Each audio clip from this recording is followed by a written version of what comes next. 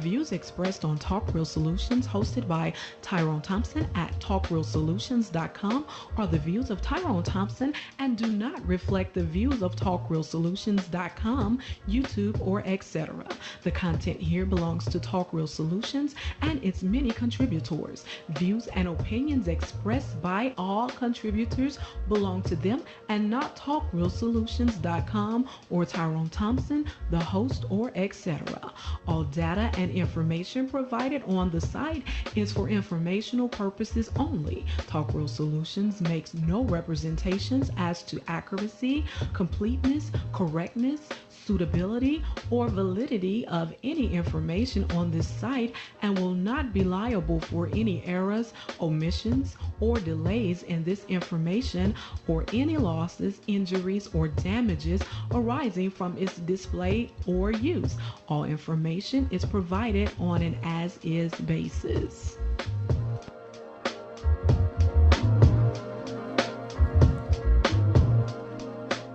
All right. Welcome to the show. Welcome to the show. This is Talk Real Solutions, and I am your host tonight, Tyrone Thompson. I want to thank you for tuning in. Today is August the 28th, 2025. And if you want to listen to the show, it's always live on YouTube whenever I come on, and you can dial into the show and listen at 717-908-1834, and I'll get you on the line here. You can call in with your comments and opinions on this topic or whatever subject matter we're talking about, or bring your own ideas. I don't care. We try to make it a conversation over here, and just get different points of views and stuff like that. So welcome to the show. What we got? Well, we got a whole lot of mess going on. We had a mass shooting, another one. We got Donald Trump destroying the Constitution. We got white people being racist. And none of the reason that I kind of pull back from a lot of these conversations is because a while back it felt like whenever you spoke on these things, you would kind of touch somebody and make a difference and wake somebody up. But it seems pointless now. It seems pointless. It seems, that don't mean I'm going to shut the hell up, because I always am about facts and logic and truth. That's just the way that I think. But it seems pointless to engage in conversations with people that has, I guess, closed minds, if you will. You can't budge people if their motivation is to just be contrarians and just say the opposite of what's being other facts, and there's no budging those people. So I don't even let that bother me no more. It don't even. It's one of these things to where I've said it plenty of times on this show that we have a society of dumb, ignorant people, and I would even go as far as say they're unintelligent. And that's not to put myself on a pedestal, because I'm far from that. I know my flaws and I know my weaknesses, and I don't know everything. But whenever you're faced with evidence and facts, and it's right here in your face, and you just plainly deny it for the sake of denying, or deny it for political reasons, or deny it because, I don't know, your beliefs tell you that what is true is not true, then you can't do anything about that. There's nothing else you can do. You can talk about it, you can point it out, but it's a waste of time. Now, the way I engage is I kind of use it as entertainment in the source, because as serious as what we're going through is, it is sad to see people be that damn ignorant. Grown ass people, people in their 30s, 40s, 50s, just grown ass people with children, and know that their family's future is on the line. It is. I don't know. It's just one of these things to where you're watching it, but you can't believe it because these people know in the end that they are going to be hurt by whatever policies or is being implemented. So you can't say shit, right? And that's how we ended up with Donald Trump because of people's ignorance. That's how we ended up with him because of people's ignorance and politics and them just being stupid, and not to mention that he, in my opinion, manipulated the system to win. That's what he attempted to do in 2020, which failed. I think that he was successful in cheating in the election in 2016, and that's why he won against Clinton. Um, but that's just my opinion. That's just my opinion. You know, if and not to mention the political system in this country is completely broke. It's completely broke. And I know that's a counter to what I be saying because I've actually asked people to participate in this system. But I understand we're participating in a broken system.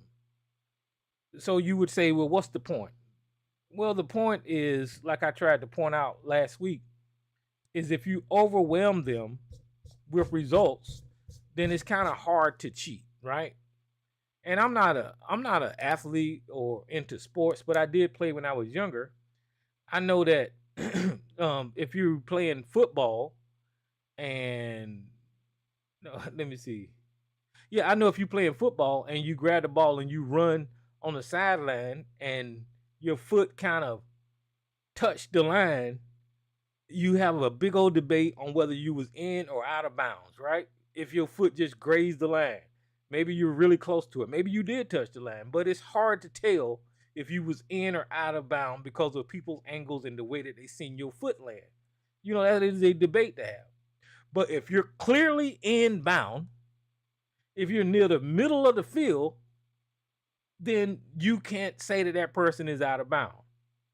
So my point with asking people to participate in politics is to have an overwhelming result that clearly puts them in the middle of the field, nowhere near the margins, nowhere near the boundaries, and win that way. That's my point with I hope my analogy worked out there.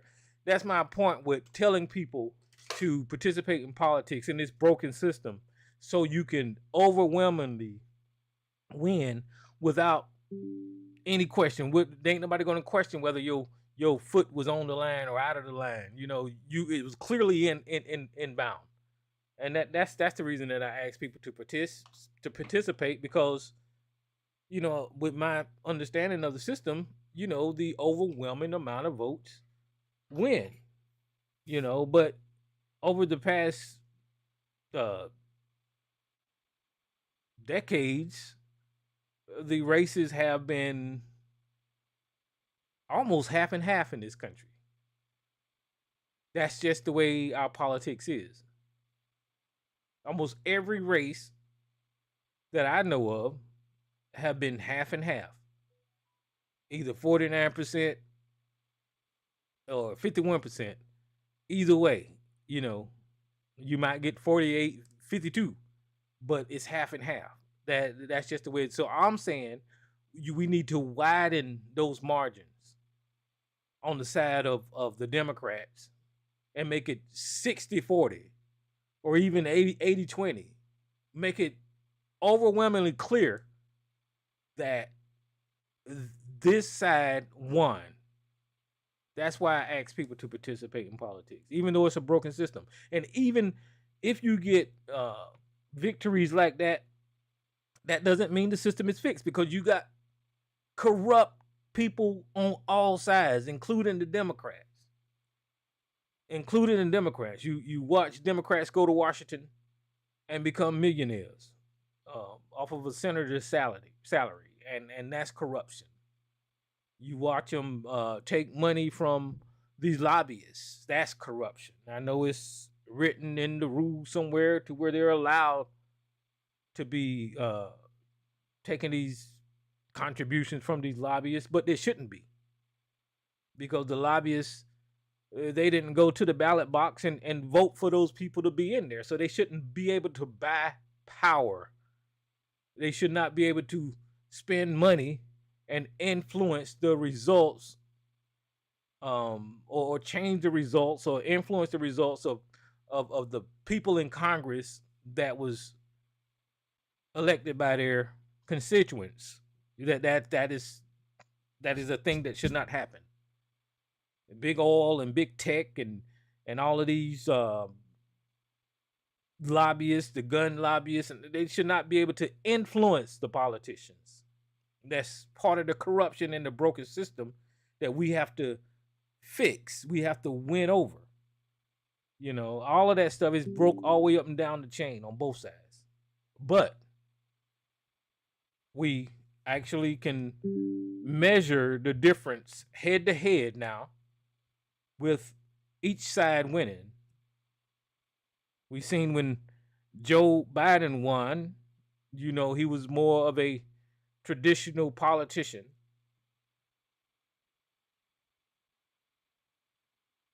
Making policies for the people and trying to make America standing on the world stage a little bit better. And I could give him credit for a whole lot of other things that he done, but I'm just using that for this example, because whenever you look at the other side, and they won with Donald Trump, and he won this last election, you can see that now we have an administration that don't care about the people. We have an administration that is steadily taking money out of the pocket of average Americans and enriching the corporations and his millionaire and billionaire buddies. We have a administration that has tarnished the image of America across the world. The administration also has tarnished the image of our military by deploying them on the streets of America. I seen videos either yesterday or today where they had military people walking around Washington, D.C. with garbage bags in their hands, picking up trash. I seen images where the military are policing or walking up and down the streets of D.C.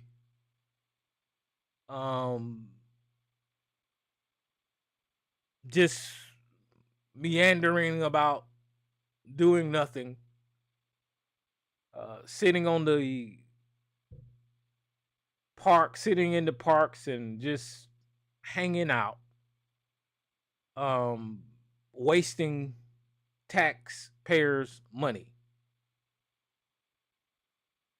So this administration compared to the last administration, and that is just a couple of things that Donald Trump has done, this lawless, corrupted administration has done compared to the Democrats. And whenever the next election comes, I'm hoping that the American people, black people, instead of being on this Tariq Nasheed, Umar Johnson, black conscious bullshit mentality, to where y'all are falling for the rhetoric of the Democrats ain't never did shit for you, where my reparations check at. I hope instead of falling for that dumb shit again, you can see by you not participating, you are allowing the destruction of the country that your children and grandchildren have to grow up in. You're allowing for the perpetuation and the growth of racism that your children and grandchildren is going to have to listen to. These people are being emboldened by this administration to go out in Walmart getting mad and call you a nigger in front of your children. This is what's happening under this administration.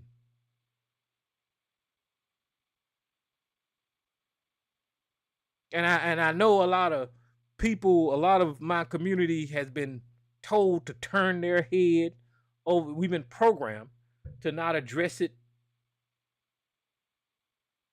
and label it as a one-off, but it's too many. It's too many people. It's too many incidents happening for us not to realize that we're going to have to change the way we function in this society when we encounter white people. Now, of course, all white people ain't racist, but I'm going to have to use the term white people because they are the majority. And if it don't fit you, then you shouldn't have shit to say about it. But I have to use the term white people because that is the people that are instituting these racist ass policies, this racist ass behavior, and actually, hell, you catch them on social media. I mean, cell phones is a motherfucker because you can't call it conspiracy.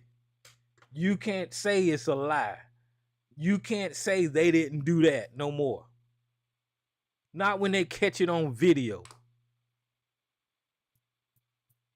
And the true intentions of the racist behavior of these evil ass people is on full display in 4K or 1080p, and you can witness the whole interaction of them being racist. And they are incentivized by the white racist community when they behave that way by creating these GoFundMe like Go Send Go accounts and raising funds for their racism. That's just what's going on in this country. What's up, Frodo and MJ and East Coast? That's what's going on in this country, and the Trump administration ushered this era in. The people, now I'm what am I? 58 now, and this country has always been racist. And when I first started talking on, I've been talking about racism, and I got a lot of pushback about saying how wrong I was for pointing out the racism. Now you see educated people on TV, people on social media, people every goddamn where, calling out these racist ass white people, the same shit that I've been saying and we've been saying over here for fucking years. Now it seems to be mainstream to identify the racists as being racist. But it's a little too late now. Because you allow them to get in power. You allow them to hold the highest powerful position in this country to implement their fucking racism. It's a little too late now. I'm not asking you not to do it. It's always good to call out wrong. But it's a little too late now when you was pushing back on people like me and others for calling these white racist fucking savages what the fuck they are. You allow them a pass and you allow them to continue to gather. You allow them to to muster up and get all of these platforms and take over all of this media, take over the police stations, the judges' positions, the political positions, all the way up to the White House. The KKK is in charge now. Now, I try not to think that it's the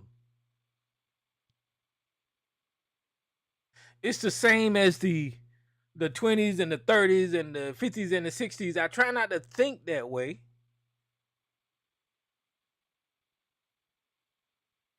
Because the amount of hate that we see is not as drastic as it was back then, when they would literally drag you behind cars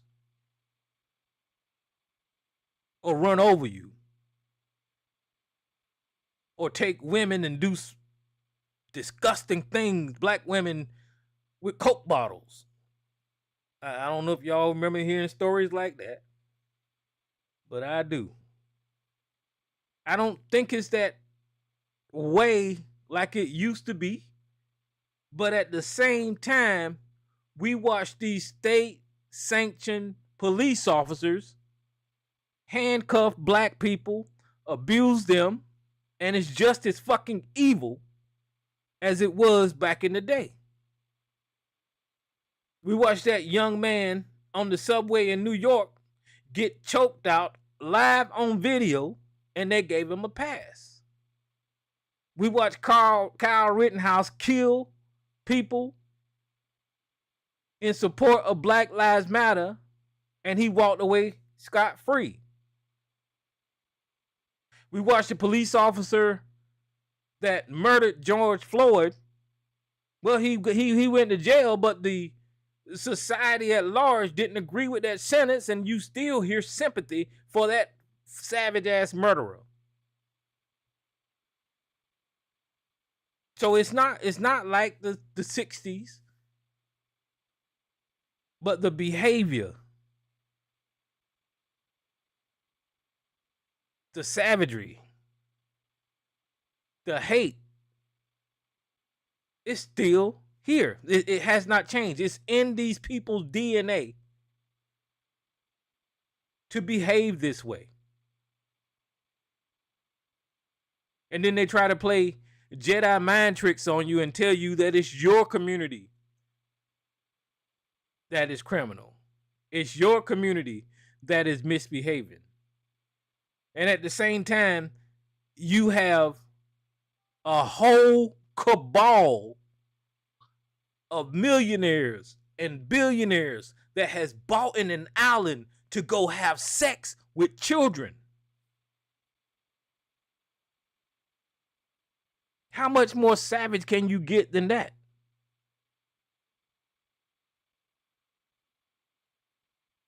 And instead of holding these people accountable, they protect them.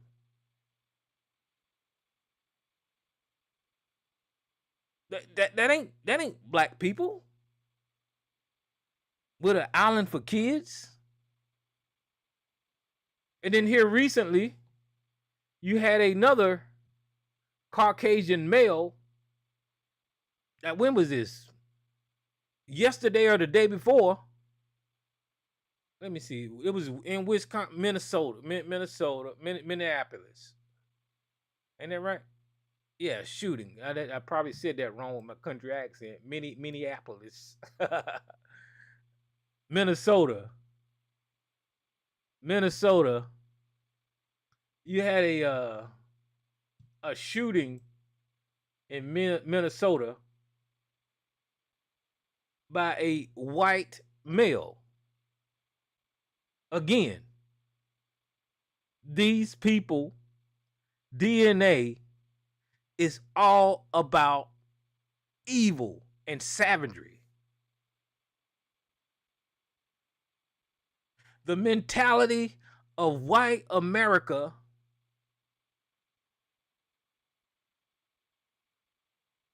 is to be superior over every other race on the planet. That's their mentality. And because black people and other people of color keep showing up and showing you that you're not all that, they're frustrated.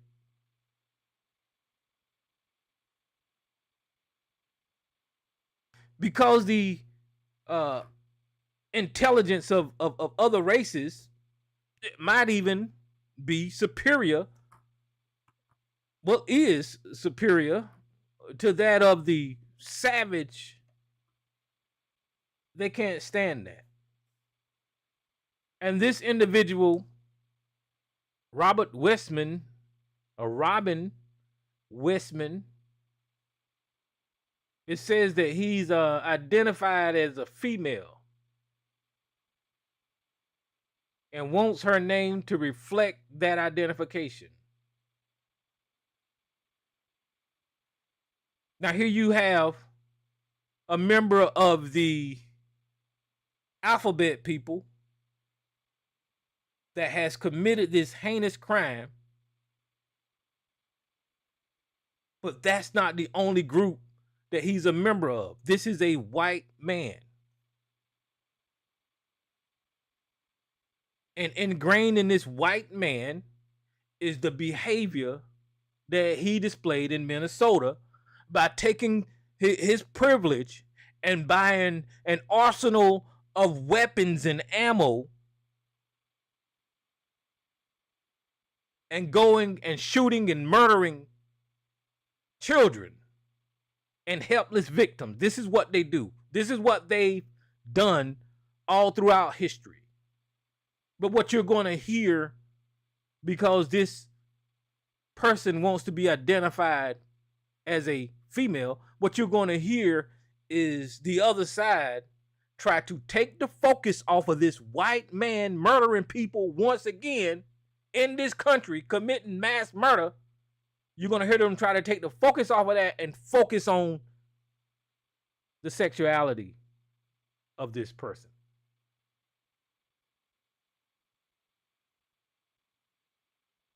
And as I'm sitting here thinking, I can't even think of, well, no, there was this one gay person at that school shooting. I think it was a female that was walking through the school. She was gay or whatever.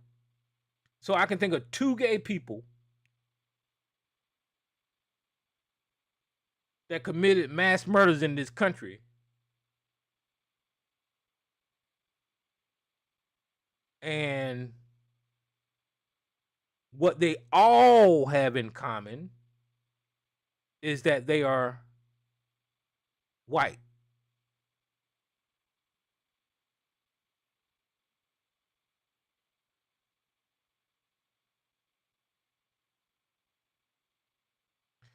It says he was the only shooter, and Westman does not appear to have an extensive criminal history, the police said. Officials say they are looking through information that's left behind to try to determine some type of motive for the shooting. Clearly had a deranged obsession with previous mass shooters.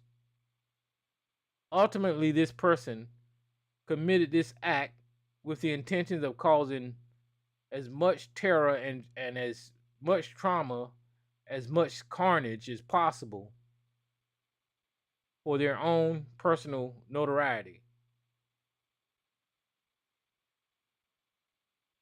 Well, all of that's true. Because if the white man ain't destroying cultures, tearing up land, murdering societies and committing genocide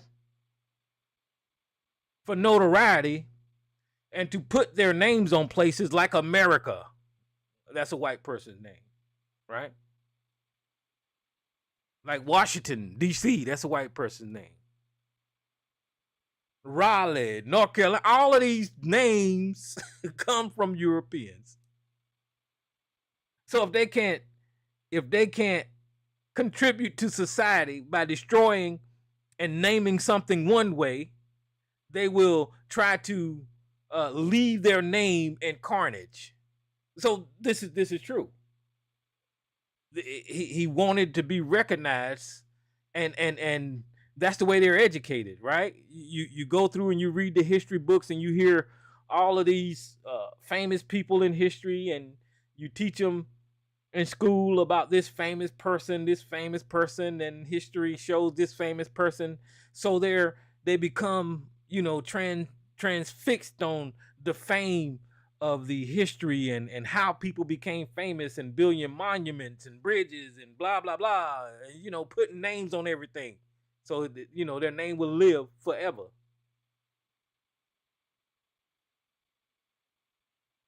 You can look at the White House right now being destroyed by Donald Trump as he rips up the Rose Garden, that historical place, as he starts construction on a building up there. He wants his name to be left in history. That's what they do. They build monuments, and they want their name left in history. That's the same mindset that this motherfucker had, but he was on the other side with doing it in an evil way.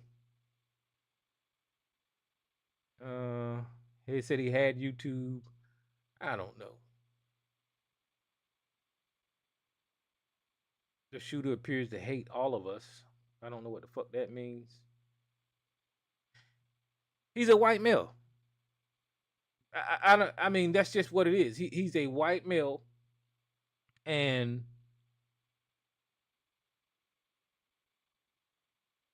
clearly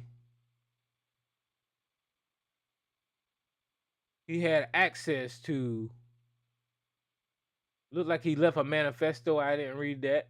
I might not read it. I don't know. I may read it. Sometimes I'll look at these manifestos and it'll give keys in there. It might have some political stuff in there. I don't know.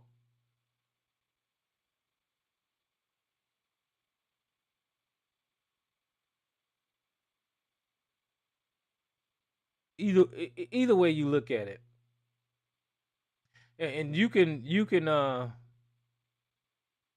what is that? See, look, here's the Telegraph. The transgender Goodman opened fire on praying children. No, the white man opened fire on praying children. You could say the white man that happens to be transgender. You can say it a whole lot of different ways, right? But you have to try to protect the fact that this was a white man doing in this country what white men do: murder, cause carnage, being savage, destruction. Don't tell us it's the transgender. Fine that it's a transgender. That's a nice piece of information, but let's not leave out that there is a whole group of white men with this same behavior that has a tendency to go in places where innocent people are and murder them in mass. This is what the fuck happened.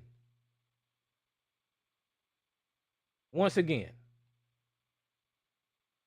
And that's just one headline that I was talking about earlier, how they're going to try to deflect and highlight the fact that he's a part of a group in this country that is minuscule, that is point whatever percent of this population, and somehow or another that group is supposed to be identified as mass murderers. Well, he's really in a group that does this all the fucking time.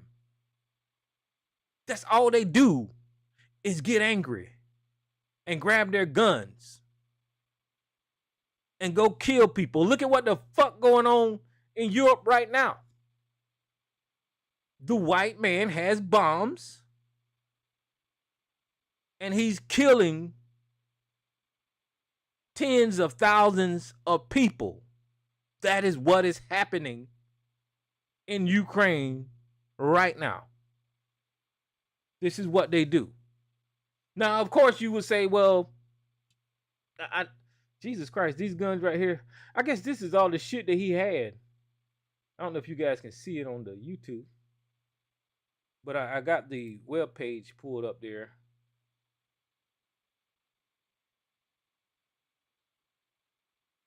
And this is all the weapons looked like he had laying out on his bed or something. I don't know who. This is some Arabic site. See that? See that? They'll show the shit. But this guy had all kinds of guns and magazines laid out on his bed. That's some cool handwriting there. I can't read the shit though.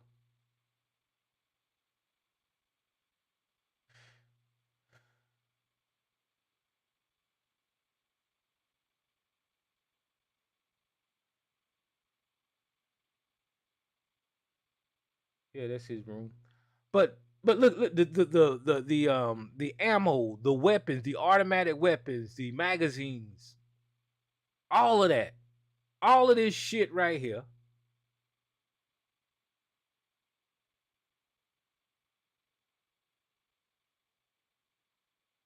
I guess there she is.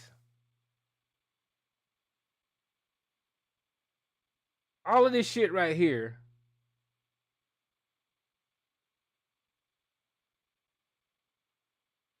We see in videos and on posts and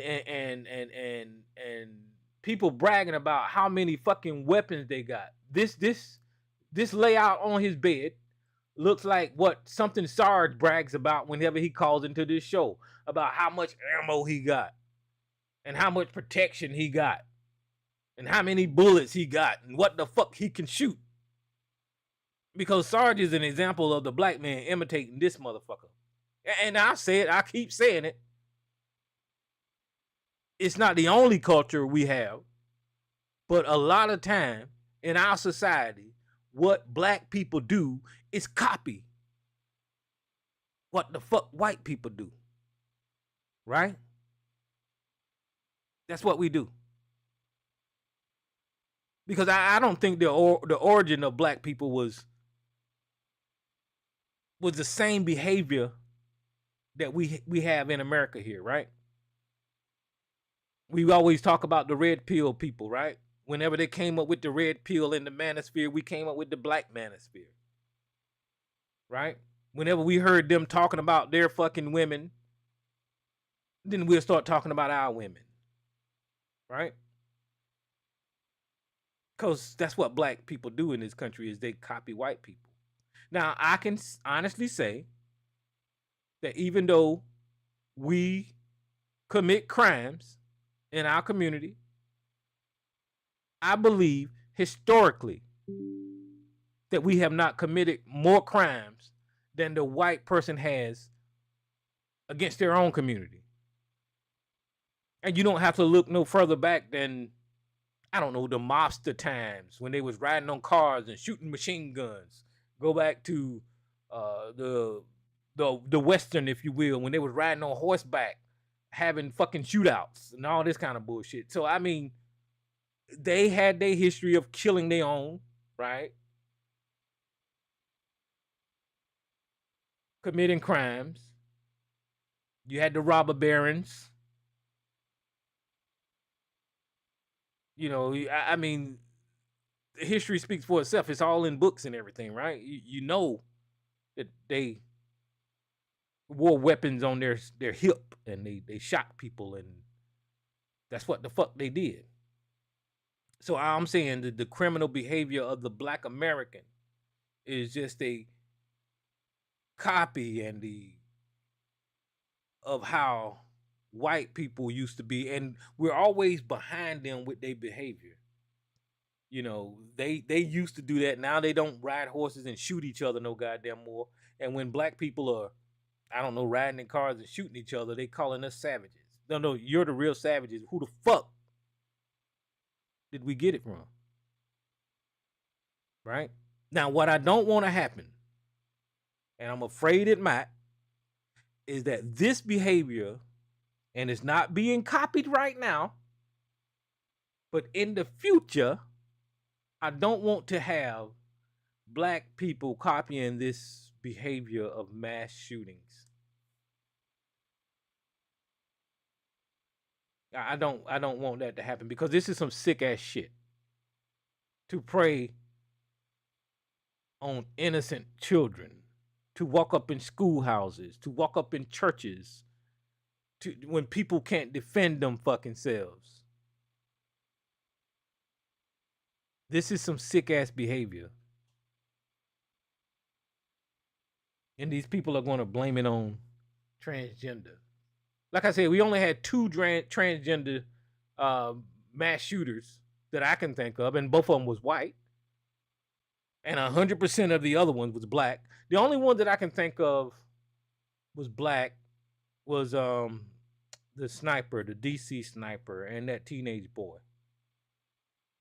You know, I know that we had conversations on here about what is considered a mass shooting, and all of that kind of stuff, but I don't think that these type of mass shootings are the same as these gang shootings. Even though, I mean, I you know, I'm kind of splitting hairs here, but there needs to be a difference when it comes to how white people behave and how black people behave in this country, and we need to see that there is a difference. That whenever these gangs are shooting somebody, it's probably for an economic reason, whether they're trying to make money or take money, or somebody took their money, or somebody took their drugs. That's economics, right? Whenever we see shootings in the black community and they're angry with one another, that's kind of like social behavior of not being able to deal with your issues, and you have access to a weapon and you use it. I'm not saying that it's right, but it's different. It's different than walking up into a goddamn schoolhouse. It's different than walking up into a church. I'm not saying that it's right when other people do it, because it's not. Those people should be held accountable, and most of the time, they are. Really quickly. And, you know, you don't hear no sugarcoating around it. You hear them called thugs and criminal and all of these descriptions of black people when they commit these heinous acts. So there's it's not the same. There's a difference. And I'm not saying that mass shootings don't occur on the black side, but I have to say that because I don't want to be bogged down in a communication comparing black and white when these motherfuckers got a history of killing people. That's just a fact.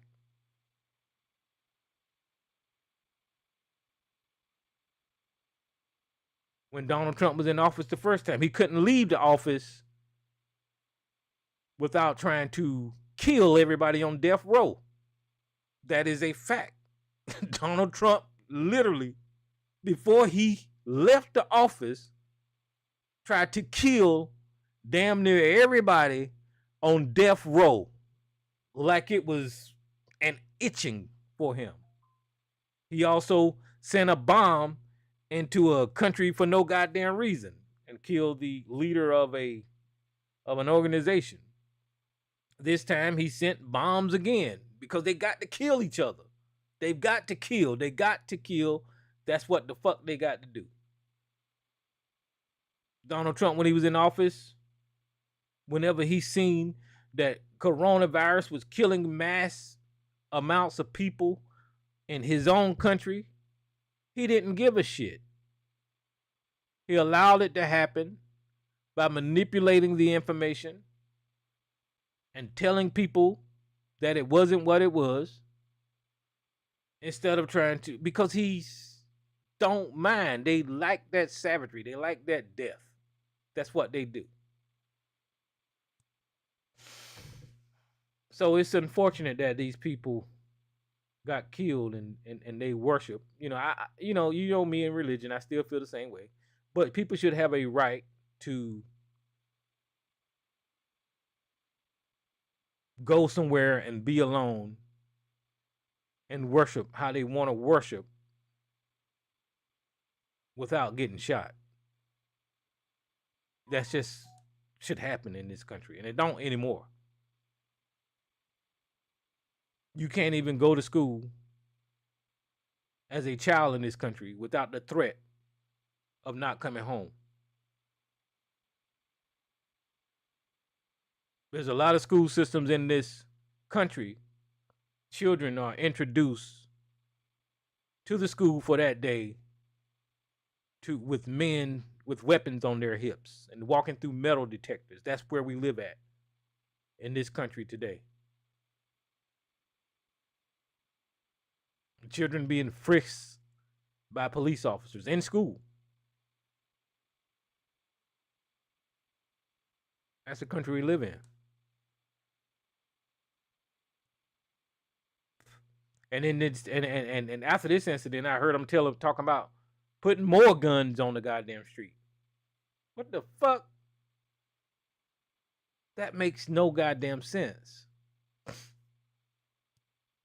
The logical solution to these type of problems is to get rid of what the fuck the equipment is that is causing the goddamn problem. See, when I say something that straightforward,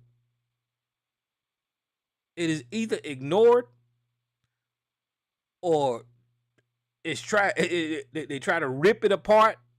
They try to tell me that it doesn't make sense. If you are a drunk driver and you drink before you get in the car, and whenever you start driving, you running into people, running into shit, running off the road, you remove the alcohol from the scenario. Now you're not running into nobody. You're not running off the goddamn road. It's a simple goddamn fix. If you want people to stop dying in this country where children has the highest mortality rate by gun deaths than anywhere in the goddamn world, then you take away the motherfucking guns. That's a simple fix. But people are so programmed in this country and they idolize the fucking gun. Black people do it once again because the white man do it. That's just a fact. I don't know what else to tell you, but that's just a fact. Because I don't think our ancestors, before we got over here, idolized the fucking gun. I just don't. But because they do it, and they brag about it, and they brag about the high capacity magazines and what the fuck they can shoot, here we go. So I say take away the goddamn guns, and this will solve the problem. But that's not going to happen in this country. Because they don't give a fuck about children. They don't give a fuck about people living.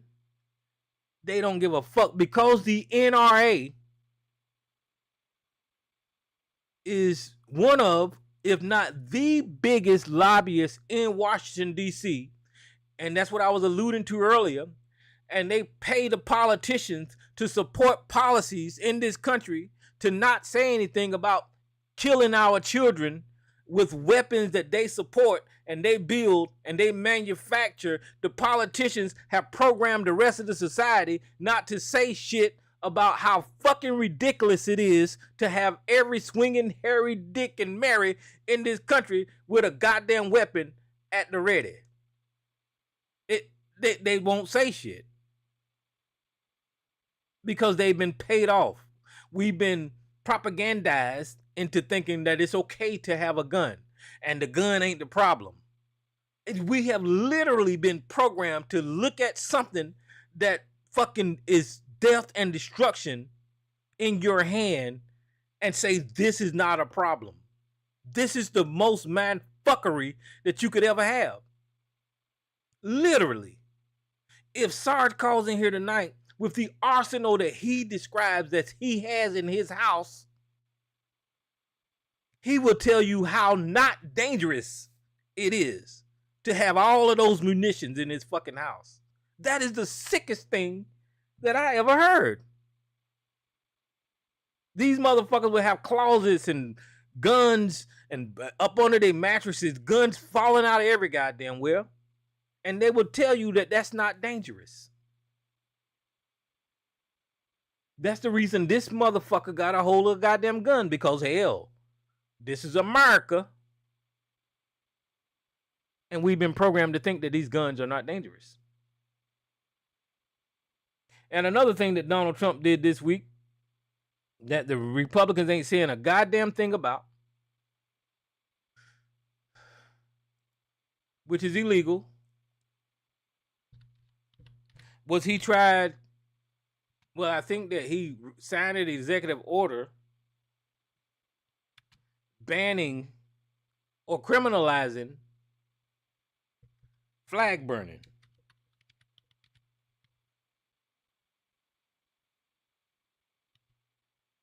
Now, I don't know.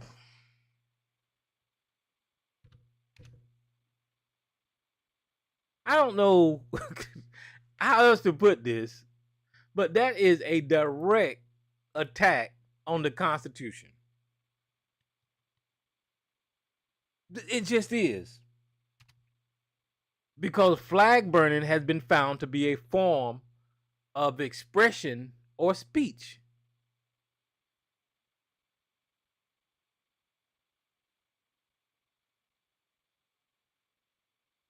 That's one of the basic tenets of the First Amendment. Is I wouldn't agree with it.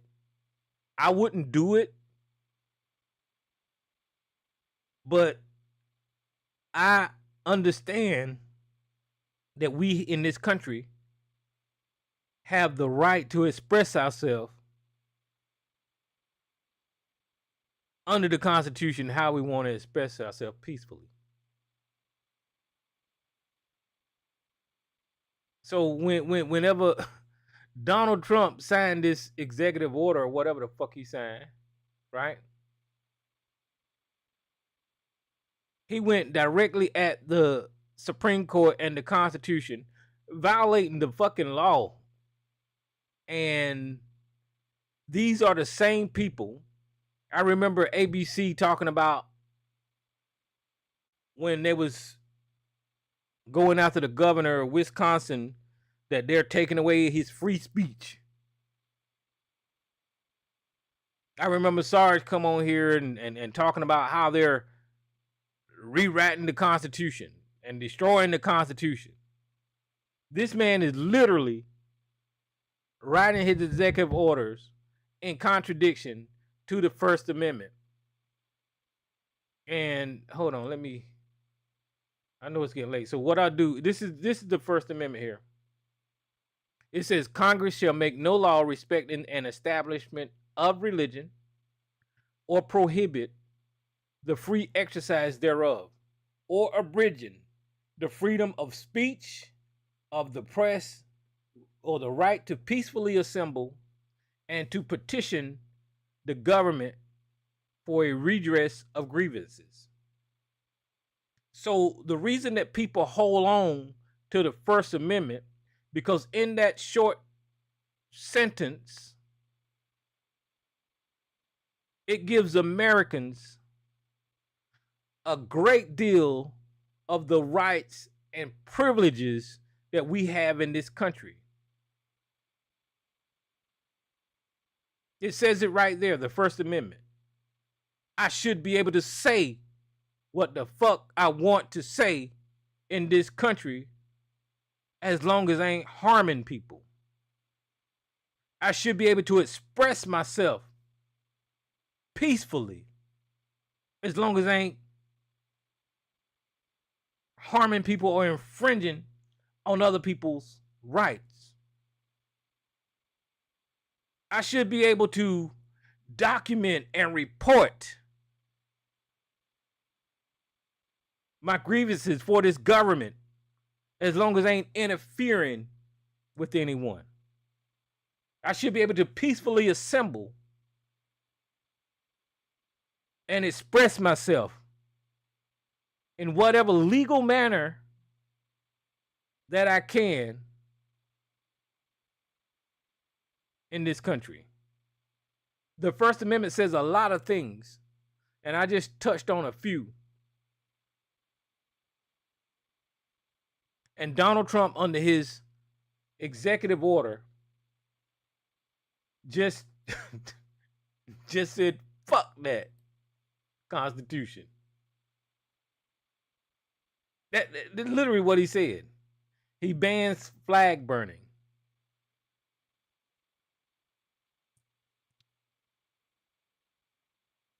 Let me see.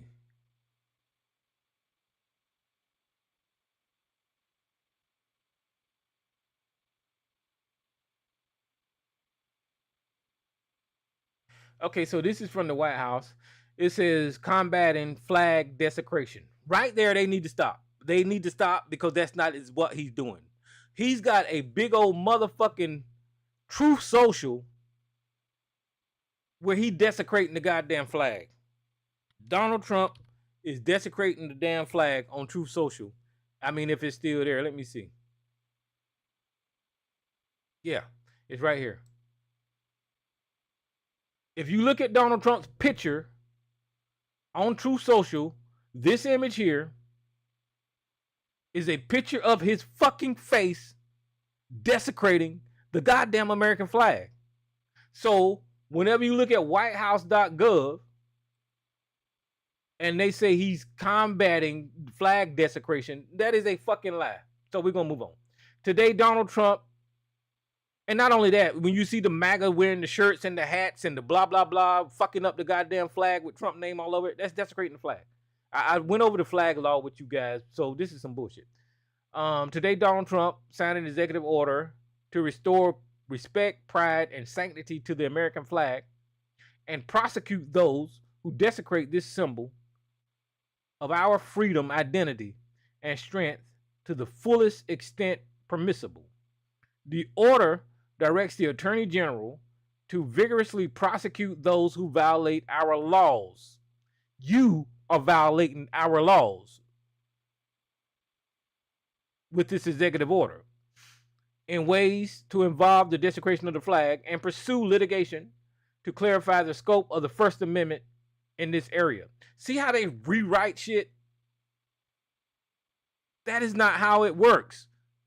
The founding people wrote those amendments, and we've been trying to interpret them and hold them up in their actual context to the best of our ability and not change it in any way. That's why the law's been working for I don't know how long.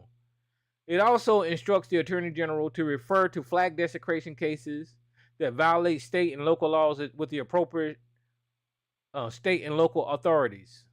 Finally, the order directs the Secretaries of States and Homeland Securities and the Attorney Generals to deny, prohibit, terminate, and revoke visas, resident permits, or naturalization proceedings, and other immigration benefits, or seek removal from the United States wherever there has been an appropriate determination that the flag has been desecrated by a foreign national, permits, and the exercises of those remedies under applicable law. It sounds like whenever you see people burning flags on TVs in other countries, he's trying to reach out to other countries that burn American flags and do something to them. Listen, guys, I'm not going to read the rest of this. I'm just going to tell you that this is against the law. Donald Trump on Truth Social desecrates the flag. I just proved that to you. And the point that he's trying to get at there, I'm assuming, is that there was a lot of flag burning going on during a lot of the protests during the Black Lives Matter movement. I've seen some burning flags, and just other protests. I've seen flags where people said, "Fuck this damn flag." When Colin Kaepernick took a knee, people did certain things with the flag that I wouldn't consider respectful.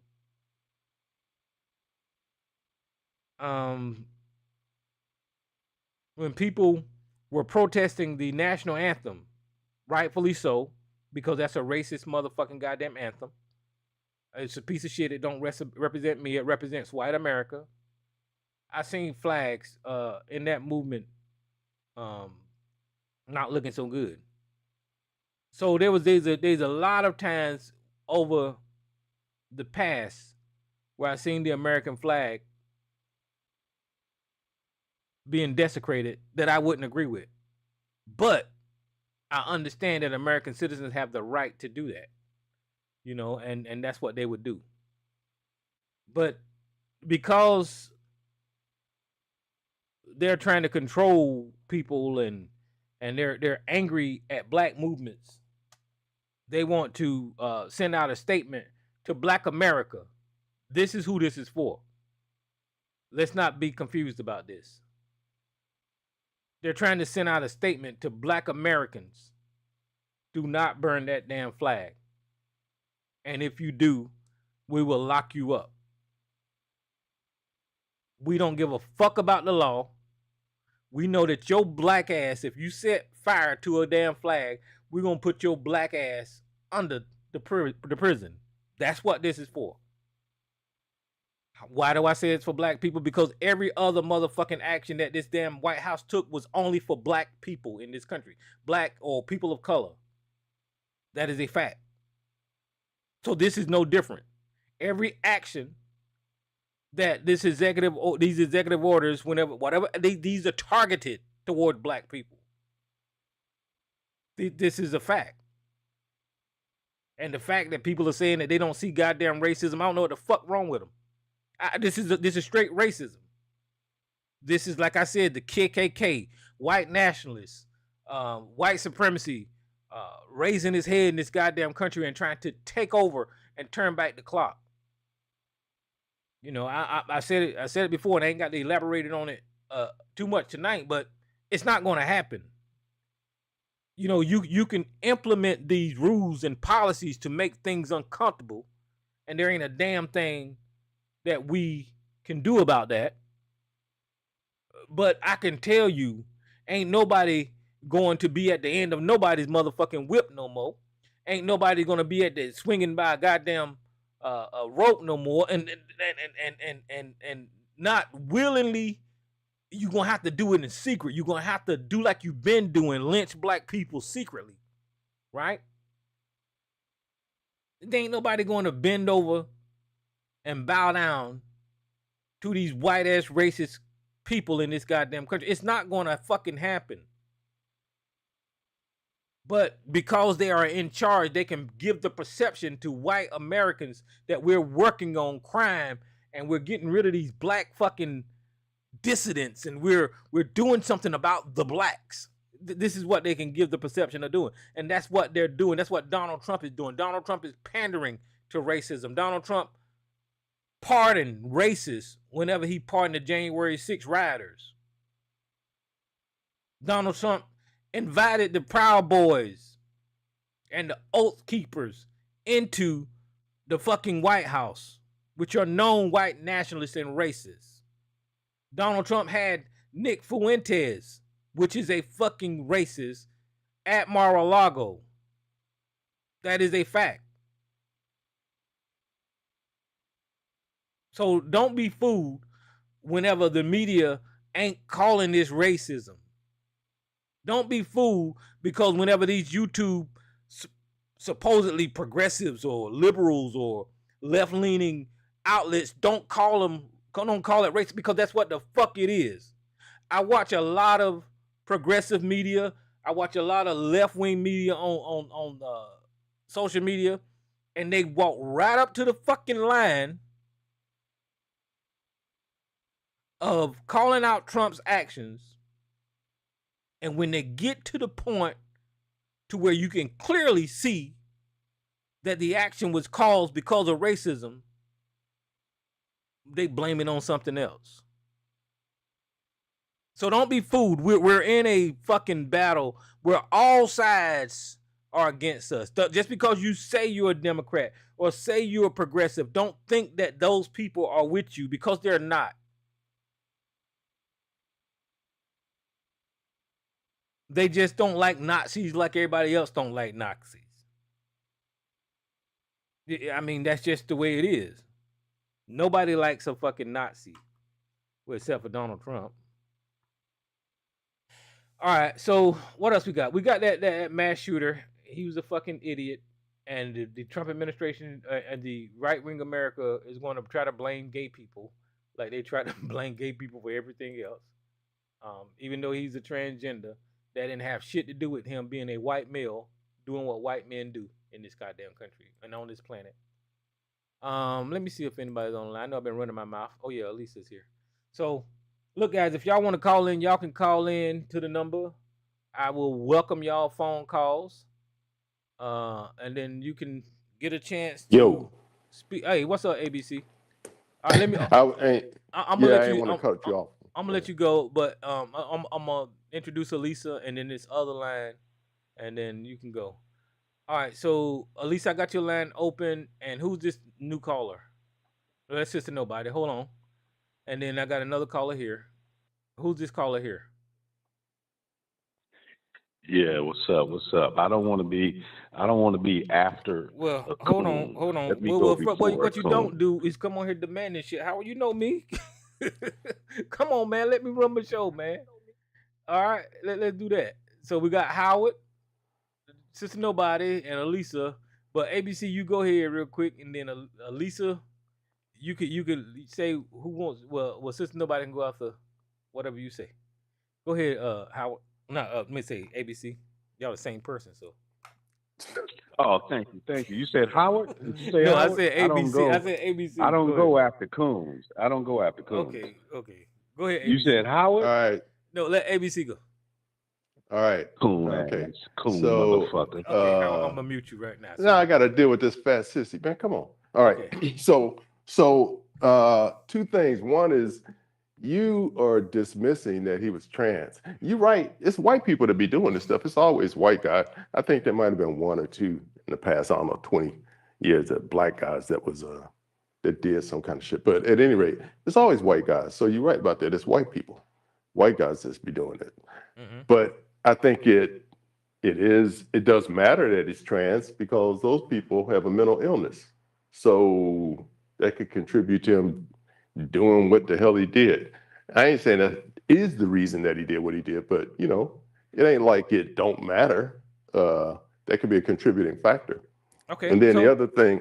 Go ahead. Go ahead.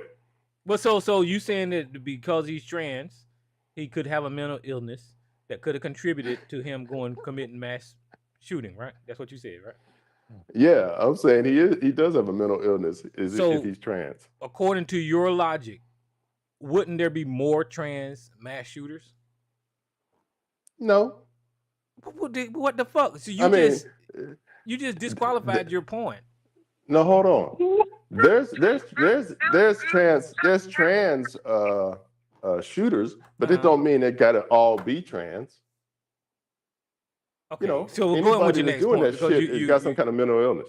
Okay, we're going with your next point. The other thing is, I knew you was gonna come around to this. So you spent all that time talking about how this white man, who just happened to be trans, was killing all these people and all that different kind of shit. And you went into the First Amendment, how. Oh, did I lose you? I guess I must have lost him. He must have hit himself in the head with a dildo.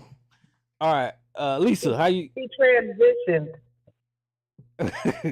What's up, Lisa? Are you there?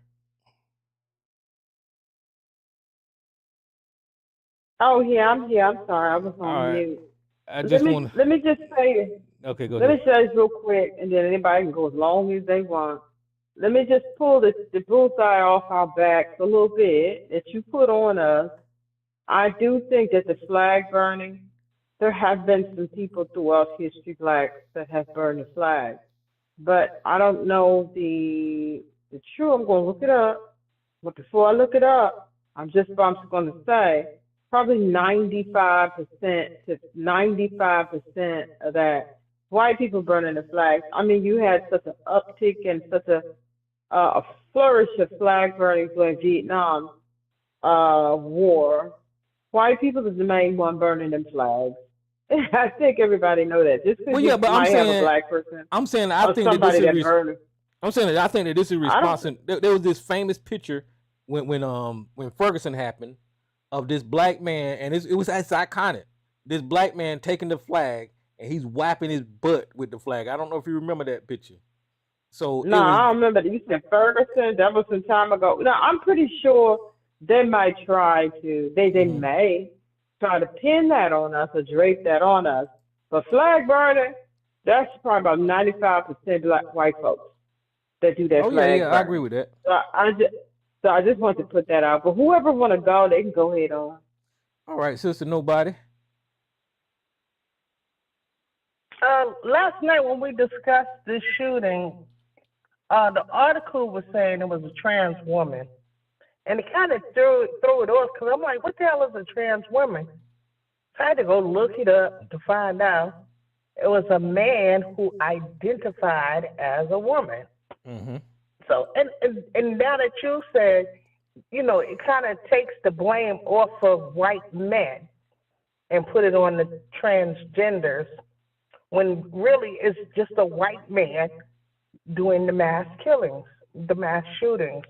And I noticed that this is a trend. This is every year there's some form of school shootings, mass school shootings. And I don't know if it's a, what can I say, a trending thing. I don't get the reasoning behind it. But that's all I wanted to say. All right. And how before you go, Lisa, I'm just gonna put these pictures up there real quick because I don't know how YouTube acts, but these are the Okay. pictures that went real famous during Ferguson when people were taking the flag Oh, and I met. doing this type of stuff with it. You know what? I didn't even see any of that. At first, I said maybe I saw it and forgot. I don't remember that. I would Oh have. yeah. Woo! I would have remembered that. I think I would and have white people remembered got that. really Thanks. angry. They got really angry, because I was sharing the goddamn picture. I thought it was damn accurate, and and I still support this photograph because that's what black people need to do with this damn flag is wipe their ass with it. I don't have a problem with it, but I missed that. Oh wow, I missed that altogether. And you said that was during the Ferguson protest. During that time period, yeah. Uh huh. Oh All right, man, Howard, I what's up? would have. Go ahead. No, go ahead, Yeah, go I ahead. just want to say, hey, Sister Lisa, Sister Nobody, Hey. and yeah, the other nigga. Uh, I first of all, I hate to go after a coon because I know this shit is being taped, and I'm a real one. Always been a real one, and if people hear my voice coming on after a coon, it might affect my standing in the black community. But I will say this, uh, especially after hearing the contagion going on before I started, and I agree with Sister Nobody. The coons will come out and say, this is a trans thing, but Tyrone, you said the right thing. You said, well, damn, if that's the issue, then how many trans have we had do that yet? He didn't know, but you asked the right question. So the answer is slim to none.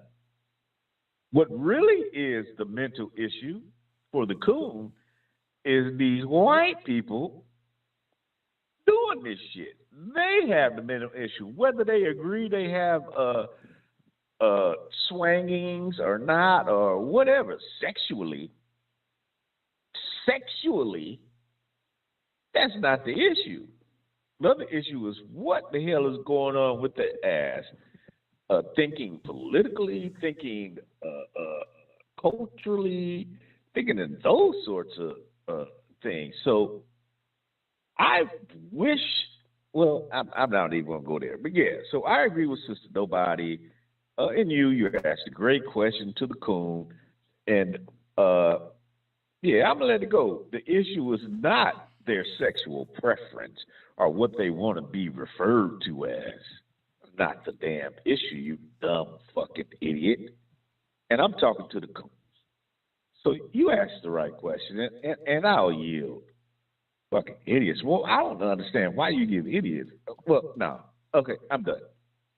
Thanks a lot. Thank you, Sister Elisa and Sister Nobody, for blessing the show. All right. You're welcome. Yeah, I mean, the fact that the guy is trans, okay, he's trans. He likes to dibble in the same shit ABC do. So that's a fact. You see what I'm saying? So, but we missing the main fact of what demographic does this, behaves like this, and it's the white male. That's the white people.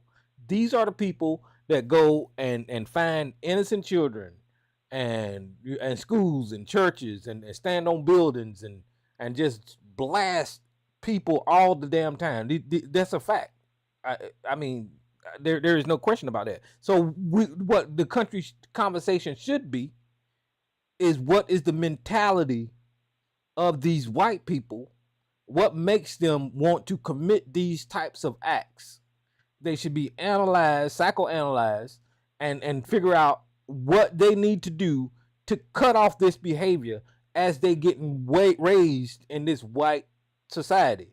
Because somewhere in the white society, they are being taught that it's okay whenever they have problems in society to go out and kill a mass number of people and put the gun to their fucking head and shoot themselves. That's what they're being taught, clearly. Because that's what happens in most of the cases, is that they will go out and kill these people, and then they would attempt to kill themselves, or they would try to get their name in history as being a mass shooter like Columbine and Sandy Hook and all of these white people that have killed mass number of innocent ass people. You know, that's just the fact. So he's trans, but I was trying to get ABC to connect the dots here when it comes to mass shootings, because that's the topic. You know, how many trans, if the mentality of this trans person is the reason for the shooting, then tell me how it's connected, because it's not. I don't know. ABC, did you come back on?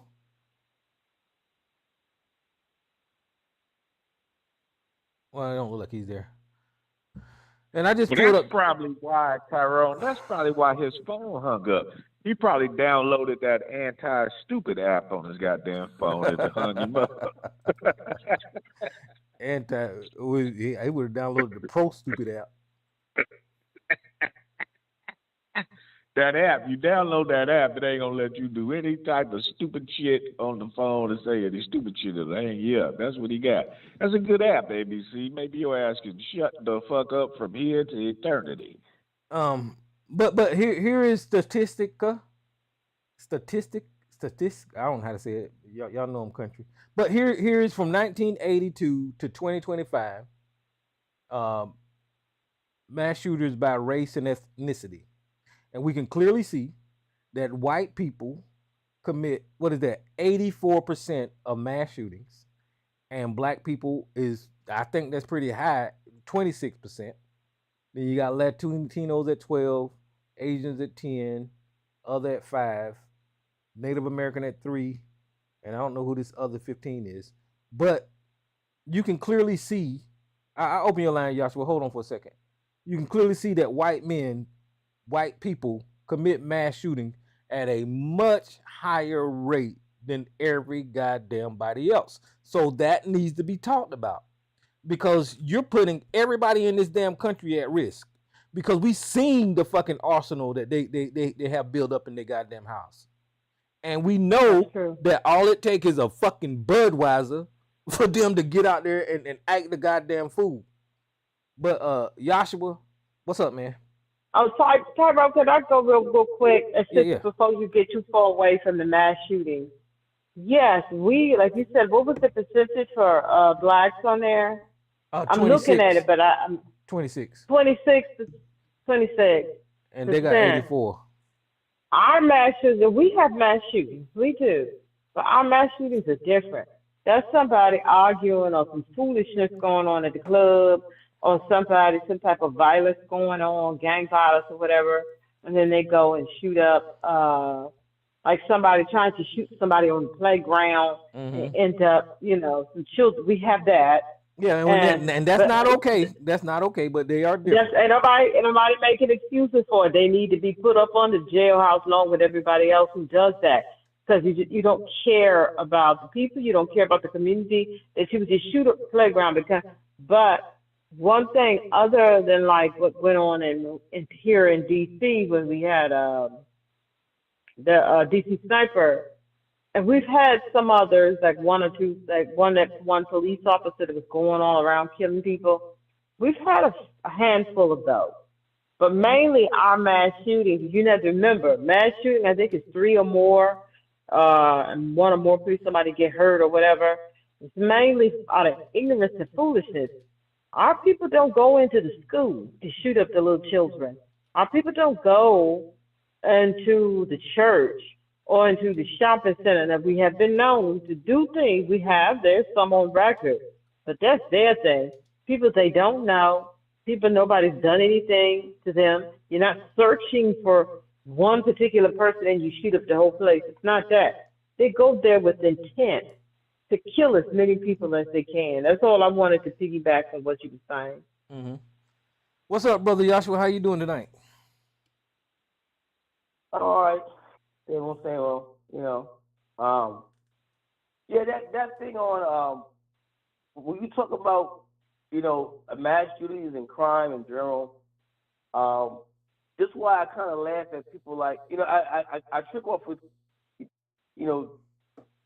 these guys like Charlie Kirk and Fuentes and all these, they always, when they're talking, they always try to criminalize black people, okay? And I always say, damn, okay, so they act like of all the crimes that white folks have did, past and present, see, and this is why they tend to, when a black person gets murdered in a predominantly white area, that's why they always jump up and say suicide. And there was another a YouTuber who brought that out, and I say, you know what? I never thought about it from that perspective. He said, when a black person gets murdered, you always in a white area, you look at the statistics, the percentage of the population of whites who live there. He said if it's 60% white or 70% white, that means someone white in that area killed that person. More than likely. But he said what they do, he said they don't like to criminalize a white community. So they'll make something up. Like suicide, like these recent hangings of black men, of truck drivers. They like to say, oh, it was a suicide. No, it was not. He said if it's in a predominantly white area, particularly a sundown town, if they get caught up in a sundown town, he said they got killed by a white person, or some white, or a group of white people. More than likely. So yeah. So you got these guys on here who talk about crime, and when they talk about black people, these young white guys are always, they always say, well, crime, they commit the most crimes. No, statistically, white people commit the most crimes. Okay, I know we like to use that narrative. Well, the geographically in a certain area, we know black. No, forget damn all that shit. The point of the matter is, more white people commit more crimes. Period, and that's according to the FBI statistics. That's what they also say. They say overall white people commit the most crimes. Period. You know, and if they went to jail for the crimes they actually committed, if they would actually prosecute them for the stuff that they do, a lot more of them would be in jail. A lot more of them would be in prison. But you know, and that's what I had to say about that, because I heard you talking about mass shootings and stuff. But yeah, you're absolutely right that white people commit the most crime and they don't get held accountable for it, because if you look at the president of the United States right now, his name ain't on no statistics about all the crimes that he committed. And not only is his name ain't on no statistics, all the people around him that committed these same crimes, their name ain't on no statistics. Matt Gaetz is free as a damn bird, and he has been accused of pedophilia, if you will, allegedly. Having sex with an underage girl. His name ain't on no goddamn statistics. You watch the we watched the January 6th rioters, and they got pardoned. So what did that do? That erased their name off the goddamn statistics.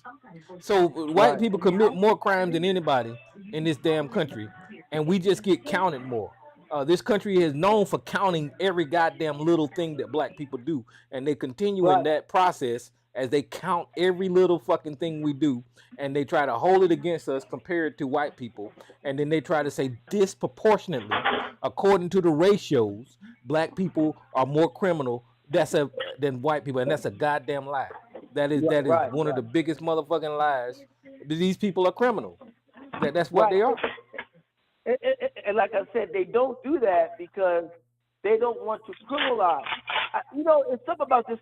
It's something about when you talk to white people about lynching and the shit they did and the shit that not necessarily they did, because they didn't do it. They wasn't there. But I'm saying those whites back then did that. In their perception, in their mind, you can see how they react. And I mean, like, this is what they did. Okay, but they don't want to criminalize the black. They don't want to criminalize the white community. So a lot of these sheriffs, just like the two young black men, the two black twins that was found murdered, in Georgia. What was it? Mountain something Georgia. I forgot the name of the mountain. But they were murdered, and the cops still haven't found them. Won't even investigate. They said the case is closed. Who does that? The case is closed, and then they're gonna make that into a suicide. But they're gonna say those two black twins went up in that mountain. One of them shot the other one. Then he put a gun on himself. Wow. So it took them damn near a week to make that damn story up. When the mother said, "My sons don't know a damn thing about no mountain in no damn Georgia. They're from Boston." Somebody picked, and then they found an Asian male. They found him in the same area. He was murdered. And guess what? Still, no conviction. Nobody's a suspect or nothing like that. Nothing. So these police officers who are white supremacists have figured it out and say, well, the way not to criminalize our community is that we're just not going to investigate the crime period. That's what they do. Yeah, they give them a pass. They give him a pass. Right. I don't. Not too long ago, this famous lawyer down here in this area was committing crimes for decades. You know, none of that shit showed up on the statistic until he killed his goddamn son.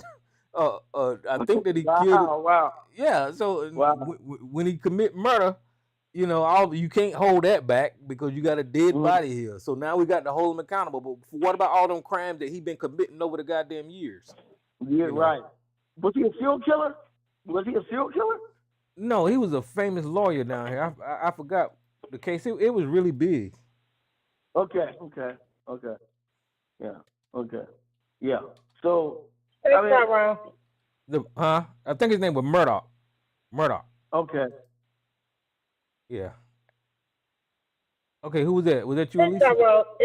It's another point that you pointed out too about Donald Trump being a racist and being a part of possibly allegedly a KKK organization.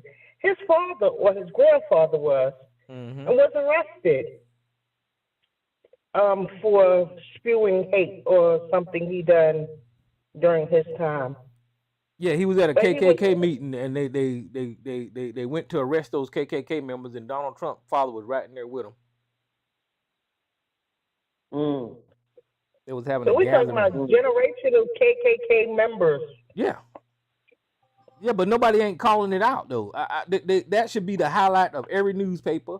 They should be planting that shit everywhere, talking about the association that Donald Trump has with fucking racists. When he first got in office the first time, they was talking about how he slept with the Hitler's book Mein Kampf on his nightstand and tried to emulate some of those things. You know, there ain't nobody talking about none of that shit. And then black people just gonna do what we do and have been doing it. We just got to fucking deal with it, you know. I mean, we can raise our voices, but you know, we see how far that's getting. Until there's some type of unification of this community, and we speak with one loud voice for stuff that's right. I don't think that. I guess we just gonna continue to put up with the shit, you know. Yeah. Because they did a good job on us. I ain't gonna lie, they did a good job with having us think. A group of us think one way, a group of us Christians, a group of us think another way, a group of us support the white people, a group of us are anti whatever the fuck. They did a good job with making us dislike each other. You know.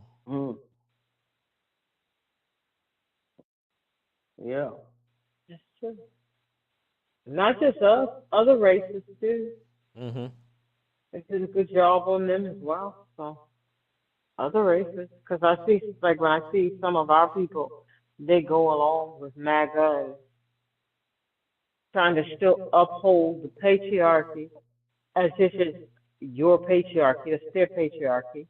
And every time you tear down one another, you tear up the women, and you want somebody to even like submission and bragging on single mothers and different things like that, and how women should be, and y'all want to be the boss. You're upholding patriarchy. You're upholding what's keeping you back. And I just don't. Not enough of our people get that. They just don't get it. It's like they're trying not to get it. Well, yeah, it was just proven right here on the phone. Instead of ABC calling in here talking about those children that was killed, talking about the family, because white people have programmed him that trans is the enemy, he just forget all about the mass shooting and say, hey, you know, being a trans is part of the problem. That's why he did it. You know, that's that programming right there. It was a white person who went and shot up a Catholic school. That's what that was. White person, whether it's a male, female, transgender, regardless. It was a white person who went and shot up a school with innocent children. That's what that was. And our country knows what it will take. We, the country, knows what it will take to curb some of this gun violence, but it's just a refusal to do it. And when they take polls around the country, even MAGA, even them, because on one of the last polls, I think like last year that I remember paying attention to, because they ain't gonna do nothing about it, it was something like 70% was like, yeah, we want common sense gun laws. But it just won't happen. Yeah, that's the craziest thing to me, to watch this country do. Isn't it crazy? It just sit by and do nothing about guns. Not one damn thing. Nothing. Even after Uvalde was horrible. That was horrible. Those police were scared to go in that damn schoolhouse because of the firepower that person had, and them kids just got slaughtered. And slaughtered them up. That thing bothered me so bad. Yeah. Like wrong. And we know what needs to be done. And the kids marched on Washington. We know what needs to be done. The country is just not going to do it. And I was listening to a report. People were saying because the NRA is so powerful, and they're still somewhat powerful, and they donate a lot of money to the Republican Party. And after when the Democrats try to do some type of common sense gun laws, it gets wiped back. But from what I was listening to today, they said the um the NRA isn't as strong as it used to be, and I was a little shocked by that. They were saying so we can't put all of the blame on them. It basically, I don't think either side wants to, like some of the other countries did, get rid of these guns. They're not going to do that. I don't think either side wants to do that. But the Republican Party is hell bent, and they just are. They're hell bent on keeping as many guns out here in the street, as many as they can. Every time anybody tries to propose some little something to keep, let's say, they keep the hands out of someone who is known as mentally ill, they're seeking treatment, different things like that. And Trump doesn't kick all of that stuff out. What do you call them? The bump stocks or whatever that Yeah. is that you can put to make the guns into machine guns. Well, nobody needs that. But they got rid of all. They get rid of. I forgot when that went in. I forget, was it Barack? Was it Obama was president? No, When Biden got rid of the bump stock, so supposedly. Biden got rid of it. Yeah. I thought Trump got rid of it. Was it Trump? Well, I don't remember. Anyways, gone. And I know Obama had had the thing going for like people who are mentally ill, they're seeking treatment on medication, and different people like he kicked all, or he had that in that you can't get a gun, or you have to. I know Trump got rid of that. And my thing is, if someone is known to have been stalking and threatening someone, they get rid of all of that kind of stuff. You know, it's just that this country just does not intend to do anything. It's just my personal opinion. I think they need to do like some of these other countries and confiscate them all. Yeah, they But need I to get know rid of that's them. not gonna. I think they need to But get rid of I them. know that's not gonna happen. I do too. That's unpopular to say. But if you don't want to get rid of them, can we compromise and y'all tighten up on the laws a little bit? That would help curb it some. If somebody's being arrested or threatening in any type of way, if they have guns that are registered to them, confiscate them. They should be confiscated. I mean, at least some laws will help to curb, because they want to say, well, we need these guns in case it, like remember it was about a month ago, somebody went in and shot up, I think it was a Walmart, and there was a black man out there. He was a registered gun owner. Yeah, we all saw. I don't know if you all saw the videos. And the guy had shot up them people in Walmart. And when he came out, the black dude had his gun and he pulled it. And along with some other white dudes was with him, but it was the black guy who had his gun and had it aimed right at dude's head and was demanding for him to drop his gun. And he dropped it and got to his knees. Now that's great. A hero should be decorated, should all the things. He should be given all the things, and the other men that was out there. But that's not usually the case. Yeah. When people say that's why we need guns for things like this, but how often do we have this? No, you had to wait for a whole bunch of killings to happen before that happened. So you're right. Yeah. Yes. They're not going to do anything. And I saw the pictures of the two children who died. I mean, it just breaks my heart. The country has failed them. It just breaks my heart. And all those other little children that were shot up, I think 1 or 2 adults too. And people's like, that's what I'm saying, y'all can keep the thoughts and prayers, because they was just coming out of benediction, praying. They were up in there praying. Look, Catholic school, they were doing benediction. They were praying. So evidently their prayers wasn't answered. Then you're going to send some more that way. We know what to do. This country knows what to do to curb that, but it's not going to do it. But I ask you this, Tyrone. I'll get your opinion on this, and somebody else can talk if they want. But let me get your opinion, because I brought this up before. With all of this takeover, and if you sit back and a lot of articles I've read of different people who were heads of different things, especially with the military and with this and that, Trump has gotten rid of, and it's scary. The amount of people that he's gotten rid of and put in loyal sycophants that will say, yeah, do it, yeah, do it. Like when we had the guardrails, certain things he was trying to do when he was president before, when the people were out having peaceful protests on, I think it was, I don't remember what day of the week, and he was saying, well, can you go out there and shoot them? Mm-hmm. And the people who was in his cabinet was like, no, shoot him in the leg, shoot. They was like, no, you can't do that. And they wouldn't allow him to do it. And that's when he ran out there with that upside down Bible. But those people are gone. And a lot of the people, so when he get ready to say, he get ready to do whatever he wants to do, he's able to do it because he's gotten rid of a lot of the people who was heads of different things like that would be able to stop him. So I'll ask you, because I posed this question once before, some time ago. The more of his fascist regime and his dictatorship and stuff start to really come out on top of people, America's heavily armed. Do you think that his administration will try to start to de-arm some of these people before they really start to get down by placing the military and all of this, especially the blue states and stuff? Do you think he will, because they will have, even the MAGA people, they're going to have to de-arm some of these people because the people are just as armed as the military. So what are your thoughts on that? Well, no, All these I don't guns think out here. I don't think he's gonna touch guns at all because just like the Epstein Not thing. anything good. I mean, not for good, but I mean, de-arm some of the people as they do the complete takeover, No, dictatorship takeover. he's not gonna touch guns at all because he know that it'll hurt him politically. Just like this Epstein thing is sticking around.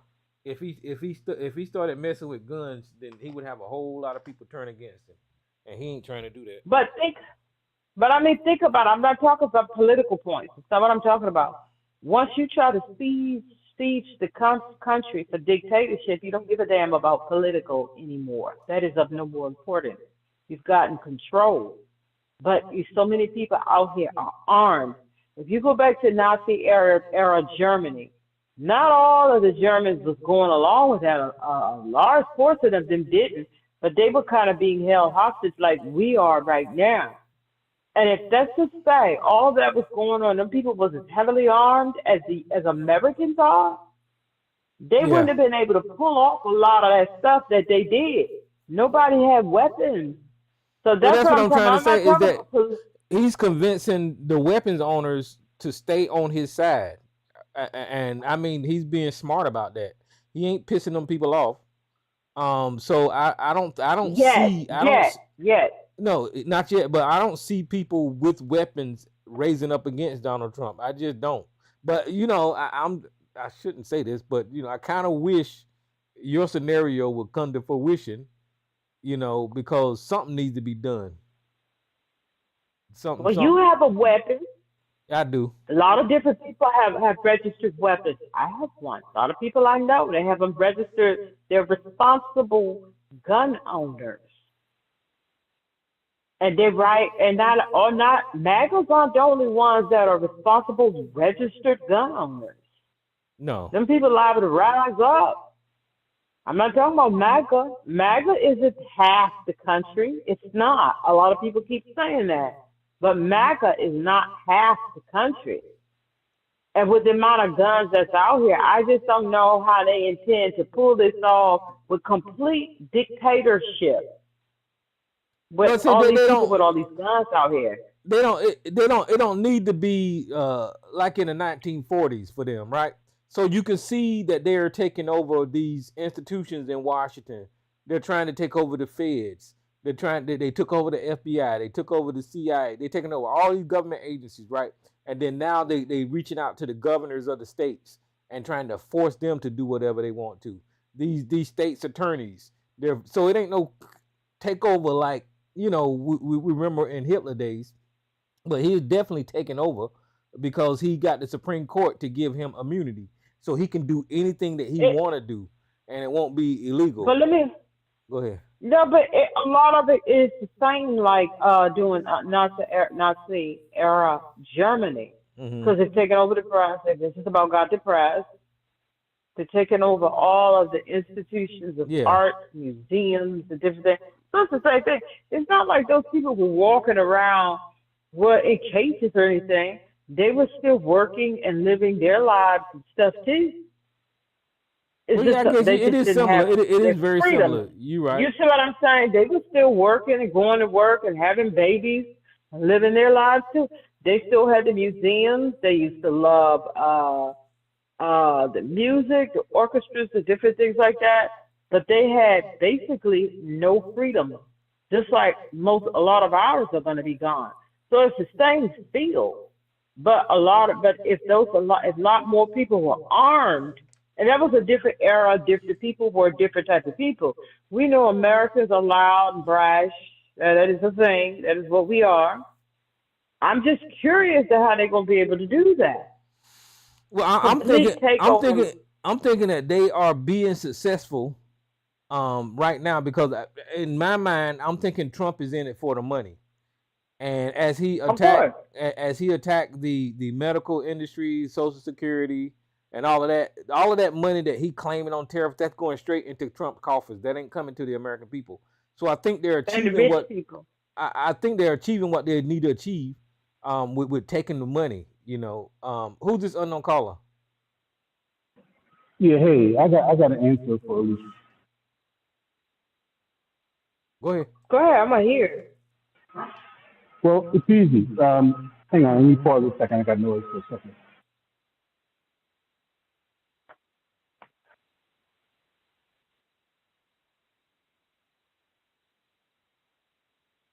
Yeah, see, if you give people conviction, they'll work for free.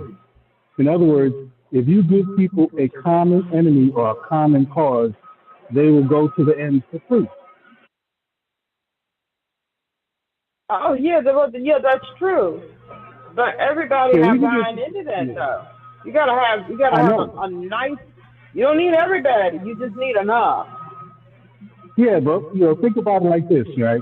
Even in the sense of Nazi Germany, what you have to understand is, while everybody wasn't a soldier, they had militias in a lot of the cities.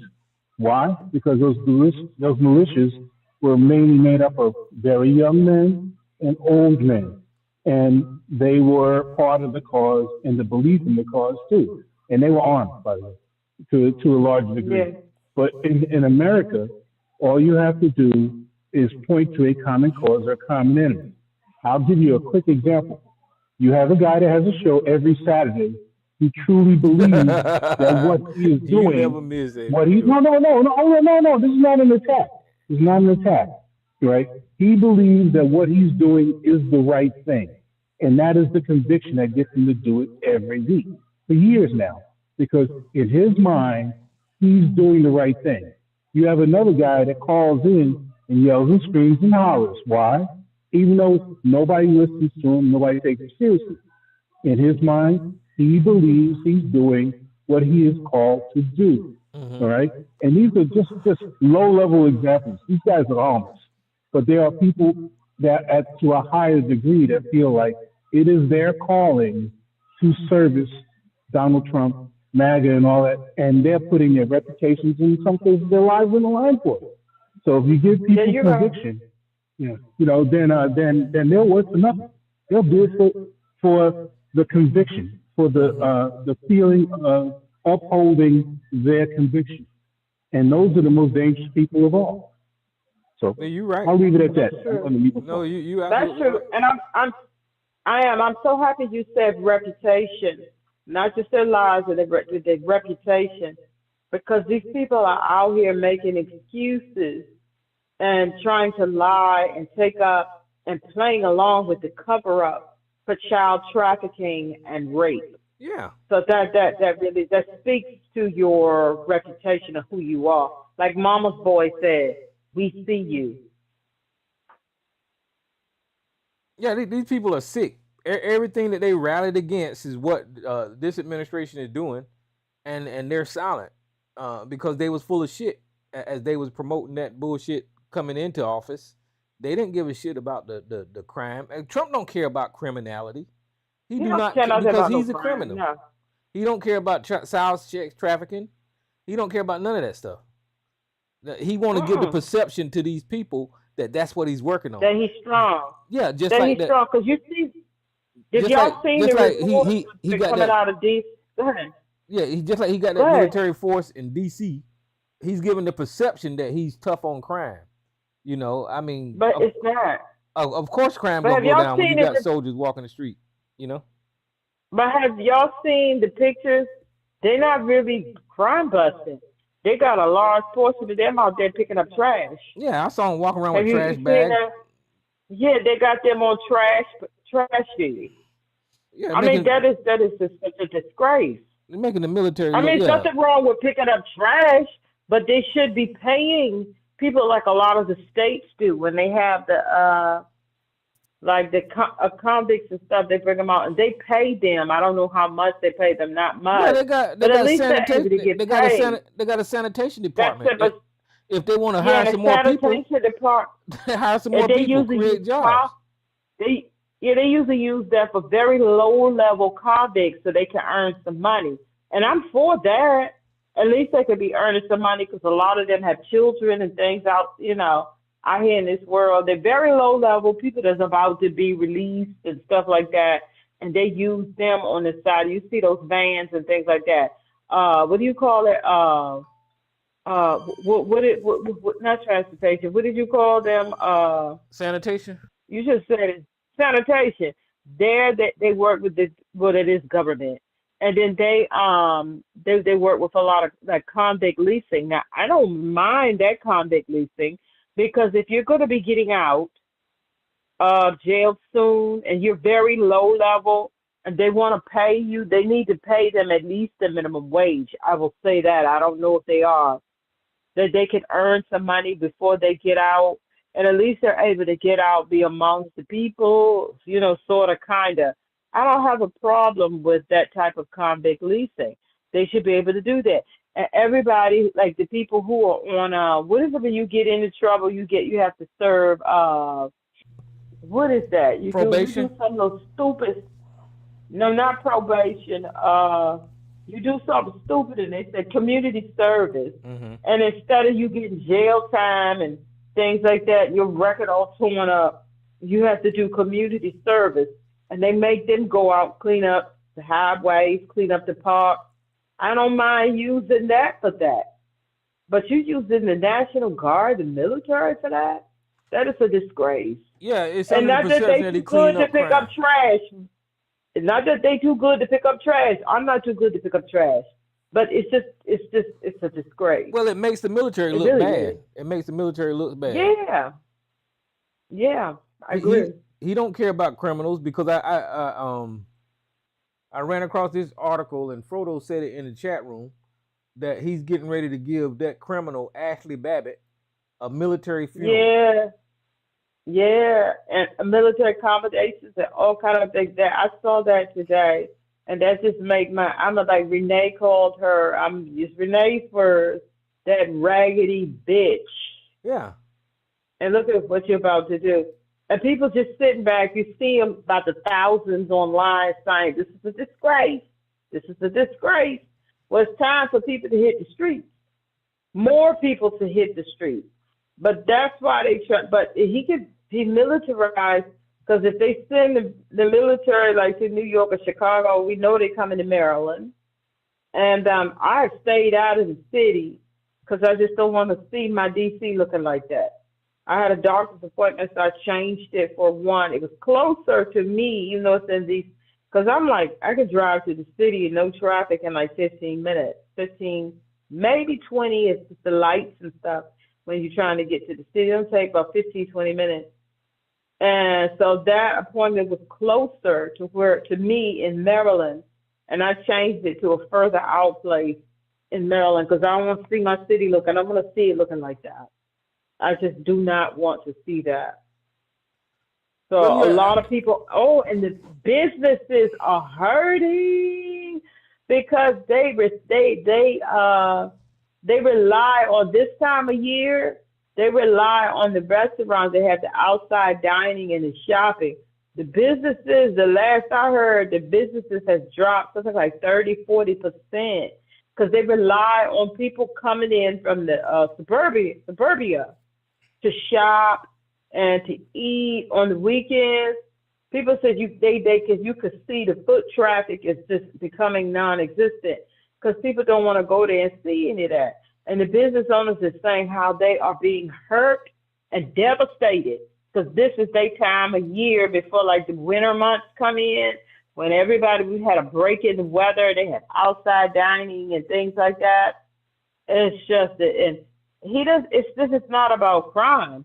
He's trying to fix the people, and they sent them to New York and Chicago, and we know they're coming because he's fighting with our governor now. So we know they're coming to if whatever he do, they're gonna come. They're gonna send them to Maryland, not just Baltimore. My county will be filled with them.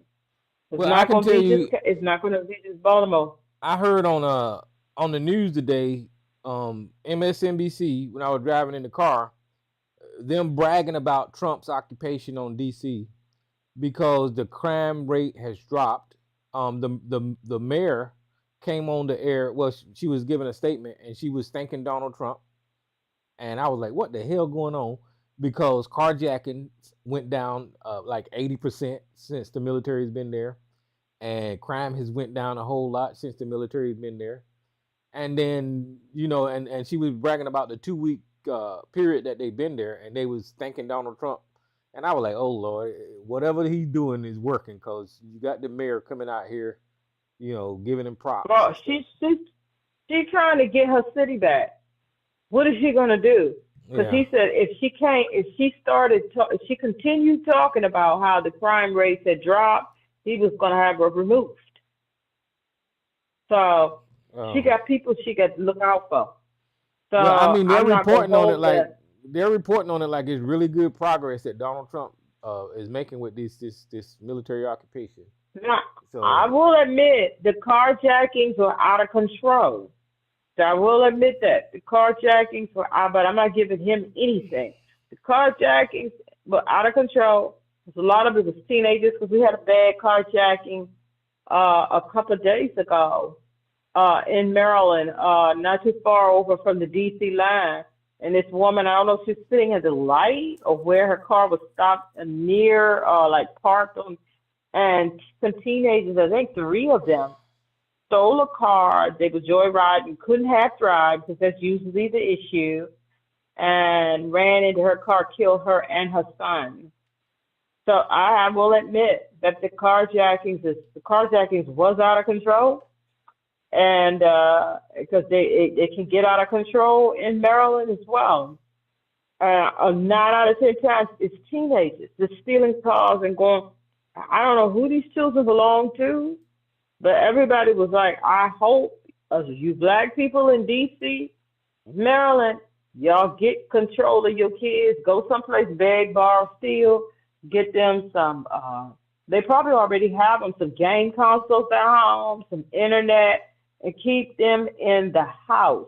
Because these carjackings have been out of control. And not only when they carjack, I don't want you can play it, Tyrone, but I really don't want to hear it. I'm just found the article. I get what she's doing, because he's talking about if she come on and say anything more about those fake crime stats of crime was going down in the district, that he's gonna have her removed. So I don't know what people expect her to do. Yeah, but the way that they was painting the picture on MSNBC, I was like, "What the hell am I listening to?" Because there was she's trying to get her city back. No, I'm saying the anchors at MSNBC was kind of giving them props too for reducing the crime rate and all that kind of stuff. I was like, "Oh Jesus!" She's trying to get her city back because he had to turn the police department back over to the police chief. Because I think what he did there, he only had like 48 hours. And Congress would have to be an act of Congress to allow him to keep the police. Mm-hmm. So he had to turn the police force back over to the chief. I don't know what people expect from Bowser. I don't know what they expect from her. Because he said if she come on spewing, they said false And they already have his Justice Department investigating, saying it's lies, that everything is those crime stats that they're investigating them. Them people are to hook up something, put her and different other people in prison. He owns the Justice Department, the FBI and stuff like that. Yeah, So yeah. I don't know what people really. You Well, see that's what what I'm I'm saying. saying? His power Oh, change caused the narrative to change because the yeah. conversation was about him taking over the city with military and not allowing the local law enforcement to do their jobs and funding the local law enforcement to do what they're supposed to do. So Because they do fund it. yeah, They get their money from the feds and the taxes, even though they're taxing people without representation, through the people's taxes, and they fund the police department, but he couldn't keep control of the DC Police Department only 48 hours. So they turned control. But the bulk, a lot of their funding comes from the feds. So I don't know what people, Mura Bowser trying to get her city back. They're trying to make, because he already said that they're not going to, if it's up to him and if this and that is not done, they're not going to allow the stadium, even though that stuff had them deals and things all made up, instead of building the stadium in Maryland or Virginia. That he's trying to get hold before, because he's wrecking everything. He's wrecking everything. So by the time he die or whatever happens, and the city has gone bankrupt, you don't want it to get to that. You don't want it, because then people will be looking at you once this old bankrupt thing, he dead and somebody else. Then what are you gonna do? You better fix it. You know how people are ignorant. You need to help us. They'll forget. They will forget. They'll blame her. He's forcing the hands of people to she's forcing Yes, he's forcing the narrative. You know, it's yeah, and the FBI and the Justice Department investigating them, talking about they was telling lies and stuff like that. He's fighting with our governor right now, and they send them people in here. We, like everybody was saying, just brace yourselves, because you know they're probably coming. Yeah, he even went after Letitia James, but I don't think that's going to go nowhere. Goes nowhere. Who's this on call line I just opened?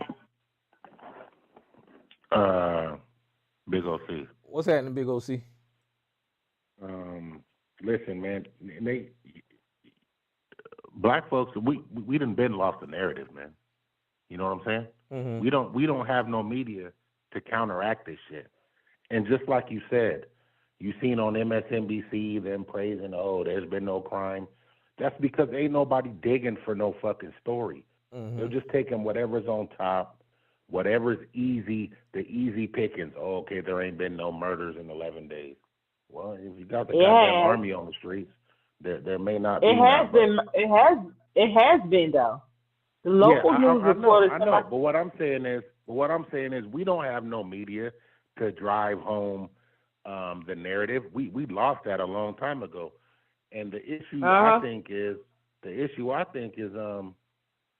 whatever we thought about America 20 years ago, 25 years ago, 30 years ago, about all these controls, the executive, the judiciary, the whatever other legislature, that there's controls and checks and balances. That shit doesn't exist no more. Yeah, I ain't heard checks and balances in the last year.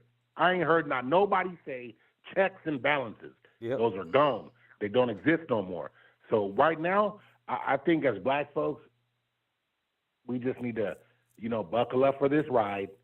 We're not getting shit out of this administration. What are there, 2 niggas in his camp? 1, 2? Mm-hmm. 1, 2 niggas in the camp. So he clearly, his agenda don't have nothing to do with black people. Now, they can try and like I say, massage that narrative of, and I'm gonna say it right now to y'all. Aren't you guys happy that the black community is the crime is getting cleaned up? Aren't y'all happy? They trying to stop the violence and increase the peace. What else do y'all want? What do y'all black people want? Yeah. You know you live in a ghetto. You know there's gang activity there. Why do you want us to not go in there and break that shit up? That's the question. That's the question. Those are those simple questions that people are going to ask. And at the end of the day, those are our family members. Is what it necessarily boils down to. Those are our family members. We do gotta kind of look at the situation because we know, black folks, we do know the people that's doing bad, right? When we live in those neighborhoods, we know who causing problems, and it's kind of one of those things. It's either we want to see them dealt with, or is it we want to see them dealt with on our terms and not the government? Because that's the choice we're gonna have to make. Because the narrative is being pushed that black people are violent, and it's hard for us to overcome it. For example, we ain't been able to overcome this welfare motherfucking stigma. When every economist, critic will tell white people that they the ones on welfare the most, it doesn't matter. It doesn't matter. DEI. As far as you're concerned, the D, the E, and the I all should just mean black, black, and black. Because I don't hear anybody bring up disabled people. I don't hear anybody bring up midgets. Because all those people get work under DEI. Women. But no, the narrative is just black, black, and black. Affirmative action is gone. It's only gone because they believe it only benefits black people. We're the scapegoat, and we ain't never had a mechanism to fight it back over these airwaves that can be effective. Well, yeah, over the airwaves or in Congress, and that's why I was so pissed with the black congressional the black caucus is because I thought that they were and the NAACP. Because I thought that I thought that they were the voice to get out there and do something about these people, but they don't do shit. Tyrone, we thought this shit was really how shit works, but now we seeing that the shit could work how motherfuckers want it to work. Yeah. I don't give a fuck what you say over here. I don't care. And I'm gonna tell my people to go out there and say fuck you too. Yep. Yeah, the big OC, we've been here before. Yeah, we've been here before. During the crack era, it was a similar situation where, everybody was crying for something to get done, and then you got the federal 3 strikes law, which translated to a lot of local 3 strikes laws. So we've been here before in the sense of, people saying do something, and then when the hammer came, or I should say the bat came, we caught the shit too. So, I think that now we have to be really careful about what you're asking for and what you think is a benefit, because that hammer, when it swings really fucking hard, and we are the ones who get hit by it. Right. Yeah, but there ain't no pushback. I mean, it's pretty much gone now. When Trump came in there with his Project 2025, getting rid of people, firing all these people, he knew what he was getting rid of. He was getting rid of his opposition. It's like back in the old days when a king took a castle, he killed everybody in that motherfucker, babies, cats, dogs. He killed everybody, and he installed his people. That's what Donald Trump is figuratively doing whenever he's beheading these organizations and installing his loyal people. He's doing the same thing that they used to do back in the day. Hey, the guy who supposedly turned in the Fed chair, the assistant Fed chair, trying to get her on some mortgage shit, the black lady. Yeah. They say his name is Pulte. I wonder, is he the one who deals with? Is he part of Pulte Homes? No, I don't know. Is he I don't part know. of that conglomerate? He could be. Yes, he anybody is. out there knows a home builder. He There's is. a home building company He is. called That was Pulte. his dad. I bought a Pulte That home. was his dad. 21 years ago. I bought a Pulte home. And when I heard that name, I said, does he got this motherfucker from the home buyers working in the mortgage, working on the housing thing? So you say that is him? Yep, that's his son. The father is the home builder. This is the son. That's crazy. Yeah, man. I don't know. Donald Trump. I mean, they had this thing planned out, man. And if it goes the way they want it to, if they start getting all these damn House seats taken, I don't think the Democrats is going to fight like that because Gavin Newsom is fighting back, but I don't know. I don't think the rest of the Democrat states is going to fight like that. You know. Nah, he ain't getting no support. See, we need. See, that's what I was talking about right there. No, we need to have. We need our interviewers, the people that interview Democrats, to ask dumbass questions the same way they ask Trump.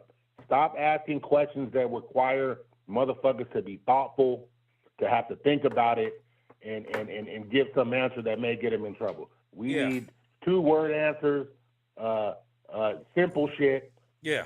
Basic softball questions, all softball questions. That's what we need. When we interview, when Democrats or progressive shows interview other Democrats, it needs to be all softball questions. Yeah, because I mean, if they go ahead and take over these seats, then I don't know when the next time Democrats is going to be in charge. You know, we look at the next election as you know them taking over. You know, the Democrats, you know, becoming in charge or getting some power. But if he's cheating the way he's cheating, then that makes the chances less and less that Democrats are ever going to be in charge. Yeah. I mean, you know, what can we do? Yeah, they ain't. I mean, I got to give it to him. I know this ain't Trump. Let me just go ahead and say that because the man ain't smart enough to do shit. But I know it's the Heritage Foundation. It's the people on Project 2025. It's the Stephen Millers. It's all those people that already had the plan laid out that is giving Trump. Hey, listen, Tyrone. I'm gonna be on September 20th. I'm gonna be with somebody from the Heritage Foundation.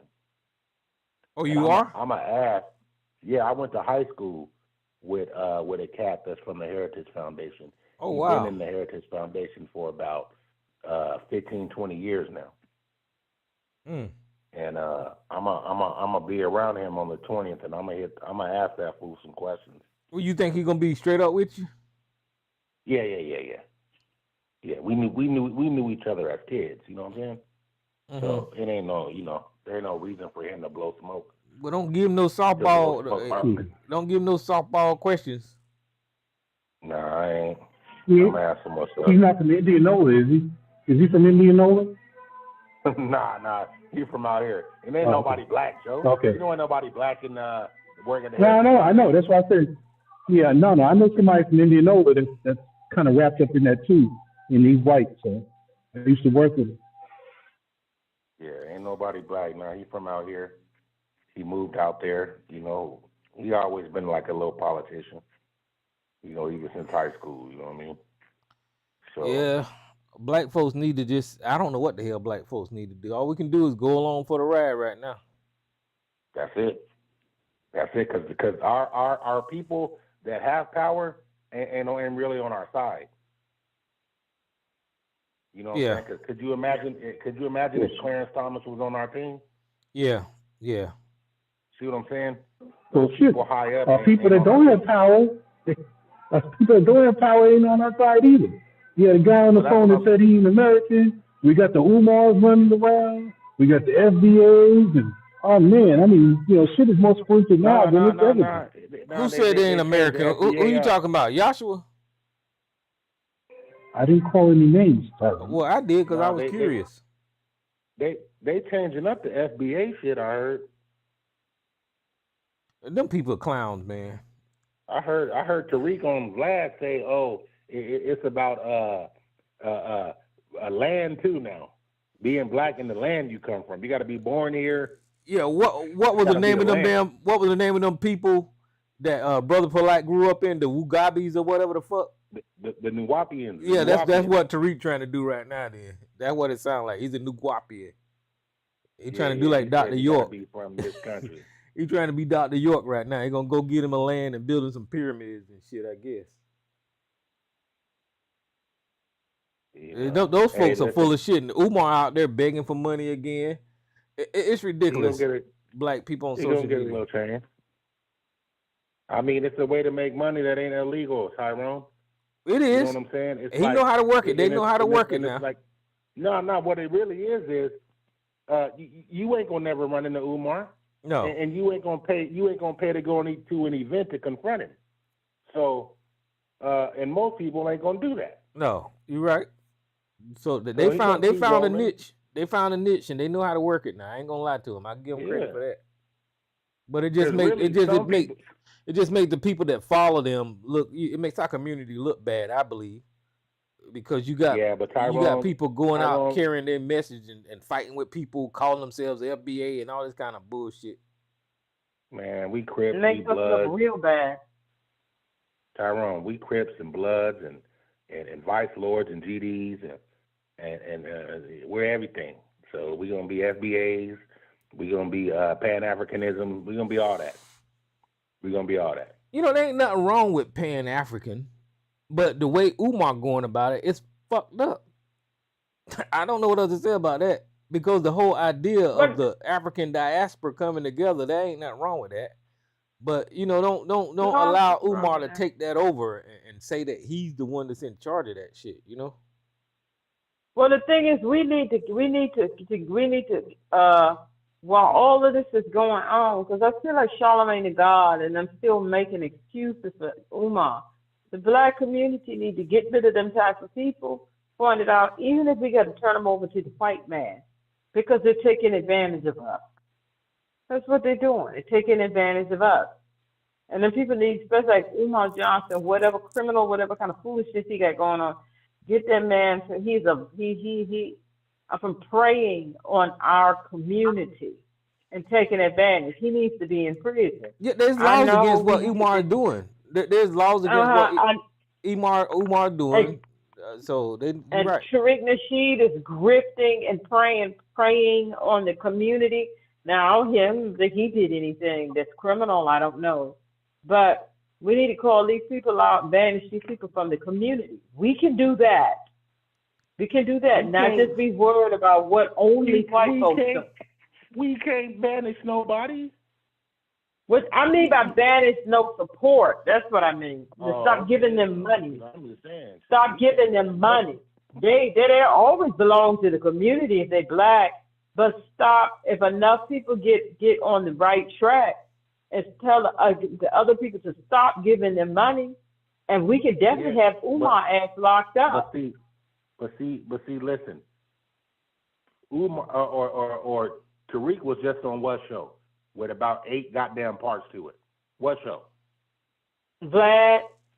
Exactly. That ain't Vlad nobody TV? black. That ain't nobody black. No, I know. So he's Jewish, he's just in that niche where the others are gonna pay him to come on and spew that stuff now. He got a niche now where he getting paid by others. Yeah, and when they present them people, they always present them as a representative for black people. And I'm like, and they're not.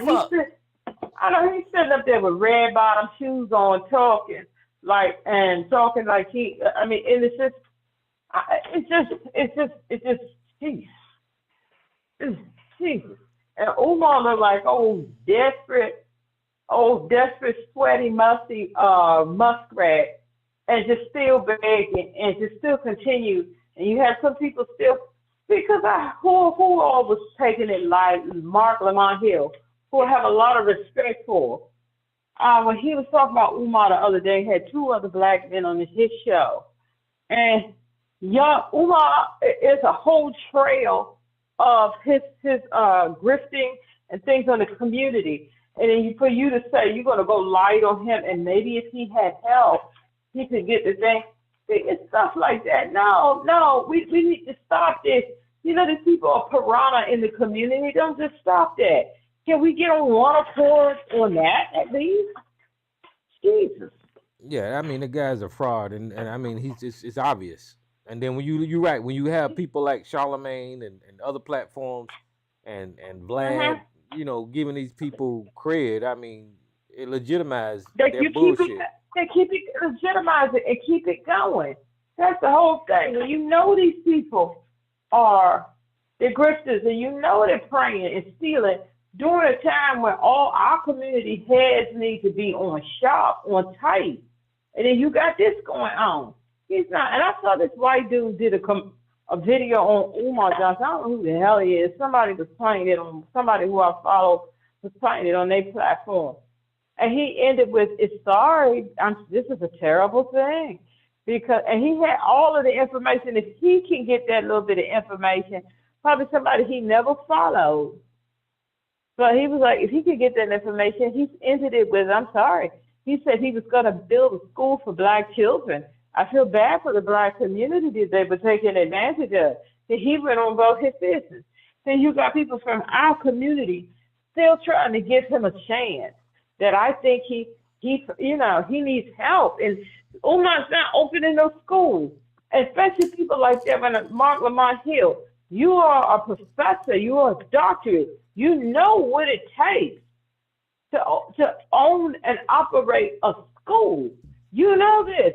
And Umar's still begging for money to get the floors done. There is no school coming. Yeah. There is no school. Stop this. Tell it like it is, upright. Whoever you're afraid to piss off, who the little bit left that's still following Umar, piss them off and tell the people who follow you the truth. And people will stand his ass and the rest of them. Well, I just think if he had the right type of investors, no, you can't open a school when you don't have the money to get floors fixed. Let's stop this. Y'all know, y'all see this for what it is. And intelligent people still talking like this. And it just angers me. We have enough on us right now that we're still dealing with this foolishness.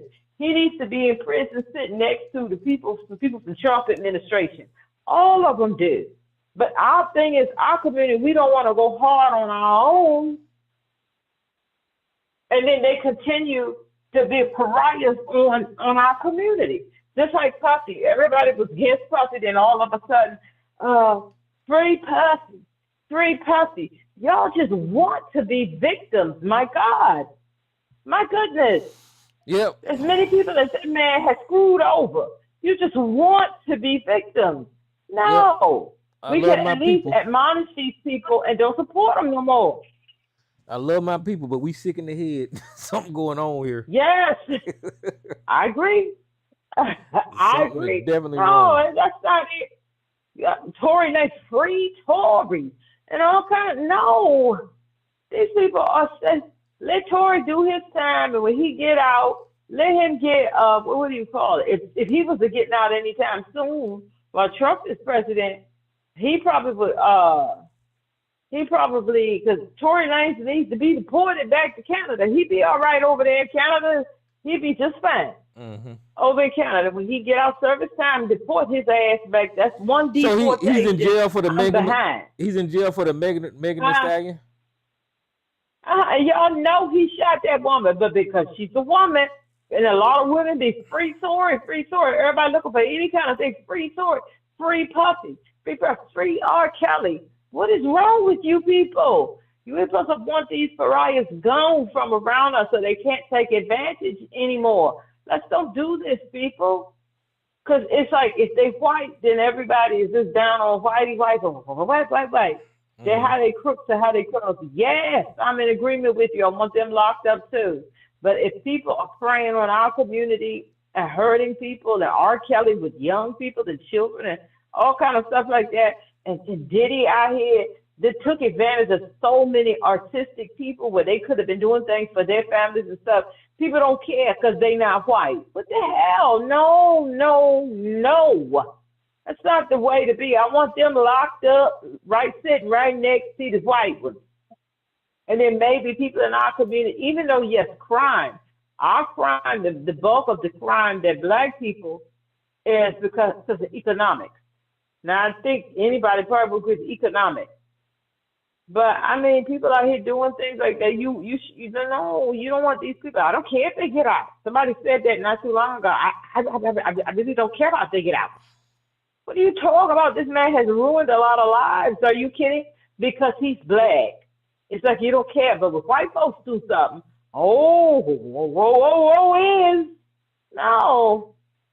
No, we can doing some things in our community to help get it straightened out a little bit.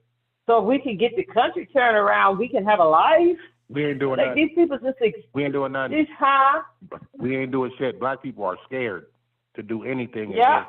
It won't be us fixing the crime. It won't be us fixing the gangs. It won't be us fixing the drug dealers. It will not. We are not going to do it. We already know. Once again, we already know who's selling the dope. Once again, if I go back to my hometown, I can take you to the 3 dope houses. I know exactly where they at. They've been in the same spots for 20, 25 years. So that's why I sit back and I say black people don't really care.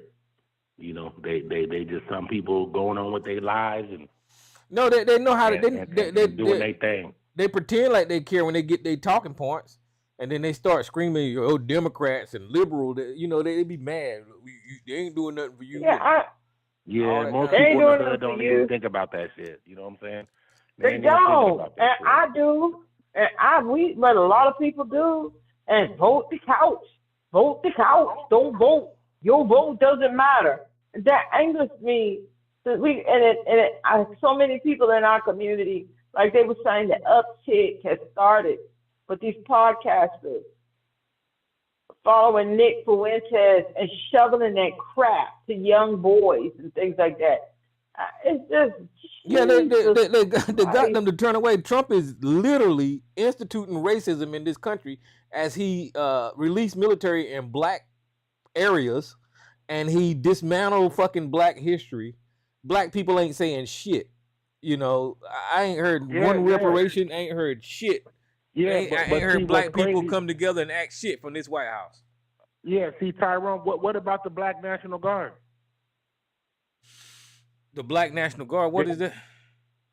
What I'm saying is, do they just go about business as usual? Because I know the military full of niggas. Yeah. They gonna follow orders. So you don't, and that's what I'm saying. They following orders on some orders that don't make no fucking sense to them. Yep. But they caught up. Yeah. The president. They caught up. The president under the same oath. Yep. He take the same oath they take. But he gonna do whatever the fuck he want, and they gonna follow. That's the crazy part. They just gonna follow. They could walk off, can't they? They could walk off. They could say, you know what, I ain't doing this. You can let me go, but I ain't doing this. Why don't they can't walk off. National Guardsmen be like, nah, we ain't doing it. They can't walk off, man, because I mean that's a check for them, and I mean, well, there you go. They can walk off, but they can't walk off because that's a check for them. There you go, and that's the trick bag we in. We in a trick bag where we need money. Who's this there line? Who line I just opened? Now, I swore I wasn't going to call in, goddammit, with you and that fucking mute button, but I got to say something about your bullshit. I got to say something about your bullshit. Okay, I don't care, Sarge. You know. And see, Papa, it's just like this too. Look, we're talking history now. We're not talking about opinion. History, okay? Let's clear it up so we can have a level ground to talk about without making shit up. You know I hate it when you do that. And they had a thing called the 1938 Deutsche Waffengesetz, the German Weapons Act. Now shut up, nigga. I don't want to hear nothing about no German. We're talking about black folks. This nigga gonna hear about some 1938 German shit. Why we hearing some shit about 1938 German? Okay. Well, I'm trying to handle it civilly. So Big OC, Big OC, allow Sarge to speak. So you ain't got to scream no more. God damn, motherfucker, shut up! All right, once again, if you were a German citizen in good standing, the Nazis did not confiscate your gun. If it was a long gun, a rifle, or a shotgun, they allowed you to keep it. The only thing you had to get a permit for was for a handgun. It was good for 3 years, and they renew it after a year. Now, if you were a Jew or an undesirable or a member of an occupied country, hell no, they wouldn't let you have a gun. But even the Nazis didn't try to take away their citizens' guns. The point I'm trying to make, I'm not trying to stick up at the fucking Nazis, you goddamn jerk. Why don't you listen, motherfucker, and learn something? Hey, I'm on mute, Tyrone. Goddamn reflexive. Hey, Tyrone, I'm on mute. I ain't even saying nothing to him. Can I ask for something back? I brought up about Goddamn, I hate to get hot, but this cocksucker got to open up the minute I start talking. See what I'm saying? Okay, Tyrone? Sarge, hold on. Sarge, hold on. Let Elisa get in there, and then you can go again. Calm down. Yeah, like I was saying, I was the one who was bringing that up to Tyrone. What was his thoughts on disarming some of the people? Because once he goes full dictator and everybody's rights is gone, and we walking around like Nazi Germany. And I didn't say they didn't. That's the point I'm trying to make. Okay, allow me to finish. We're not quite there yet. I agree. The point I was trying to make was I never said. I don't think anybody said, because Joe even had mentioned some groups that had guns. I didn't say that they didn't have guns. I said they didn't have guns. They weren't armed and gunned like we are, the citizens, like we are here in America. And that's a true statement. No, they were armed with the standard infantry rifle of the German soldier of the day, the Carabiner 98K, if they could afford to buy it. That nigga ain't listening to you. I'm telling motherfucker, you don't know a goddamn thing, and you're running your fucking house. He didn't listen to what you just said. You're a liar, you son of a bitch. They could own the Luger P-38. They could own the P-08. That was a standard infantry pistol issued to the German army. The same thing with the Carabiner K-98, the Mauser rifle. He doesn't know what the fuck he's talking about. He just hates me. Okay, so the citizens were armed with dogs. Will you shut the fuck up, man, and let other people learn something, even if you don't want to? Hey, Tyrone, I ain't even talking. So the citizens were armed with those types of weapons? Yes, because the Mauser 98 rifle had been around since before the turn of the century, and the German army was still equipped with it as a standard infantry rifle into the beginning of World War I. Well, but again, that goes back to what I was saying. I didn't say that the citizens didn't have guns. I said they were not armed like we are in America right now. That's what I was saying. Comparably to the standard German infantrymen of the day. Yes, they could be. Yes. Well, were they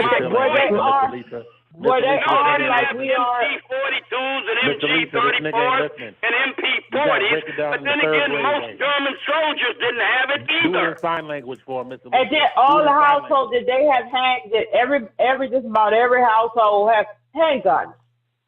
Again, you had to buy your own gun. People couldn't afford it, but if you could afford it, you could own the standard infantry rifleman setup of the day. They were not armed anywhere near like we were, like we are. They didn't have MG-42s and MG-34s and MP-40s because all of that output was going to the German army.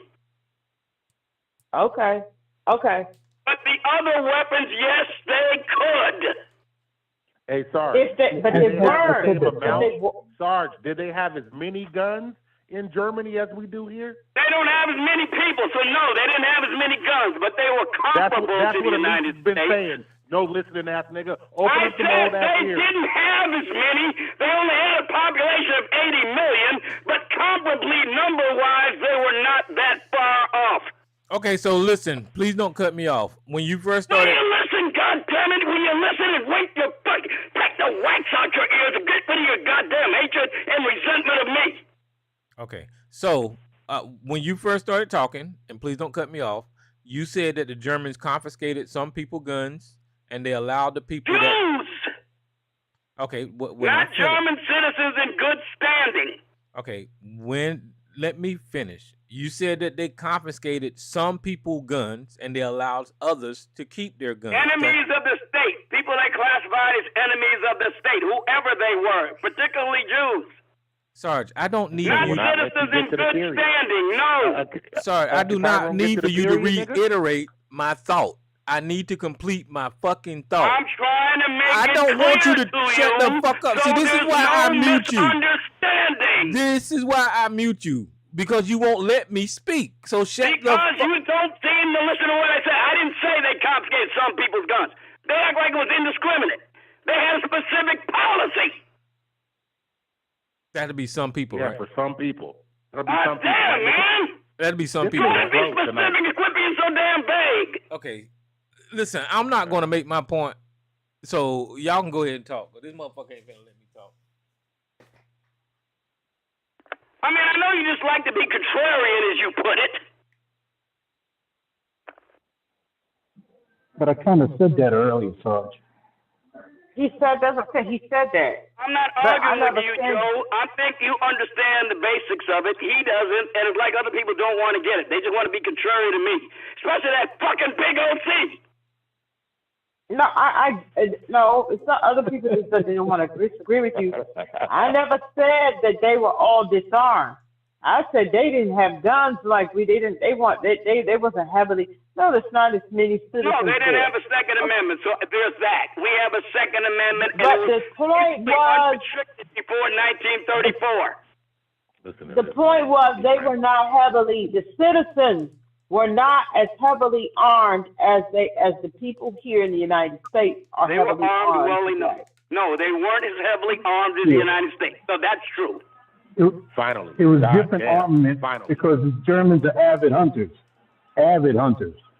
And So they it was a used the different kind of Mauser arm. rifle very extensively, which was exactly what the typical German soldier of the day was equipped with. The Mauser 98 rifle and the 98K.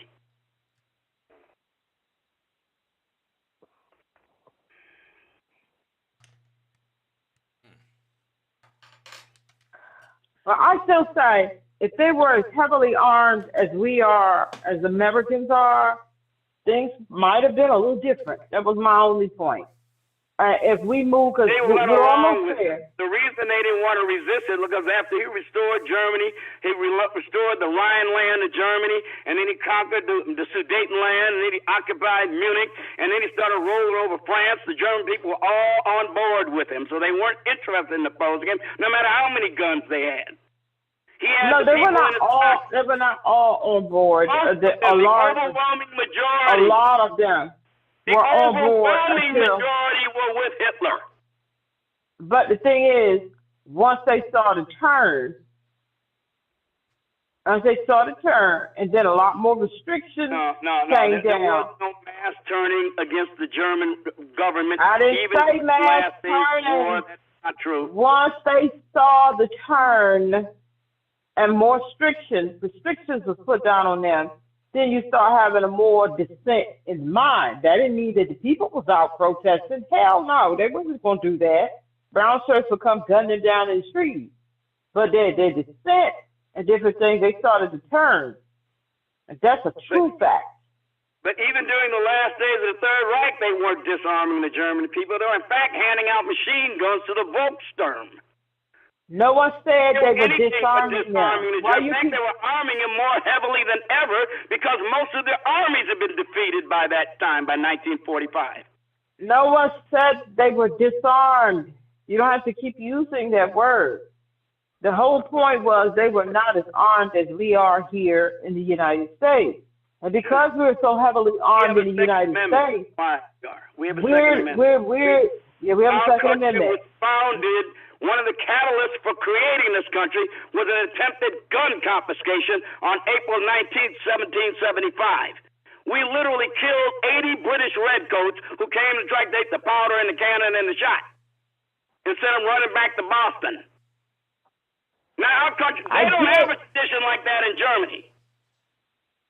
I get, Yeah, but but Sarge, I you know was what? just asked. Never mind. I'm not going to bother. Go ahead. Yeah. I'm sorry. And they wounded 179 and they killed 79 in one day. After Sarge, but after the Falais incident in France, you know, with that whole massacre, you know, that's when the generals started to turn against Hitler because they realized he didn't know what the hell he was doing. And that's when they started the assassination plot for him. So yeah, you want to talk history, you and I can talk history all day and night. I can go one-on-one with you. The generals weren't armed? You think the German army wasn't armed? Come on. They were the elite Nobody of Germany. said that. The generals. Yeah, it's not that. They It's didn't not have a that. problem getting armament. Yeah. The Nobody generals did say had to that, fight. that they weren't Yeah. armed. Yeah. The generals that had to fight and follow, he realized that Hitler didn't know what he was doing. And so they knew that they were going to lose the war. And so they that was the basically elite. started German people were very much opposed to the assassination attempt of Hitler on June 20th, 1944. They, even though they might not have agreed with the course of the war, they thought it was treason to attack the head of state. Even many of the generals who participated in the plot were very queasy about committing treason, given the tradition of German obedience to the leader of whoever the state, the Kaiser, whoever the leader is.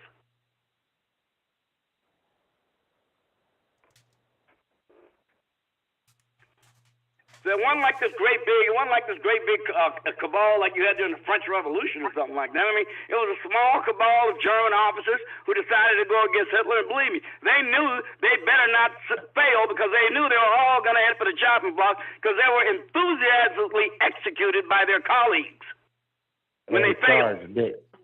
Sarge, did the Germans know everybody who had a gun in Germany? They had registration lists, so they had a list of them, and they didn't do mass confiscation despite that. So, but my thing is, and what Miss Elisa is saying, there's people here with guns that the government doesn't know about, correct? We don't have registration like they. Did you hear what I just said? You had to register everything with the German government. Even then, they didn't confiscate the guns. Now you just created an argument just because. Negro, let me say it again. In Germany, you had to get a permit. You had to register. I said that when I first started talking about the Deutsche Waffengesetz. That's exactly what I told you, but you didn't listen because you wanted to oppose me more than you wanted to hear what I had to say. Miss Elisa, you understood what I said, right? Now, you know I said it, Elisa. He chose not to listen to it. Nah, you ain't saying that, sir. Look. All I'm trying, I was just asking Tyrone a hypothetical. It was a hypothetical question, actually. That's what it was, because he's ex-military. And I was wondering his thoughts on that. If things take a turn in this country for worse, would they have to? That so many people? Do you think that they would think? Are they thinking about we need to disarm some of these legal gun owners? That was the hypothetical Elisa, I'm responding to Elisa. According to what the gentleman said whenever he first came on, if he's telling the truth, you can never tell if he is or isn't. Some people word this on. Okay, I'm talking to Elisa. Shut the fuck up. I'm talking to Elisa. According to what this gentleman said, some people were disarmed, and people that agreed with the regime were allowed to keep their weapons. So what we're looking at here in America is the disarmament would go to the people that disagree with the administration, and the right wingers, the one that's got would get to keep theirs if that was a significant. Okay, that's a great answer right there. It's a great answer. All right. First of all, probably the blue states, they would probably try to disarm people in the blue states unless you're a card-carrying Republican. Yeah. So that's a good answer. Miss Elisa, you better believe that Minister Tim Walz, the first chance he gets, he will try to confiscate your gun. Jacob Fry, the mayor of Minneapolis, the first chance he gets, he will try to confiscate your gun. Lou Ann Grisham in New Mexico, that crazy governor down there, the first chance she gets, she'll try to take away your gun. The same thing that Governor Jared Polis in Oregon, he'll try to take away your gun. I guarantee to you, J.B. Pritzker will be at the head of the list when it comes to taking away your gun. You can count on it. Ain't nobody done took no guns yet. Yeah, and it sounds like the first chance they get, they're going to do it. It sounds like the pushback they get when they do. How come Obama? Obama was supposed to have been take the people's guns. Obama's the greatest gun salesman in the history of the United States. Obama got more guns sold than any president before or since. Y'all people said that he was going to take the guns. He never even considered. He was trying to figure out a way to do it, that's for sure. Yeah. Nah, that he wasn't trying to figure out no way Yes, how to do he was. nothing. I'll tell you what Y'all he was doing. Because I was said, in on that when it was going on, and I talked about it. Yeah, right. You lying. oh, Yeah, I will God. tell you about it. You the one who doesn't know a damn thing because you don't You want can't to. tell me shit. You don't want to. You'd rather interrupt me than listen to what the truth is and what the facts are. You lying. Well, let me You say this right rather here. do that, Big OC, because you stink. You and all the goddamn Democrat buddies. Okay, sorry, listen, Yeah, sorry, I got a birth listen. certificate. Okay, I got a birth certificate. everybody shut up. Everybody shut up. Listen, it's getting crazy on here, so we gotta speak one at a time. And it sounds like Hey, I Sarge. didn't start it. He Okay, did. I am talking now. And it sounds like Sarge is against President Obama because he's under the thought that he was going to go against the Constitution and take people's guns. So if Sarge is in support of the Constitution, why he ain't saying nothing about the anti-constitutional president banning the burning of flags when that is clearly written in the first goddamn amendment? If he's so You didn't give me a chance to. Can I talk about it now? I'm not talking to you. I just wanted that's a hypothetical. I didn't think so. I didn't think you would. That's a rhetorical thing, right? Yeah. You weren't really serious. No, but well, it's just a question for thought, because this president. Okay, well now I can talk about it if you allow me to, so you won't have to wonder anymore. Okay, well go ahead, man. You ain't gonna never let me say. See, that's what I mean about you. All right, let me tell you something. First of all, the First Amendment is supreme to me, not Donald Trump. Wait a minute. Hey, this nigga, put the mute button in the son of a bitch, will you? He just said I can talk about it, fool. All right, one more time. Now, the Constitution is supreme over me, not Donald Trump. Donald Trump comes after the Constitution as far as I'm concerned. If you own a flag, if it is your property, and you burn it in a manner that is not contrary to any local codes about where and when you can burn something, you have a right to burn your property. You do not have the right to vandalize or burn someone else's property or state property. So if it's your property and you wish to make a protest by burning the flag, that's your damn business. But let me tell you something. Hold on. You wait. Hey, man, you let everybody else ramble all fucking Okay, but night. you just told a lie. Right to the point. You just told a lie. That's That is not what that executive order said. You made that up in your motherfucking head. I don't. You just made a lie. I'm telling you, I opposed it, nigga. Why don't you fucking listen and let me finish? Go ahead then. That's what I mean about you. You let every other motherfucker here ramble all goddamn night. That's why I don't call in, nigga. I don't give a shit. I ain't going. Listen, don't call in, motherfucker. Can I finish now? Can I finish? Go ahead. I don't give a shit about you calling in. All right, so again, if that executive order conflicts with the understanding that I just gave you about the First Amendment and your property rights and your right to make a protest based upon burning your own property, then I'm against that executive order. Is that clear? However, having said that, given all the unconstitutional shit you put up with, like that motherfucking tampon Tim sending police officers walking down the street, shooting paintballs at people who were coming out of their houses during the quarantine on COVID.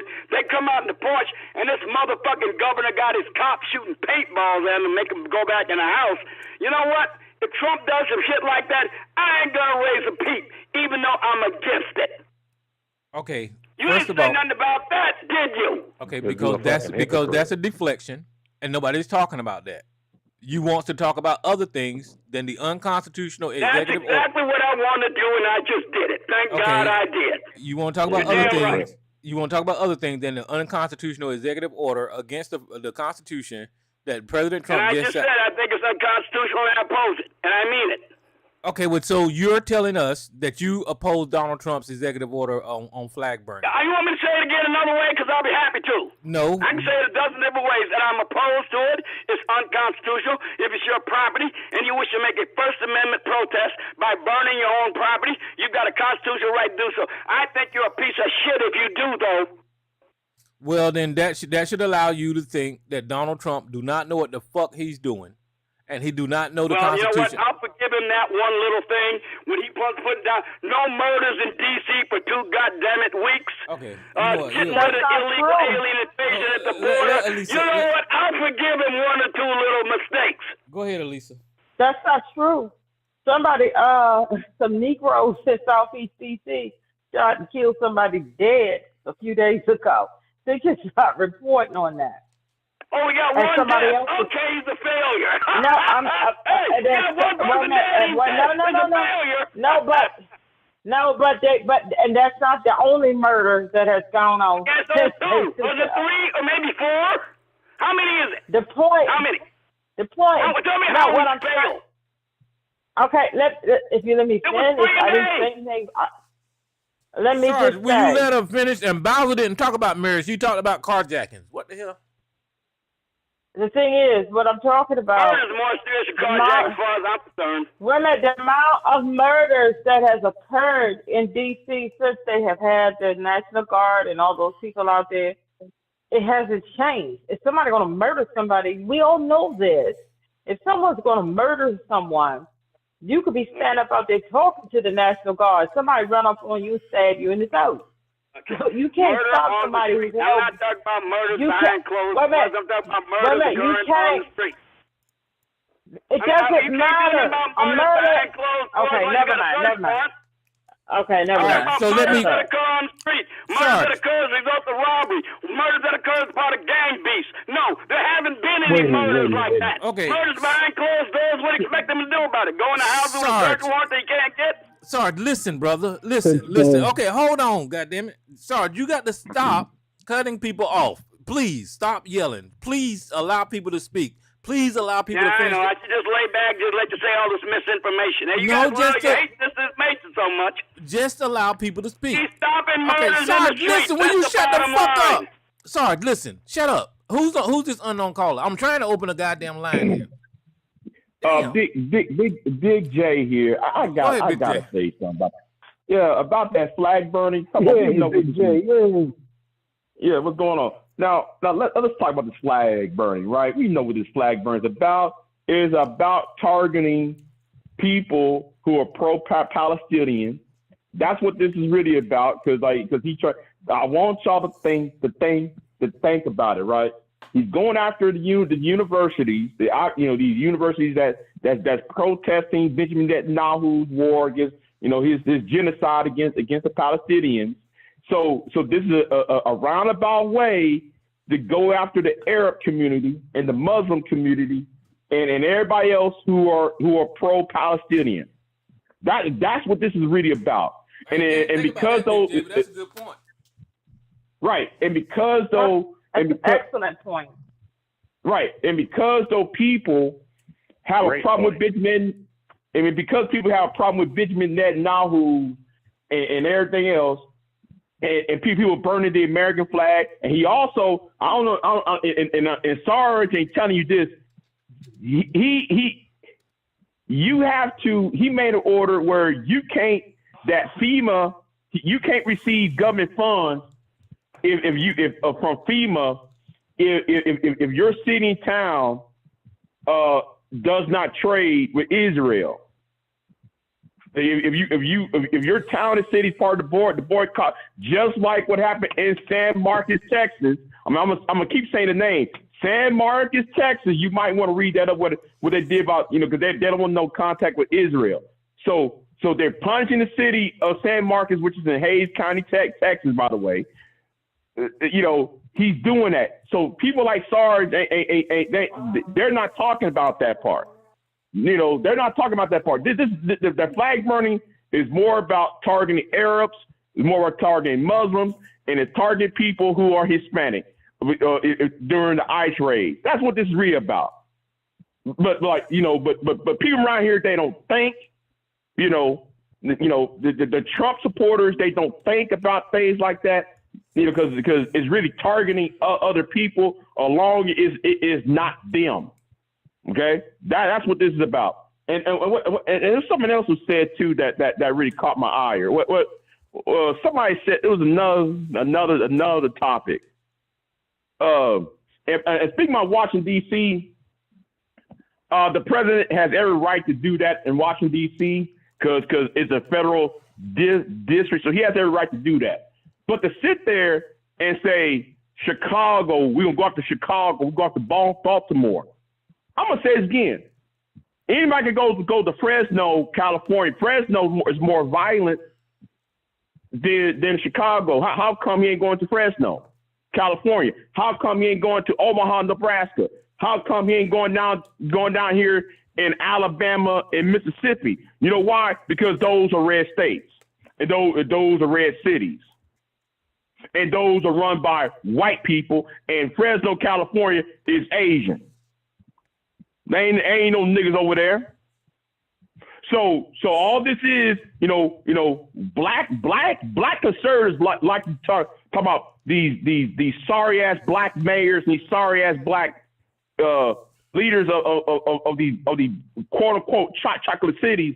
Yet though he won't sit there and acknowledge that Trump used you Negroes shame, blame, explain tactics against black women and shit as a way to say, oh, okay, well, use that as a propaganda tool to say, okay, well, we're going to go to Chicago, we're going to go to Baltimore, we're going to go to anywhere else where there's a black mayor at, rather than saying, okay, if you're going to target crime, then go down here to Albuquerque, New Mexico then. Albuquerque's bad, but you know why? But there ain't no niggas in Albuquerque. You see, if you want to talk fentanyl, why don't you go to the Appalachians? Especially in West Virginia. West Virginia, yeah.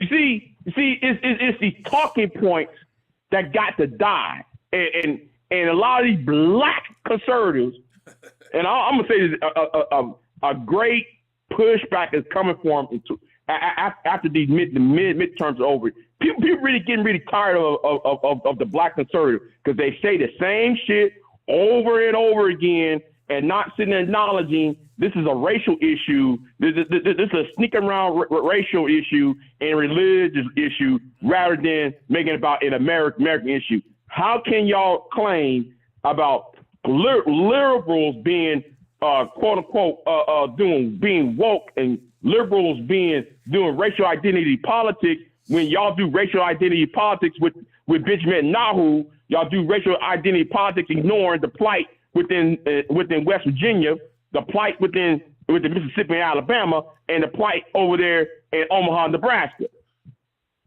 Well, in those white areas in Nebraska and Iowa. Big J, just how they're treating fentanyl and crack. You know what I'm saying? Remember, right? Opioids. Remember how opioids were getting treated? Totally different than crack and all that shit.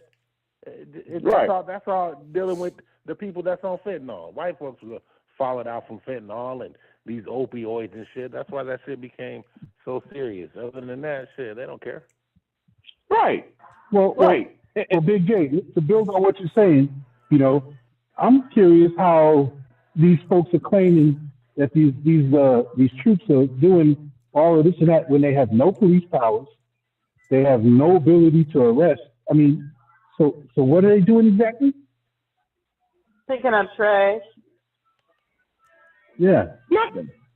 You can really stop crack with a freaking trash pick. I mean, hey, magic trash pick. Well, Joe, really they can't do anything without violating posse common. Yeah, good. It's just their presence. It's just like security guards, right? It's just the presence. You know what I'm saying? Just the presence of these bodies on the street. And what happens is they're there, they're in large numbers, and they're already getting paid. That's the thing. We don't have to hire a different security force, because really you can get a bunch of yellow shirts and put 2,000-3,000 yellow shirts for $12 an hour all over the place to observe and report, right? Like they're doing here. Soldiers, you use soldiers to where we can come in and just make it look overwhelming if we need to. If we need to roll a tank or two down the street, we'll do that. And we just want to present you with some shit that make it look like you can't do nothing about it. And we're already paying these motherfuckers, so. Yes, and it's cheap. You're already paying them. It's cheap. Yeah. Well, I'm glad you said that, Big OT, because I say we nominate the dude that threw that Subway sandwich at the soldier for the Freedom Award. That was some of the funniest shit I ever saw in my life. Yeah, it was, wasn't it? And they the people decided, and they decided not to indict. Yeah, that was funny. They wanted wasn't ever going to indict him. Sarge, Sarge, you was in the National Guard. Do you agree with the National Guard being assigned to DC to pick up trash? Now that's something you used to do. Oh man, look, I don't believe a damn thing you say until I see it for myself. But let's say, for the sake of argument, they got them picking up trash. I doubt it. You're making it up. I don't believe you. But let's say that's what they're doing. National Guard. Post it on YouTube. Hold on, let him get finished. Let him get finished. For a minute. The minute I start talking, this motherfucker got to say something. Post it on YouTube, Tyrone. Whenever I was on deployment and my National Guard unit was called, we policed our areas because that is what military units do. Or were you not in the Army? Because I know that was basic. You'd assign people to police the area and keep it neat and clean because that's what military units do. So I'm not surprised that they're picking up trash. Now, if you think that's their sole duty, I know you're lying. And the Posse Comitatus Act only applies in a state of the Union, not a federal enclave like Washington, D.C. It has no application whatsoever. And even when it does, there are exceptions to the Posse Comitatus Act in the Posse Comitatus Act law, like the Insurrection Act being invoked, for instance. Okay, so listen. It doesn't. Hold on. Listen, the reason that the National Guard was called to Washington was to help fight crime or whatever, and that's that, and you know that. So, and if you look at YouTube, I'm showing you currently that the National Guard is in Washington picking up trash. So you ain't got to believe what the fuck I say. So, in other words, what you're saying is you don't mind that the National Guard is in Washington picking up trash. Is that what you're saying? They're not there to pick up trash. I think you're lying and you're trying to mislead or distort. I don't believe it. No. I don't believe it. Listen, If they are there to pick up trash, then they need to let them go back home because they don't need to be there to pick up trash. But I don't believe you. Look at the YouTube video. This is a Fox 5 damn I news. think it's a distortion and maybe some trash they dropped or something. Okay, and they listen. were picking up and the camera caught it, and they said, "Oh look, all they got him here doing is picking up trash." Look, they're picking up trash behind park benches. Go ahead. I'm gonna ask something because on the local news in the morning, they all hand them their trash bags. They have them all lined up. They're all handed their trash bags. And not only do they have them picking up, because we see it on the local news, not only do they have them picking up the trash on the outside, they got them in the subway. Now, they're not supposed to be the metro, what we call our metro. They have people to clean that. Our metro is very clean. They got them in there in the metro doing it too. And metro pays people to do that. They got them all over the city picking up trash. And we see it every day on the local news and how the local news reported for Washington beautification, the Trump administration, they have decided that because they have so many of them there with nothing to do, they got them out there picking up trash. That's what they do. They got them out there. So, Sarge, you might not want to believe it. That's what they do. And the fact that people was outraged that you got them in the metro cleaning up. And the metro here is like somebody drops something or the trash cans get overfilled. They have people they pay people to do that. That's somebody's job is to clean up the trash and all in the subways. But they do not go into, because the trains come from all the way from Virginia through to Maryland. So they just do it in the DC area on the trains. But they got them throughout DC picking up trash because they don't have anything else. And they get their trash bags in the morning or whenever I don't know what y'all call it, when they not shift, but duty or whatever it is, when it starts. That's what they have, a good many of them picking up trash. All right, so let me say this right here. Who called? Who line I just opened? It's Miss Lady. You know, I've been listening about the National Guard. It sounds like a lot of waste, fraud, and abuse. Are these people who have been pulled away from their families and their jobs, because aren't they usually employed? Are they getting the salaries that they would have made if they were working? Or is it our tax dollars paying for their salaries? Or do they get a salary that the National Guard, determines? Because if they're being pulled away from their, say if they were supposed, hey, make $1,000 a week, but they're only getting $500 a week, that's really undermining their ability to sustain their living situation, especially if they're married and have children and have bills to pay. So are they getting the salaries they would have made if they were on their jobs, or are they getting a predetermined National Guard salary? If they are on federal service, they're getting paid by the United States Treasury. If they are on state or local duty, they're being paid by the comptroller of the state or by the city they're working for in the case of Washington, D.C. So it depends on how their status is being activated. If they are federal, they're being paid by the United States Treasury. If they're being activated by the state, they're being paid by a state comptroller. I know because that's the way I was paid, depending upon what my duty status was. Miss Lady, if they had a higher paying job than they do when they go to Washington, they're going to lose money because they're not going to compensate them for losing money. Sometimes the employers make up the difference. Depends on the employer. And it's not Sergeant Line. Sergeant Line. Don't tell me what I'm lying about, nigga. I was in the Guard, and I know this shit. Sergeant Line. Listen, each soldier get paid, depending on your rank, each soldier get paid the same thing. Nothing extra, not unless it's special duty. Okay, Sarge, I'm going to mute you. I'm going to mute you. I'll let you talk, so you shut the fuck up. Okay, shut the fuck up. Listen, each soldier has a rank, and they get paid for their deployment, and they get paid whatever they're on duty for. They'll get paid that special pay. But if they was back home and they was making good money, a lot more than they making at the Guard, they're not going to get that money back. They're going to lose that money. So some of them might be making money, some of them might be losing money. Losing their some employers make up the difference. I know because my employer did. So stop it. So they could end up losing their homes.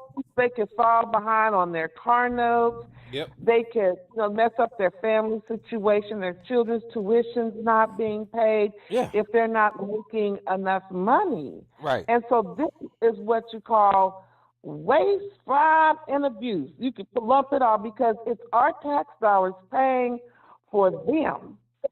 Now, be it federal it's paying for them to go pick up trash because there's nothing to do. Okay, it's really ridiculous. Yeah, and I don't know what kind of employer Sarge had that would pay him extra money for fucking deployment. I don't know who the fuck he worked for, but usually shut the fuck up. Okay, I'm gonna mute you again because I'm talking. See, this is why I mute you, motherfucker. Every time I talk, you cannot hold your goddamn. You can't hold yourself, nigga. I'm speaking. I am speaking. Listen, it is not normal practice for employees to pay goddamn soldiers for deployment. As a matter of fact, that's an opportunity for that job to make goddamn money because they ain't got to pay a goddamn employee. So I don't know what the fuck Sarge's talking about. But go ahead, Elisa. So Tyrone, can I ask a question? Normal. I said there was some. God damn, you can't listen. Tyrone, so I know my ex-husband, he got out on medical from the Navy. So he didn't do the National Guard. He was going to, had he not got out then. So I had never had any idea how that National Guard works. So let's say you don't get deployed. Let me ask, if you don't get deployed to do anything, I know you have to serve a certain amount each year. You have to do this, that. But do they get paid for that once a month, or do you get a lump sum? How does that work? Because I know a lot of people, a lot of his friends did the National Guard, and a good friend of mine, she did the National Guard after she got out of the military, because she said it was a little extra money, along with what she was earning, but if she wasn't deployed. So whenever whoever these National Guard are, whenever they came to Washington, that was their deployment. You don't have to go overseas to be deployed. So whenever they got to Washington, so they went on full-time pay as soon as they went on deployment. So they're getting full-time active duty pay as long as they're in Washington. What they would earn, they're getting the full-time pay of what they earn, but their rank is, correct? Yeah. Okay, and if they got good jobs and stuff, say they went to school in the military, they got good jobs making all this money. That's an employer they would have to really be bending over backwards and great employers to make up the difference, but that's not something that's Nobody normally does done. that. Sarge lied about that. Nobody does Oh, that. okay, because I never knew. Goddamn I never knew how motherfucker, it you better worked. quit calling me a liar, man. Goddamn, I'm gonna make a bet on it. Sarge lied. Let's make some put some money where your mouth is, Nobody motherfucker. does And that. if I can prove it, you gonna pay me. Hey Tyrone. I didn't say all employers do it. I said some do. A few. That doesn't mean everybody. And it doesn't mean for an indefinite period of time. It might be for a couple of weeks or a month. But there are some employers who will make up the difference in the employer's salary. They just give the employer the check, and the employer gives them a bigger check back. Well, I could say something. Why do you gotta say shit like that, nigga? You don't think that's possible? I think the But is that in the minority? That's in the minority, Sarge? I'm asking a question. I made it clear they're not the norm. Because literally, I can't say anything. Have a good night. I know. I know. Because you don't have to put up with these fucking blackheads like I do. Wait a minute, Miss Lady, don't go. I'm sorry. I was asking a question while you were speaking. Go ahead. I'm sorry. You determined to oppose me. Not interested in the fucking dialogue. I'm sorry. I didn't mean to interrupt you, Miss Lady. Did she leave, Tyrone? I don't know. Miss Lady, you still there?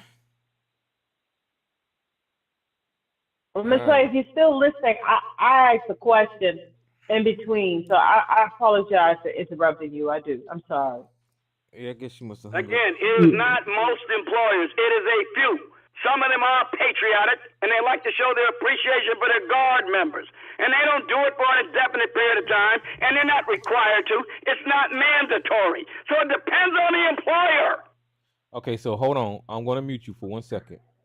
When Miss Lady called in and asked that question, you gave a response like the employer compensating these soldiers, like it was all the soldiers was getting compensated. You didn't say that, but you didn't answer the question about how these soldiers might be losing money by coming to Washington. Some of these soldiers could be making money, more money than they're making in Washington. So they are losing money, and that's what Miss Lady was asking. You just gave the answer like you got compensated, so that gave the impression like all of these soldiers are getting compensated. It wasn't until you got pushed on the goddamn situation to where you said some of them do, motherfucker. Most of these soldiers ain't living like that, and most of them ain't working for people. The majority, Tyrone, if they would, okay, listen. The fact that they're in the National Guard tells you that the National Guard is not going to pay them enough to eat. It's just for the temporary service that they doing. They're gonna have a regular job that's probably paying all their damn bills. Yeah. Probably putting their kids through college and everything. The little money that they make on the National Guard. To be fair, some of those soldiers are making more money than they would make it at home. Some of them soldiers were probably in between jobs, and this is a good paycheck for them. But some of them that had jobs are probably losing money. So you got to be clear about the conversation. I'm going to think, Tyrone, most of the National Guard are losing money. Most of them. That might be true. So I got to push back a little. The point of the matter is, when you're a soldier and you're called up for duty, it is common for you to sacrifice money. Ask the soldiers of World War II or Korea. Now it's common. That ain't the way you was arguing about it before. Active duty. Whatever. What is this, something new that's never happened before in the history of the United States Reserve System? Sarge, you full of shit. There ain't nobody gonna sacrifice no goddamn money. God, you motherfuckers are out your goddamn mind. Listen, you dumb son of a bitch. The reason that some soldiers go to combat and get deployed because they got hazardous duty pay that they give you in addition to fucking your money, and then they got combat pay that they give you an increase into your money, and then they got per diem. They pay these soldiers when they go to goddamn war extra money. So it ain't like nobody giving up no goddamn money whenever they get deployed. You sound like a fucking idiot. Hold on, Tyrone. You crazy in the Guard, crazy in the fucking shit house mouth. Damn, I know you heard me talking. Tyrone, does the National Guard qualify for Soldiers and Sailors Civil Relief Act? They do. Yes, of course they do. Yes. Damn. We can call active duty just like any other active duty. It's not a bit of difference legally.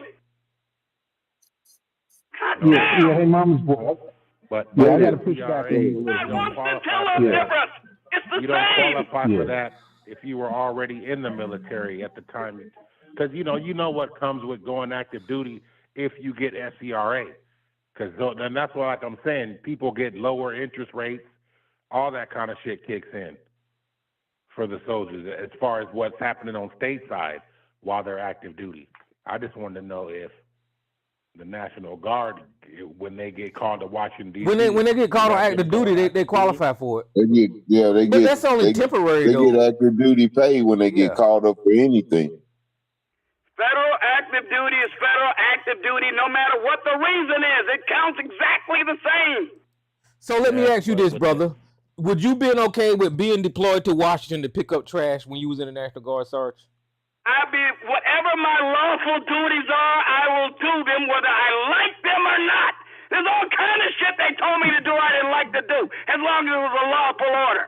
So if Barack Obama would have sent you to Washington to pick up I trash, don't give a fuck who the goddamn commander-in-chief is. I'm going to obey lawful orders. Yeah, Tyrone and mama's boy. You know, I got a feeling that Sarge is paid very well to shovel shit in Louisiana, to the point that they compensate him for shoveling, for picking up trash in D.C. Now you're going to tell me, when I tell you about my service, tell me you don't believe me, but now you're going to tell me what my service was. I was never stationed in Louisiana, Joe Neckbone. So that's a fact. I was never stationed in Louisiana, Joe Neckbone. Joe, just a slight pushback. I think Sarge would do it for free because he comes on here shoveling shit for free. So why wouldn't he do that anywhere else? You eat it up, Point don't taken. you? Point taken. And you eat it I up, don't agree you? You with like you. it with Tabasco sauce too, don't you? well, it just surprises me and every time. Go ahead, Elisa. Now I'm going to say just real quick.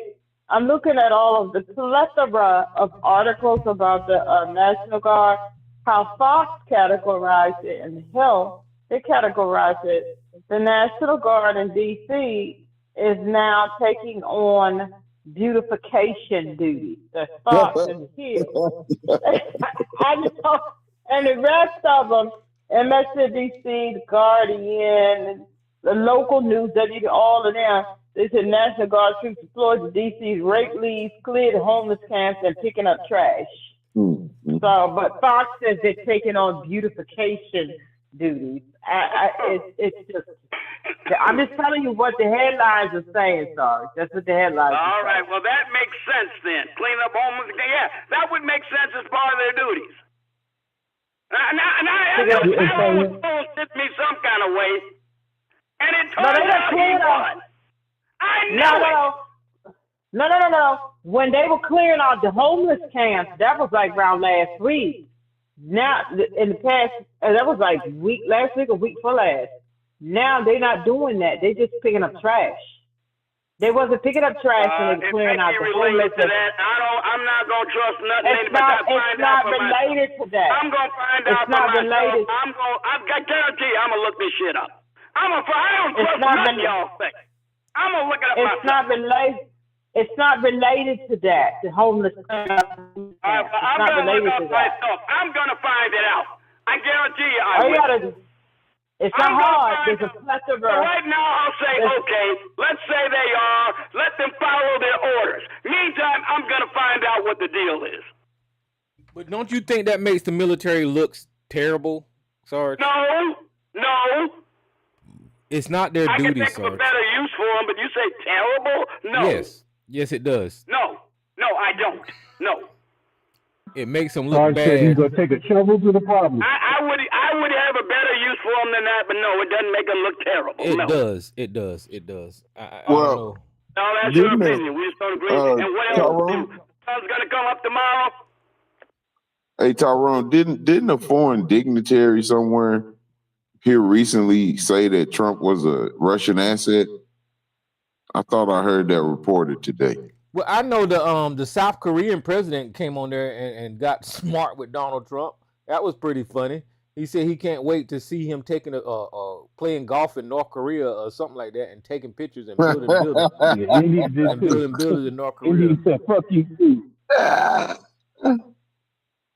Well, he already invaded North Korea and walked across the DMZ. Hey, and what other president has invaded North Korea on his own? Because he didn't invade shit. Your Yes, he president. did. He walked But across the DMZ. listen to the way he's describing it, Tyrone. This man's in a cult. An invasion. Wait a minute. Hold on. Again, I saw the cameras when I saw him walk across the DMZ into North Korea. Okay. Nobody's denying that, but that's not an invasion. When somebody's standing on the other side waiting to shake your motherfucking hand, that's not a goddamn invasion. That's an invitation, you dumb son of a bitch. What the fuck is wrong with you? Now this motherfucker gonna play semantics with you now. He gonna play semantics with you now, Tyrone. He finna play semantics with you now. You're damn right I'm playing semantics. So does the treaty. That's what a treaty does. It's all about semantics. Yeah. Well, it's after 12 o'clock. Let me open the lines. I'm gonna open the lines. Yeah. Q&A session is over. All participants are unmuted. Like I said earlier, when you give people a conviction or a common enemy, they will work on your behalf for free. You heard it tonight. Yeah, I did. What the hell is that supposed to mean? Is that supposed to be a response to something? No, something me and him were speaking on. As a matter of fact, it's related to that hypothetical question. It's a black thing, Sarge. You wouldn't understand it. Not your kind of black. That's for goddamn sure. Sarge don't give a damn. If Donald Trump put on a crown tomorrow and nominated himself to be king, Sarge would suck that shit up. I mean, you just steadily bending that. This guy go along, violating the Constitution. I know when you got to lose an argument, you go all Sololinski on me, motherfucker. You ain't got a goddamn thing. Sarge, he violated the Constitution with that flag burn shit. I mean, that's bullshit, man. No, he didn't. I'll tell you what, let's see what happens the first time you arrest somebody on that executive order. It ain't going nowhere. The Supreme He Court deserves already to lose on that one. I don't like it, but you think I'm going to abandon the rest of his agenda for this? Hell no. I don't like people burning the flag anyway, even if it is against the Constitution, to not let them do it. The Supreme Court has already ruled on this, and he made an executive And what order. did I say? I said he shouldn't do it, didn't I? I'm not going any further And that's than why that. I said that you bend. I'm not going any further than that. You can do it all you want to. That's why I say you bend. You don't really support the Constitution. And that's why I say you full of shit. And you let the country be invaded by 14 million illegal aliens and not say a motherfucking thing about it. And you talk to me about a fucking flag. Well, you're deflecting. You're deflecting again. Not anymore, it's not. Thanks to Donald Trump. You're deflecting. You know what You're deflecting again. Nobody was talking about no aliens. But I was talking you're about. You're trying to distract me with a fucking flag and ignore actual invasion. I actually bought that top it up. I saw what you just did. I bought the top it up and you deflected. That's what just happened. That's exactly what. You're goddamn skippy out there. It was well deserved. If I was an adversary of America and I'm seeing the National Guard picking up trash, you don't think I'd be like, maybe these motherfuckers need to get a punch in the nose here because they don't know how to use their army and they don't know how to appreciate their army.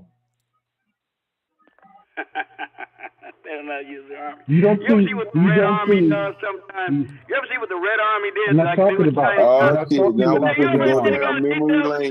We're on our way down memory lane now. Have you ever seen what the Red Army in China does? Nobody talking about the red goddamn army. They're picking crops in China. Nobody. That's China, motherfucker. We're talking about America. Oh, well, he just said nobody else does it. He doesn't know better, does he? This is America. Okay, remember that. You should know that. This is Wait a minute. America. He just said nobody else does that. He's wrong. Picking up trash, Sarge? When did you see the Red Army picking up trash? Crops? Picking crops? No. Picking crops? Hey, at least picking up trash keeps the rats away. The Democrats seem to like rats, but they're like criminals. Is one thing. The soldiers now we're throwing shots. He done ran out of argument. He throwing shots. Yeah. Soldiers from Roman times. Let's step up on some fucking facts. Let's talk about the crime rate in D.C. now over the last 2 weeks. You want to step to me the crime rate was going down in D.C. long before Trump showed up. Let's talk about about some motherfucking facts, You goddammit. ain't finna talk about Hey, facts let's do either. it. Go You ahead, ain't Joe. got the guts. You ain't Go got the ahead, guts. Joe. Soldiers You have ain't got the always been motherfucking Joe farmers was in the middle of goddamn talking. from step up ancient to me and times. let's talk about some Yeah, goddamn facts. You fucking rude from old ancient peckerwood. times. Oh, Let you Joe ain't got finish. shit, nigga. Yeah, You're outran. You're yeah. outboosted in a battle All in which right, you're utterly disarmed with me, Let nigga. Joe You finish can't even talking, begin man. to compete. God Yeah. damn, let Joe finish talking. From ancient times, Oh, no, soldiers no, have I'm waiting for always you, been motherfucker. farmers. I got Oh, the shit. God I got the Yeah, damn, baseball let bat Joe full finish facts for your talking, ass. man. Right upside your goddamn Let head. Joe finish talking, man. yeah, God damn. yeah. From ancient times, soldiers have always been farmers. Always, Sarge. You know this. I don't know why you acting like this is some big deal. But picking up Okay, trash, look, you guys want to cleaning make this big monuments, deal about them picking up trash, not me. You're the ones making a big deal out of it. I say let's make the big deal out of it then. You're the ones that want it's this not a big fight, deal. not me.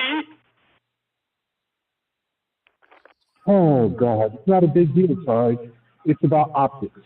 And the optics I'm the are one trying really to say embarrassing. something. You keep coming Oh, back there God picking up damn. trash like it's some kind of big Well, fucking I deal. thought Joe was Like talking. it I thought Joe negates was talking. everything else Was they've you talking, Joe? accomplished. Yeah, I Was thought you Joe was talking, talking. Joe? Just You let was Joe talking, Considering, cool wasn't down, you? Sarge. Okay, go I back. tell Finish you, talking. it doesn't Let matter Joe in cool the down, overall Sarge. scheme of God things. damn. It is Let Joe get to the relatively Oh, period. man. meaningless. Let Joe I get to the could have period, sworn nigga. Joe was no, talking. that's not. Yeah, This nigga sounds nothing like considering Joe. our next adversary is watching us. They've already seen us abandon our allies when things get tough. Now we have our soldiers picking up trash. This is not a They're good doing look for police America at duties, all. man. Police duties is considered a downgrade for most armies. What are you talking about? The very fact they're doing police duties is a downgrade for most armies in the world. Again, the point being, our next adversary is watching us carefully. They've already seen us abandon our allies. They've already seen that. They know if they stay in the fight Even longer most than we soldiers do, we will consider beat doing it police up. duties a We will beat downgrade it up. I that could have has sworn never that in the was history of that ain't any Joe voice country in right the there. world prevented armies from being employed as police when it is necessary. Never, not once. Never. This is not, they are not doing police work though. They're picking up trash. Again, sir, they were doing police work. That is considered a downgrade in any No, armed they force in were the not. world to do police work. No, they were not. They've never done Well, police you know, work the on very these fact shores. they're doing any sort of police work at all is a downgrade. But they're not doing police work. Okay, They're not so doing it. picking up trash may not be police work, but going out is, I see They them not out on be. the street So with their May Marcus not. gonna kill the SM-119 debate. pistols at their side. They are out on the street, and the Yeah. ones I saw were carrying Picking up rucksacks, trash and they did not have may trash not be bags in police their work. hands. Did this motherfucker just say picking up trash may not be police work? May not be. When have you seen? Well, if Yeah, one yeah. of their duties is picking up trash, and you want to keep making a big deal out of it, you can be my guest. Just a minute ago, I said I wanted to talk about the other things because This you were the guys motherfucker making a here, big man. deal out of the trash pickup, Picking up and you're trash still may stuck on not the be fucking police work. trash. You guys are Yeah. still stuck on the fucking trash.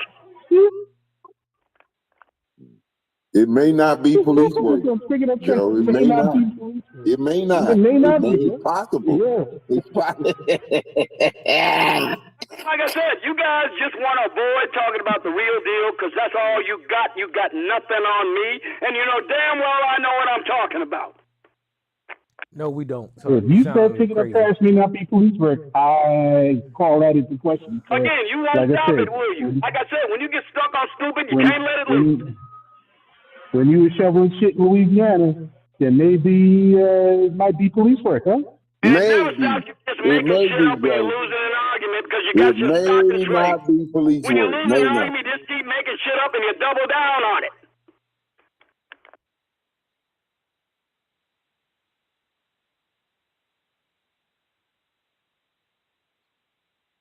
Maybe the shit Sarge say may not make any sense. Maybe they'll give him medal for this. Maybe they'll give him medals, man. Wouldn't it be cool? This level of conversation right for the now rest you're of the doing night. it So for it free. is, I'll tell you what, I'll leave you guys to it because I'm not interested. It's boring. I'll see you later. Take care. Everyone. Hello, everyone. Sarge, Hey, don't leave because I came on. I'm leaving because these motherfuckers are so goddamn boring. They keep saying the same shit over and over again. Do you want That's to hear it you. all night long? I don't. He done said the same shit 50 times. Talking about Yeah, because you weekend. keep doing it. Goddamn it! That's what gets you. You never take account of the shit you do you? Goddamn repeating Fuck it. Good night, Antoine. This ain't fucking gonna work. I animal. can't do this. I'll talk to y'all later. Bye. It was nice talking to you, though, even if it was brief. Hang up. And it's nice talking to you, Sarge. No, it wasn't. Yeah. Well, hello, everyone. What's up, Antoinette? Oh, my. Yeah, hello, Anthony. Hard to follow that shit up, huh? I get it. Yeah, wow. I don't get the logic, man. If you are a proud Marine or a proud soldier that has been in war, and you see your brothers picking up garbage, and you don't have a problem with that, I don't get that. I mean the National Guard. The National Guard the National Guard is here for national disasters and stuff like that. So there is an element of them cleaning up in their duties and all that kind of shit, but it's not just to be basically cleaning up a city like a fucking sanitation worker. That is not what they got people for that. They got people for that shit. Yeah, I thought they had the prisoners go out and do that. Tyrone, you know the reason why they had them out there, so they wouldn't be seen standing around with nothing to do, because they got nothing to do. Yeah. And they don't want them. They don't want the camera to catch a soldier standing around looking like they got nothing to do, because they got nothing to do. So they gave them something to do, and gave the camera something to see. Yep. It's hard to be ashamed of himself to see his fellow soldiers out there used like that. He should be ashamed. It shows you that head chef don't know what the fuck he's doing. I don't know what the fuck. Him nor Trump don't know what the fuck they doing with them damn soldiers. Yeah, National Guard has a proud history in this country. I ain't diminishing them at all. They've been at the forefront of every natural disaster. And I've seen them at work firsthand in Katrina. But to have these dudes picking up trash? Come on, man. No. Not only do they do national disasters, they go full time and fight in wars too. So they do got a proud history. The Sarge will be out there, instead of fighting for the soldiers, saying that they didn't need to be out there doing that dumb shit. He'd be out there making them do it. Serve your president. Pick that trash up.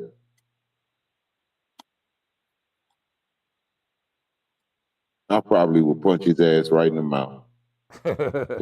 Take my charges. I wouldn't be picking up no trash. They'd be taking me to jail. But yeah, that's where we at, man. And ain't no telling where this damn thing gonna land at, because Donald Trump is going full force. Him and Project 2025. So I don't know. There ain't no limits to this motherfucker now. Well, he got some court cases against him, but he gonna ignore that shit. Yeah, that shit don't stick, man. I mean, if one thing I learned with Donald Trump is that I don't give a fuck.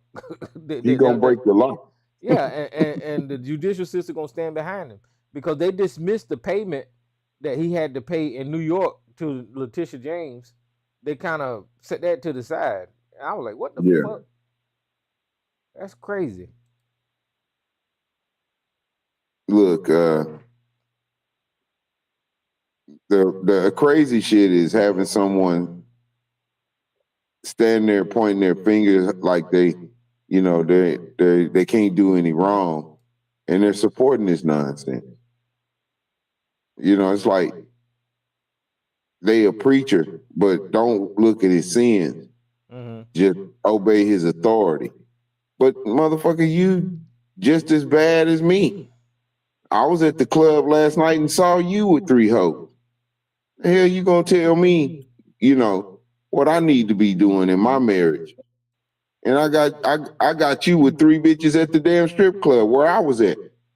Yeah, I ain't never seen this country like this, man. This is crazy. I mean, it seems like the whole damn Republican Party is in a cult. They are. We just heard one forgiving Donald Trump. Got his compadres, his fucking, you know, it's some National Guard motherfuckers out there that probably came from his unit out there, because you got dumbass motherfucking states like Mississippi and shit like that sending their National Guard out there to do nothing. And South Carolina, this is one of the first. That's fucking ridiculous, and you know it's political theater, and Sarge should be against, you know, his fellow soldiers being put in that you know, that political theater. Soldiers are apolitical. They don't have, you know, you're not going to see them affiliate, but they done changed it all now, Tyrone. I mean, you know, well, they done drank the Kool-Aid. Sarge is too weak-minded, and all he don't give a fuck about none of that shit no more. All he care about is supporting Donald Trump no matter what, and owning the libs, owning the Democrats. That's all they give a fuck about. That's important for him. Yeah, to have something to say to a liberal. That's important for Sarge. He got to have something to say. Yeah, that's why you can't have a conversation with him nor ABC. It's always, they got a narrative, they got an agenda, they got their talking points, and nothing is going to change that. They both head cases. Yeah. The majority of the Republican base is like that, man. So I don't know. That's why I say I don't know where this country is going to go. I don't know where we're going to end up at. But if they are able to complete whatever they're doing, then this country is fucked. Because if they're able to fuck Democrats out of House seats, and they're able to convince governors to follow along, they're able to convince these corporations and these institutions to continue to follow along, this country is fucked, man. They can't govern, Tyrone. Huh? They can't govern. They don't know how to govern. They don't. I said that a long time ago. They do not. I can't believe it though. Like what if it was a Democrat? What if Joe Biden has did a portion of the shit that Donald Trump is doing? They said that Intel, was it Microsoft or Intel, allowed Donald Trump to own 10% of the damn corporation. I was like, what the fuck is the government doing owning a private company? Tyrone, what Republican would be sitting still for an American company to get bombed in Ukraine and America don't respond to Russia? What Republican would control themselves if Barack Obama didn't strike Russia back for hitting an American company and destroying it in Ukraine? You couldn't sit them down. Sarge would be blabbing. You wouldn't be able to shut the motherfucker up. And Donald Trump is the weakest president. I mean, did you see how he was all giddy when he rolled out the red carpet for Vladimir Putin? Dog, he looked like, man, he was already on his knees. That was sickening. I felt sick to my stomach when I watched that, him clapping at him as he walked off his plane. I don't even see how you could back Donald Trump after that one. And you call yourself some sort of constitutionalist, man. You didn't throw the fuck up seeing that shit. Then a couple of days later, he purposely targeted American company and blew that bitch up. That's crazy. And Trump didn't do a damn thing. Oh, yeah, Trump he did. He did. He stood in the Oval Office and held up a picture of him and Putin. Yeah, him and Putin. Talking about, see, me and Putin, with your company getting blown the fuck up over there. That's why I had to disengage, man. I don't know. This is crazy. Yeah, I did too. I don't blame you. About J.D. Vance, he did the Sunday shows, and he was like, "Well, it's war. Things like that happen during war. It's just like the hypocrisy, the lying, the foolishness is just off the chain. That's why we going down the drain." Yeah. So I really do hope the Democrats make some type of maneuvers and put somebody up there that's going to turn this country around. But if not, we fucked. Mm-hmm. And it's just not all the bad moves that make it. The country, the economy, inflation, the job losses, steady skyrocketing. It's just pathetic. And then I was at CNN. I was watching. It was like how many companies with all of this tariff foolishness has done. He be just lying. Has They ain't signed one deal, admitted Alicia. and They been, ain't signed I one know, deal. or bringing any They ain't type of signed one. companies or manufacturers back to the United States. Zero. So not only are they screwing up the One deal. country, we're going to be in a tailspin and broke, and these rich people with their taxes, just all the just $1 trillion added on to the deficit. The country's going down the tubes. And somebody's going to talk about China. They sitting back laughing. They're sitting back laughing. Oh yeah. And whatever that is, Putin got on Trump. He's sitting back. Finally, I'm able to help destroy the United States of America. And you got people going along, and that's what's happening. The country's being destroyed. And I mean, literally, before our eyes, the country's being destroyed. And we wondered what it was going to look like. Well, here we are. Yep. Hey, Tyrone, if I would have told you back when I first showed up at TRS, if I would have told you that in 10 years, you're going to watch Sarge tear America apart by his own fucking hand, would you have believed me?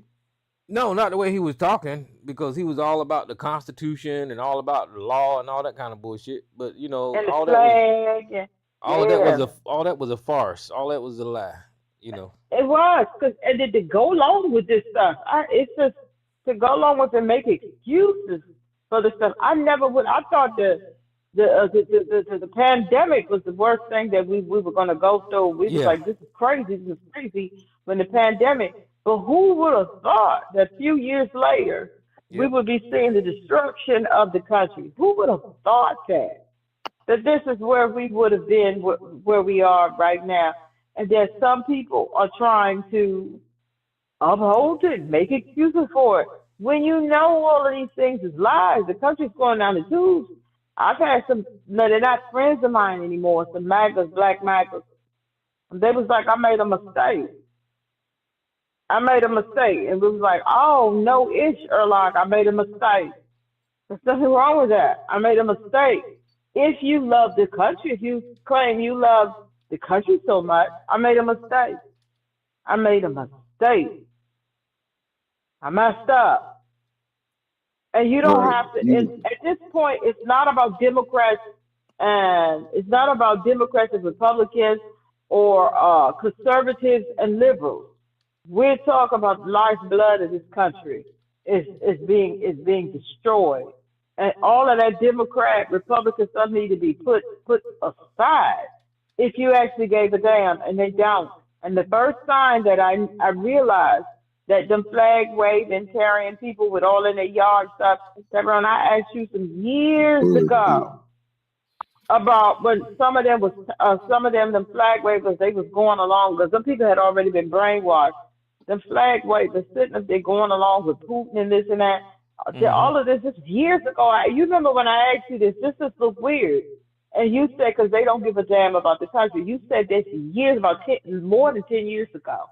Mm-hmm.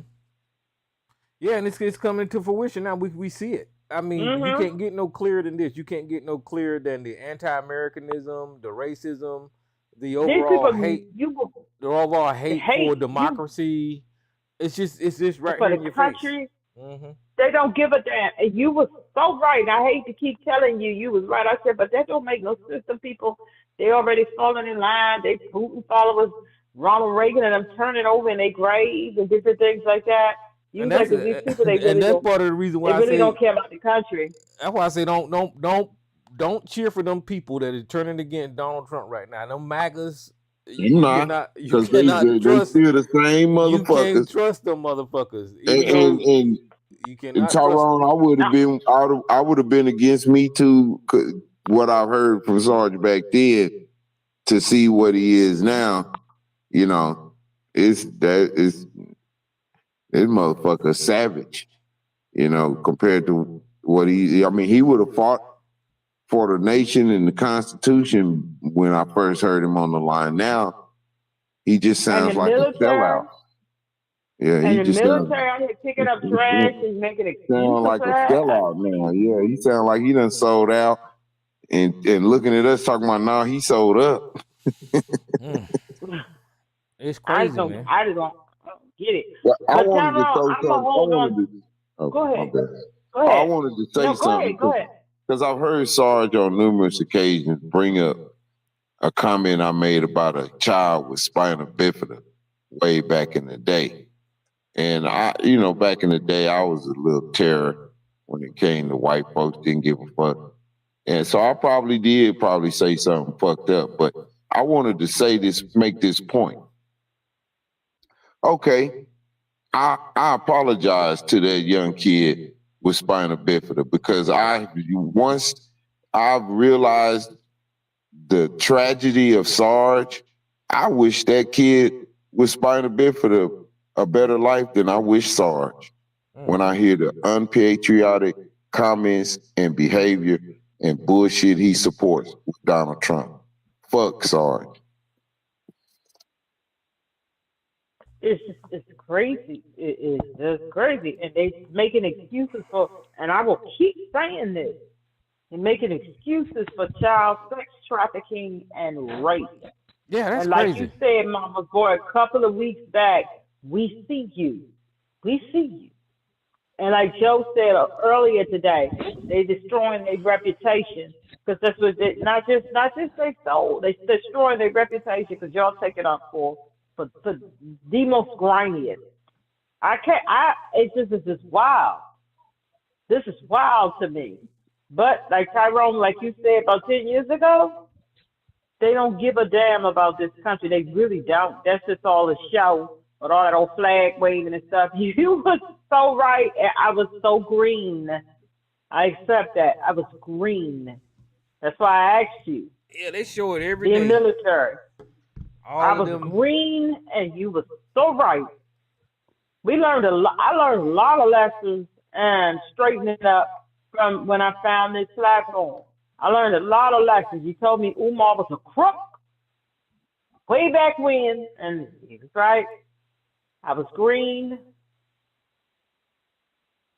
Yeah, but you listen, y'all. I'm about to get off here. Appreciate it, Lisa, Mama's Boy, Me too. Joe, Joshua, Sister Nobody, Howard. Well, and before even you go, Tyrone, this is Adawa. Good morning, everybody. I just wanted to say this. We have been talking a lot about what we're seeing going on in the country and what's happening to people, how our community is being devastated. And a lot of the actions that are going on is a direct hit on our communities.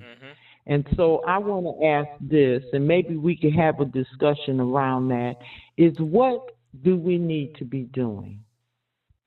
What is it that this time is calling us to do? So that we keep moving forward. We've experienced this. Our ancestors have experienced this system of white supremacy. What is it that we need to be doing to become more cohesive and to secure our community?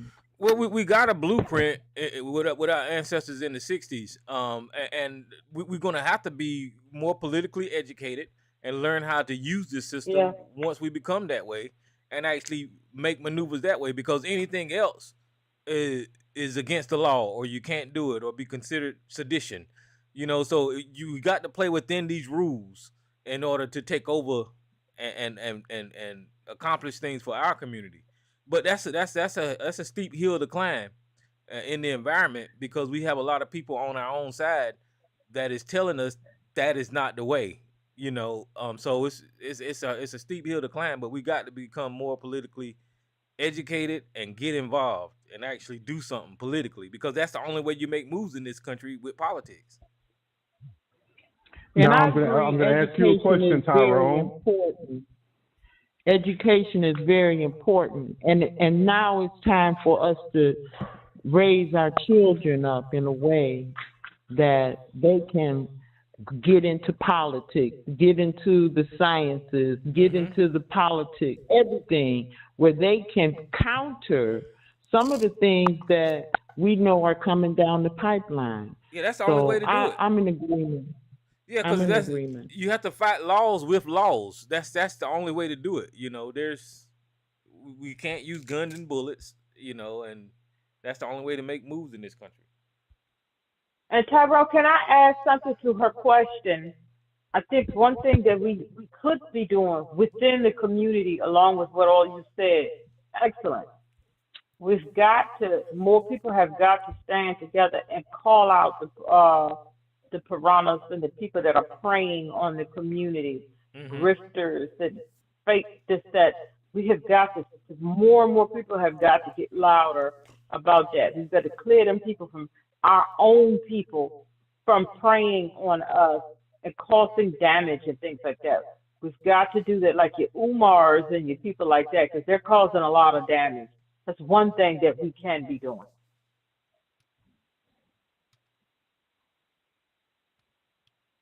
Are black people a monolith? No. No.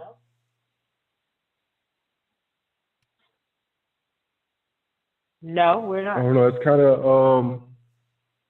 kind of a contradiction when you say community and what we need to do as a people, when us as a people we don't all think the same.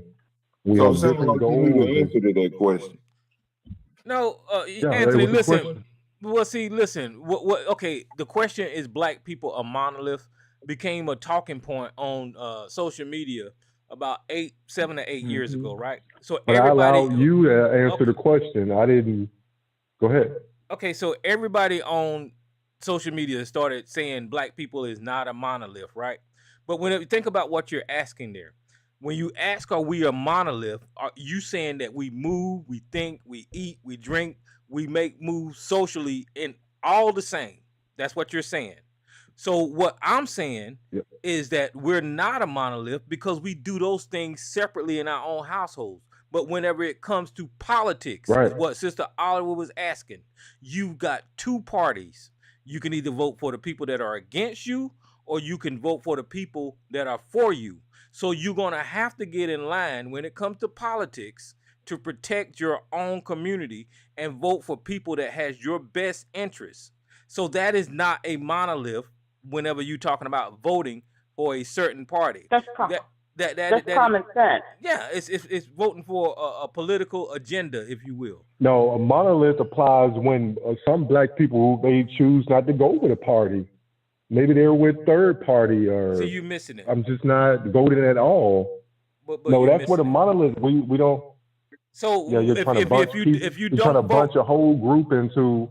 okay, go ahead. If you don't vote at all, right, or if you don't vote with a party, what you are allowing the other side to do is win. You understand? But we don't want them to win. So our mindset, whenever it comes to this monolith thinking, whatever the fuck, is to we need to be involved in politics. That's why Ottawa asked the question, because we're at a point now. Well, you agreed that we're not, though, Tyrone. No, I never agreed that we're. So that applies across the board, even with politics. We're not going to think the same and agree on. We're not going to vote the same. That's what I was trying to tell you, is that you're confusing that whole slogan about being a monolith and putting it in politics, and it shouldn't be included in a conversation like that. And Tyrone, can I answer what I said? You're asking everybody to roll with being a Democrat. That's making everyone a monolith. You don't have to be a Democrat. No, it's not. You don't have to be a monolith to know when you're being targeted. If you want every black person to think on accord, like, no, that's not. All black people think the same when it comes to being a Democrat and politically. You're asking black people to be a monolith. Like, you can't say on one hand that we're not, but on the other hand, agree that we should be. Anthony, you got to let her get it out. Okay, if someone is standing up on the corner and got a machine gun, and you got 50 black people, and no, they're not a monolith. They all think different. They all know common sense to run and hide, and they to run and self-preservation. You don't have to be a monolith to do that. What you're asking is kind of like apples and oranges, and it doesn't make sense to this conversation. And as I was saying, people that are no, it doesn't. People who are predators in our community. Someone's taking advantage of you. I'm only saying that we're not a monolith. You don't have to be a monolith. Is the show still going? Like, can other people make comments and not be? And you don't. No, wait a minute. And you don't have to be. We don't need everybody. We don't need everybody. We just need a majority. That's all. Whatever the percentage is for the majority, that is what we need. And you talking about monolith. If somebody's standing on the sidewalk with a machine gun, the overwhelming majority is going to take cover for self-preservation. Monoliths don't play into that conversation. It does not play into that. Well, that is human We're only talking about black people here, though. We're not talking about human as a whole. We're talking about black people. Yeah, but Andy, let me put it to you this way. Can I say right? something? Yeah, go ahead, Anthony, please. The ones that are out there with the guns and things like that, they're not Republicans or Democrats. They're just young people that are acting foolish. They don't have a political stance. They're not fighting a political war. They're just out there. So to put it all on the Democrats and, that they're against the Republicans and stuff, they're not thinking about that. Yeah, it's kind of like I think politics. They're not the majority, and that's not the majority of us are out committing crimes and acting foolish. So we're not all of us that are not doing that. We're not a monolith, but we're not out doing those things. Not the majority of us. Well, give me a second, Anthony.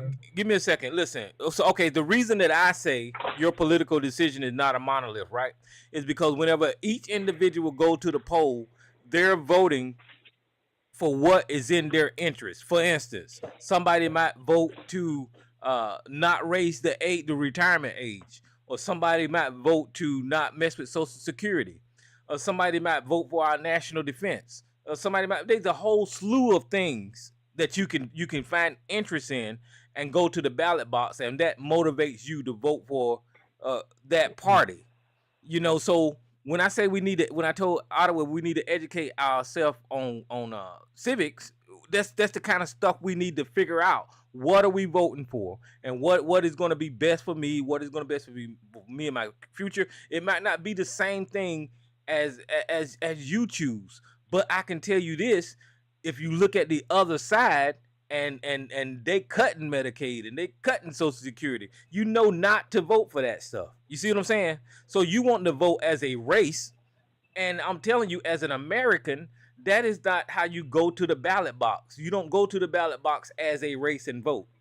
At the end, I agree with that. When it's all said and done, you can't have both. You can't have both, man. You can't. On one hand, you can't agree that we're not a. The exit polls will show you. The exit polls will show you if black people vote for what's in their best interest, they will generally vote for the same fucking party. That's been the way it has always been. That's subjective, though, man. Like, you can't determine what another person's best interests are.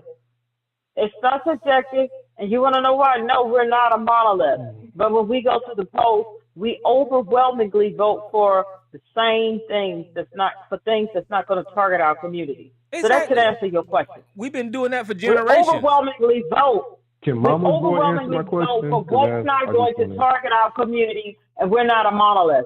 So that should answer your question. I want that. I want to know what you think about it. Yeah. Let me just say this though. Is this that contrarian thing you got going on again? Because it seems like, you want to always be the contrarian guy, and I don't know why. Nah. But if it's for the sake of conversation, okay. But at least say it's for the sake of conversation. Having said that, a rising tide floats all boats. Policies that affect the least of us will benefit all of us. We don't have to be a monolith for that. So policies that work against us do work against us as a monolith. Jim Crow laws did not distinguish between blacks. They said blacks, period. So when they enact legislation and laws that are negative to us, yes, they are affecting us as a monolith. All right. So to counter that, we have to support legislation that affects the least of us at minimum. Because if you can rise the least of us, those of us who, or I should say, those black folks who are at the top of the ladder will always benefit. Just like Sarge, we don't agree with Sarge. The Sarge has clearly said, if they give reparations, I'll be first in line. Have you ever heard him say that? He says it all the time. He doesn't lie about that. He says, if they give reparations, I want all of mine too. Why? Because that rising tide floats all boats. And so that's how you have to look at it. You don't have to be a monolith. You don't. You don't have to be we don't have to be a monolith to vote what's not in our to vote against what's not in our that wasn't my point though. So when we criticize others like for being Republicans or however they choose to go, like agreeing that we're not a monolith, you should be okay with that because you agree that and you're okay with us not all being the same, right? So that should apply across the board. Yeah. That was my point. That was my point. Yeah. If folks are criticizing Republicans, it's because Republicans have proven over and over every day that our best interest is not on their agenda. It's not. You know, and so you can. Yeah, but that's what I'm saying. You can't have both. When you agree that we're not a monolith, you can't decide what our best interests are. Hold on. Now you can point the finger and say, "Oh, well, the Democrats don't have our best interests at heart either." Yeah, you'd be right. I would not disagree with you. However, I will never vote for a party whose stated agenda is to dismantle the gains that we've had. I will never do it. Just like I had told Sarge a long time ago. Hold on, let me finish, and you can have it off. I'm getting ready to mute myself because I'm annoyed. But just like I told Sarge in ABC, if I start saying stuff that mirrors what my opposition says, then I need to check myself, not them, me. So I will never support a party who is actively working at dismantling the gains that we've got. So go ahead, sir. I'll listen. But that was my point. That's why I was saying you can't have it both ways. Like, because when you, and I lost my train of thought. I'm trying to pick it back up. Okay. Go ahead, Miss Ottawa. Go ahead. No, I don't have anything to add to the conversation. Well, you make your gestures known. You make it known. Like, Hello, Sister Ottawa. Forgive me for not speaking. Hey, Sister Antoinette, I'm glad to hear your voice. Oh, thank you, and thank you for being there last night. I truly appreciate it. I was glad to be there. It was a good energy. But saying that we're not a monolith is agreeing that we don't all think the same. So you can't, on one hand, you can't say we're not a monolith and get mad when a person decides to be a Republican. That was my only point. Like, if you truly believe that we're not a monolith and you're okay with that, you should be okay with black people doing their own thing. We all don't have the same interests. Okay, you don't get the picture. I don't know what the hell is. And the people who don't, and the black people who don't have the same interests as you, they're called coon or they're shamed into, I don't know. Well, I mean, you don't That's get not the me being a contrarian. But when you say we're not a monolith, that means that we don't all have the same interests, right? I just gave you an example how you can go to the poll and not think like the next voter. I gave you several examples about Social Security, about Medicaid, about the retirement age, about different things that you can vote for that you can be considered not to be a monolith. But whenever you take it to the other side and say black people can vote for Republicans, that's when I'm saying that you're taking it too far, because the Republicans in power right now is taking down historical black fucking things out of museums. They're attacking black towns. They're putting military in black towns. Donald Trump is firing black people out of government. So whenever you saying black people can vote for the Republicans, why is that even in your mind right now? Whenever you see what the Republicans are doing to black people, it makes no sense to me. You're right. I like that. Right. So you're basically saying that we should be a monolith, and you agree that we should be, right? I'm saying that you are a Black American, and as a Black American, open your eyes and watch what the Republicans are doing to Black people. And if you agree with it, then by all means, sir. But don't try to convince people, other Black people, to harm themselves by putting themselves in the line of fire with these Republicans. Because right now, the Republicans don't give a shit about Black people in this country at all.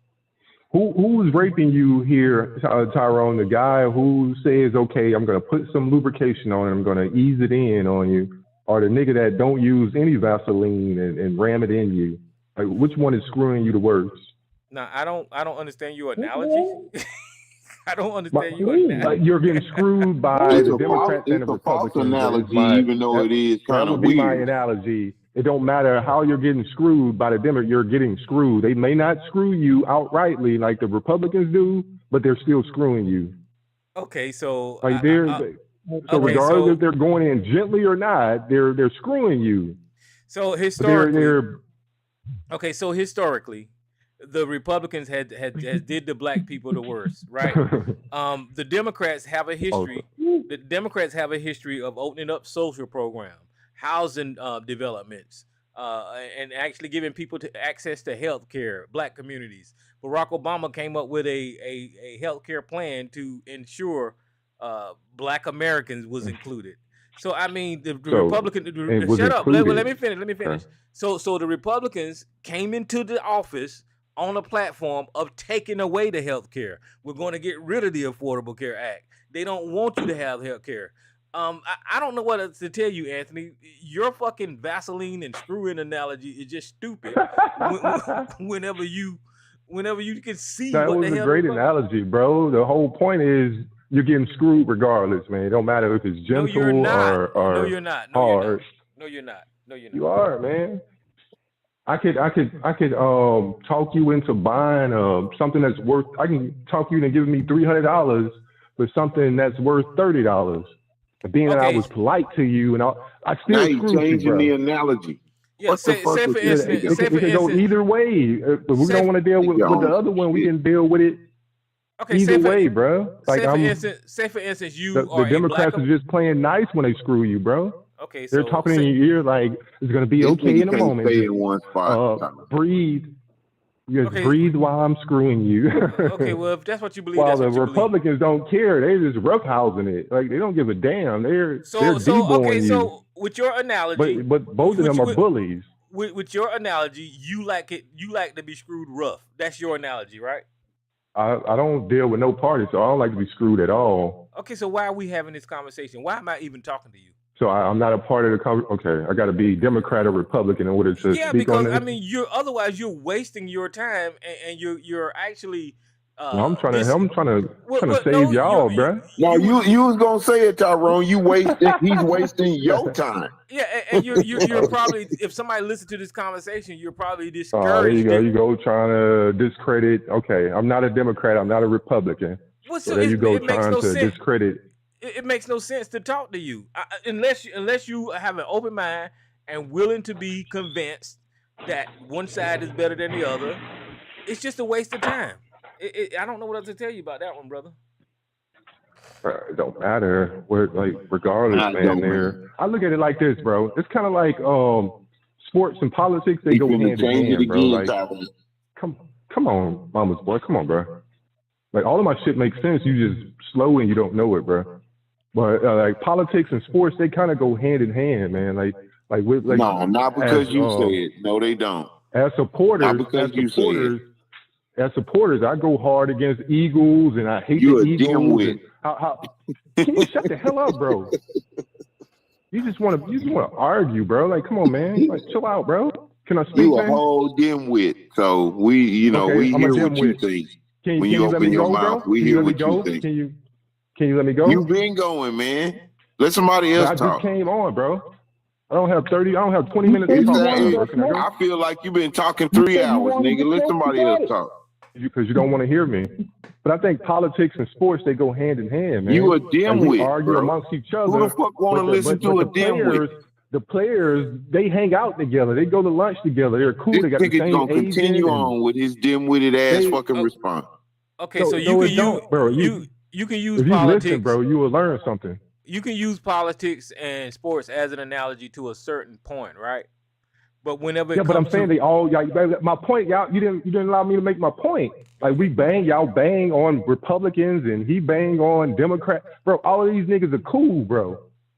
okay, so Like they all hang out together and mingle together while we the people argue and bang like it's a gang or something. Like, bro, these are employees. They work I together, told bro. you it was weak, Tyrone. I told you it was weak. okay, so if Bro, you're that using it could be weak, bro. if you're using your sports team's analogy, you can only use it to a certain point, right? Because you can only use sports to a certain point because in the end, sports don't increase food prices. In the end, sports don't cause medicine to go up. So there's a real world effect that actual politics has on our community.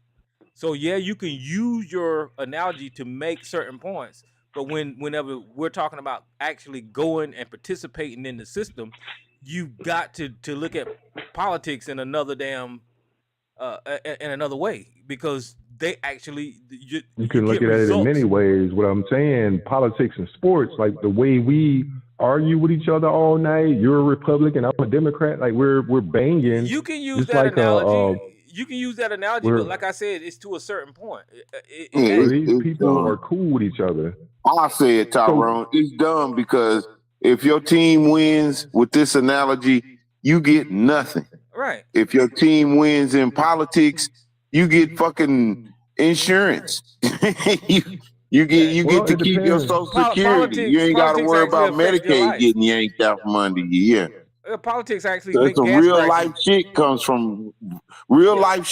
from participating and voting. But we're Not a talking damn about how thing they're comes out of similar and participating how in people sports. respond to it. Well, not, we just come on, bro. agreed that to a certain point, your analogy can be politics, right? But you got to let it go. You got to realize when you can't use your sports analogy. You can't use your sports analogy all the way to the end result because when that game is over and that team is won, you don't get nothing but to turn off your goddamn TV. But when the game is over in politics, you either get higher gas prices or lower gas prices, depending on how you voted. So that you can't use that Yeah, if analogy. they keep their promises, yeah. Nah, it's if. His analogy fell out the window, so he want to change it up. During the campaign, they're making a lot of promises that they don't keep. So tired of playing with these dumbass niggas. Yeah, they're not cool with each other like you think. You know, I don't know why you get that. I don't know where you get that. They're homies or anything, but they go to dinners together, man. Do you know why they go to dinners together? Because they're in the Do you same think damn it's because circle. they're friends? No, they're not. You think it's because they're friends? You think it's because they buddy? No, man. Apparently, you never really negotiated a really big deal. So do they hate each other? They don't hate each other, right? No, it's not that. It's a negotiation, brother. Like I said, apparently you've never negotiated a very big deal or even an employment contract because you usually do it over dinner. Why? Because people are more relaxed in that environment than they are in an office, brother. That's why they go to dinner. That's why they have gyms where they're all working out. They are trading with each other. I'll give you this, you give me that. That don't mean they're friends. Don't mean they're buddy. They're not sharing urinals together. It's about being able to get what you want, while at the same time that guy on the other side has to get what he wants too, because they all have to answer to someone. You mean to tell me that so you said you had a call center, and I'm going to use it just as a small example. When you negotiate a contract, you don't take your client out to dinner? You've never taken your client out to dinner? I'm asking you a question.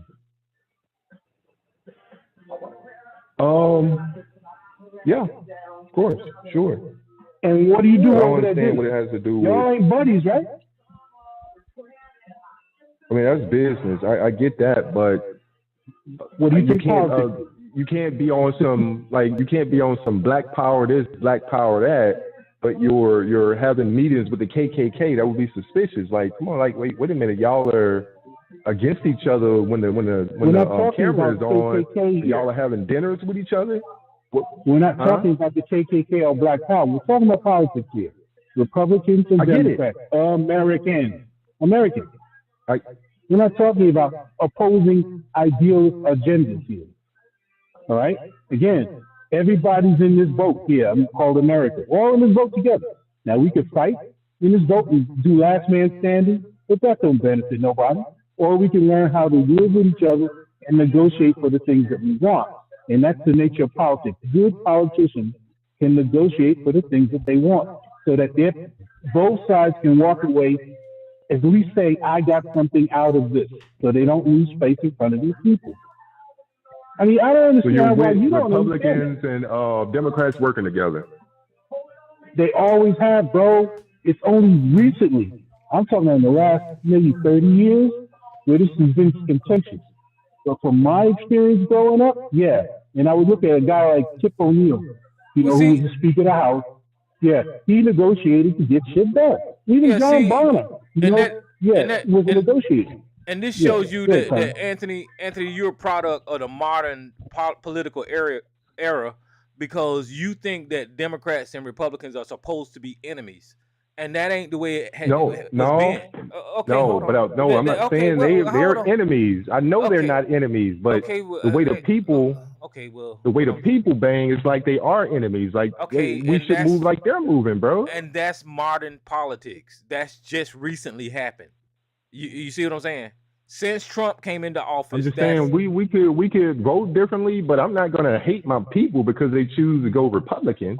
Like no, like Sarge is a Republican, but he's still a black man. And I'm just saying y'all go real deep with it. If a nigga have a different opinion on here, bro, it's hard.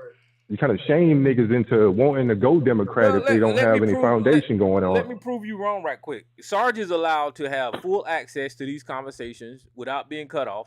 So whenever you say we're going at Sarge, we allow Sarge the opportunity. We allow Sarge the opportunity to speak. So what you're saying is just not true.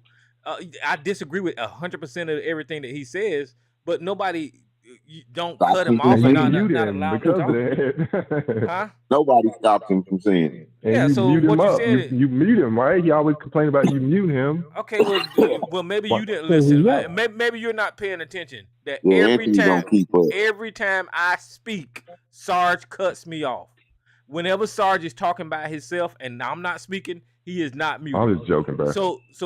Okay. Well, I just wanted to make sure you. Man, goddamn, now you joking. You and Sarge been banging since before Obama was in office. Can we get some? Yeah. I'm just saying, Mama. Tyrone, can you tell this nigga Mama's boy to chill out, bro? When there's a problem, okay, bro, you can pull out your machete and do what you need to do, bro. But if there's really no problem, like, pipe down and stop making little smart comments in the back that would prompt me to respond to you. Then the call turned into bullshit. Now I'm the bad one. Like, bro, like, chill out, man. God damn. Every time you hear me, you be on that bullshit. Bro, when you hear me, you don't got to be on bullshit every time you hear me, dog. Come on, man. This shit corny, man. Go ahead, Tyrone. This nigga forecasting. Huh? I was done. Yeah, I'm not always on board. Sometimes I call in. I may want to poke here and there, but I didn't call in trying to do that tonight, bro. And when you hear that, you have every right to come at me, but not tonight, bro. And not the other nights that you keep just coming at me and trying to make something out of nothing, bro. Like, shit is corny, man. Nigga, you asked for it. You said, I want Mama's boy to respond. Then he responds, and now he's crying. I just wanted him to respond. I'm talking about him responding to my question, not throwing insults in there and trying to provoke me in another way. I'm trying to have a dialogue here. He's gonna respond in the way that he feels like responding, bro. You asked for it. He don't really want a dialogue because he know it ain't going nowhere. You're throwing insults in there, man. Let's just, like, niggas need to grow up, bro. I said, are you sure you want that? You're like, yeah. I want Mama's boy to respond. Now you got it. I ain't interested in a chin strap chat. You want to argue? Try to warn them, nigga. Well, listen, I'm getting ready to get off here. So YouTube, listen, I'm getting ready to shut y'all down, and I'm gonna leave the lines open so you guys can continue this conversation. YouTube, if you want to call in, call in. I'll talk to y'all. Be doing too much, Peace man.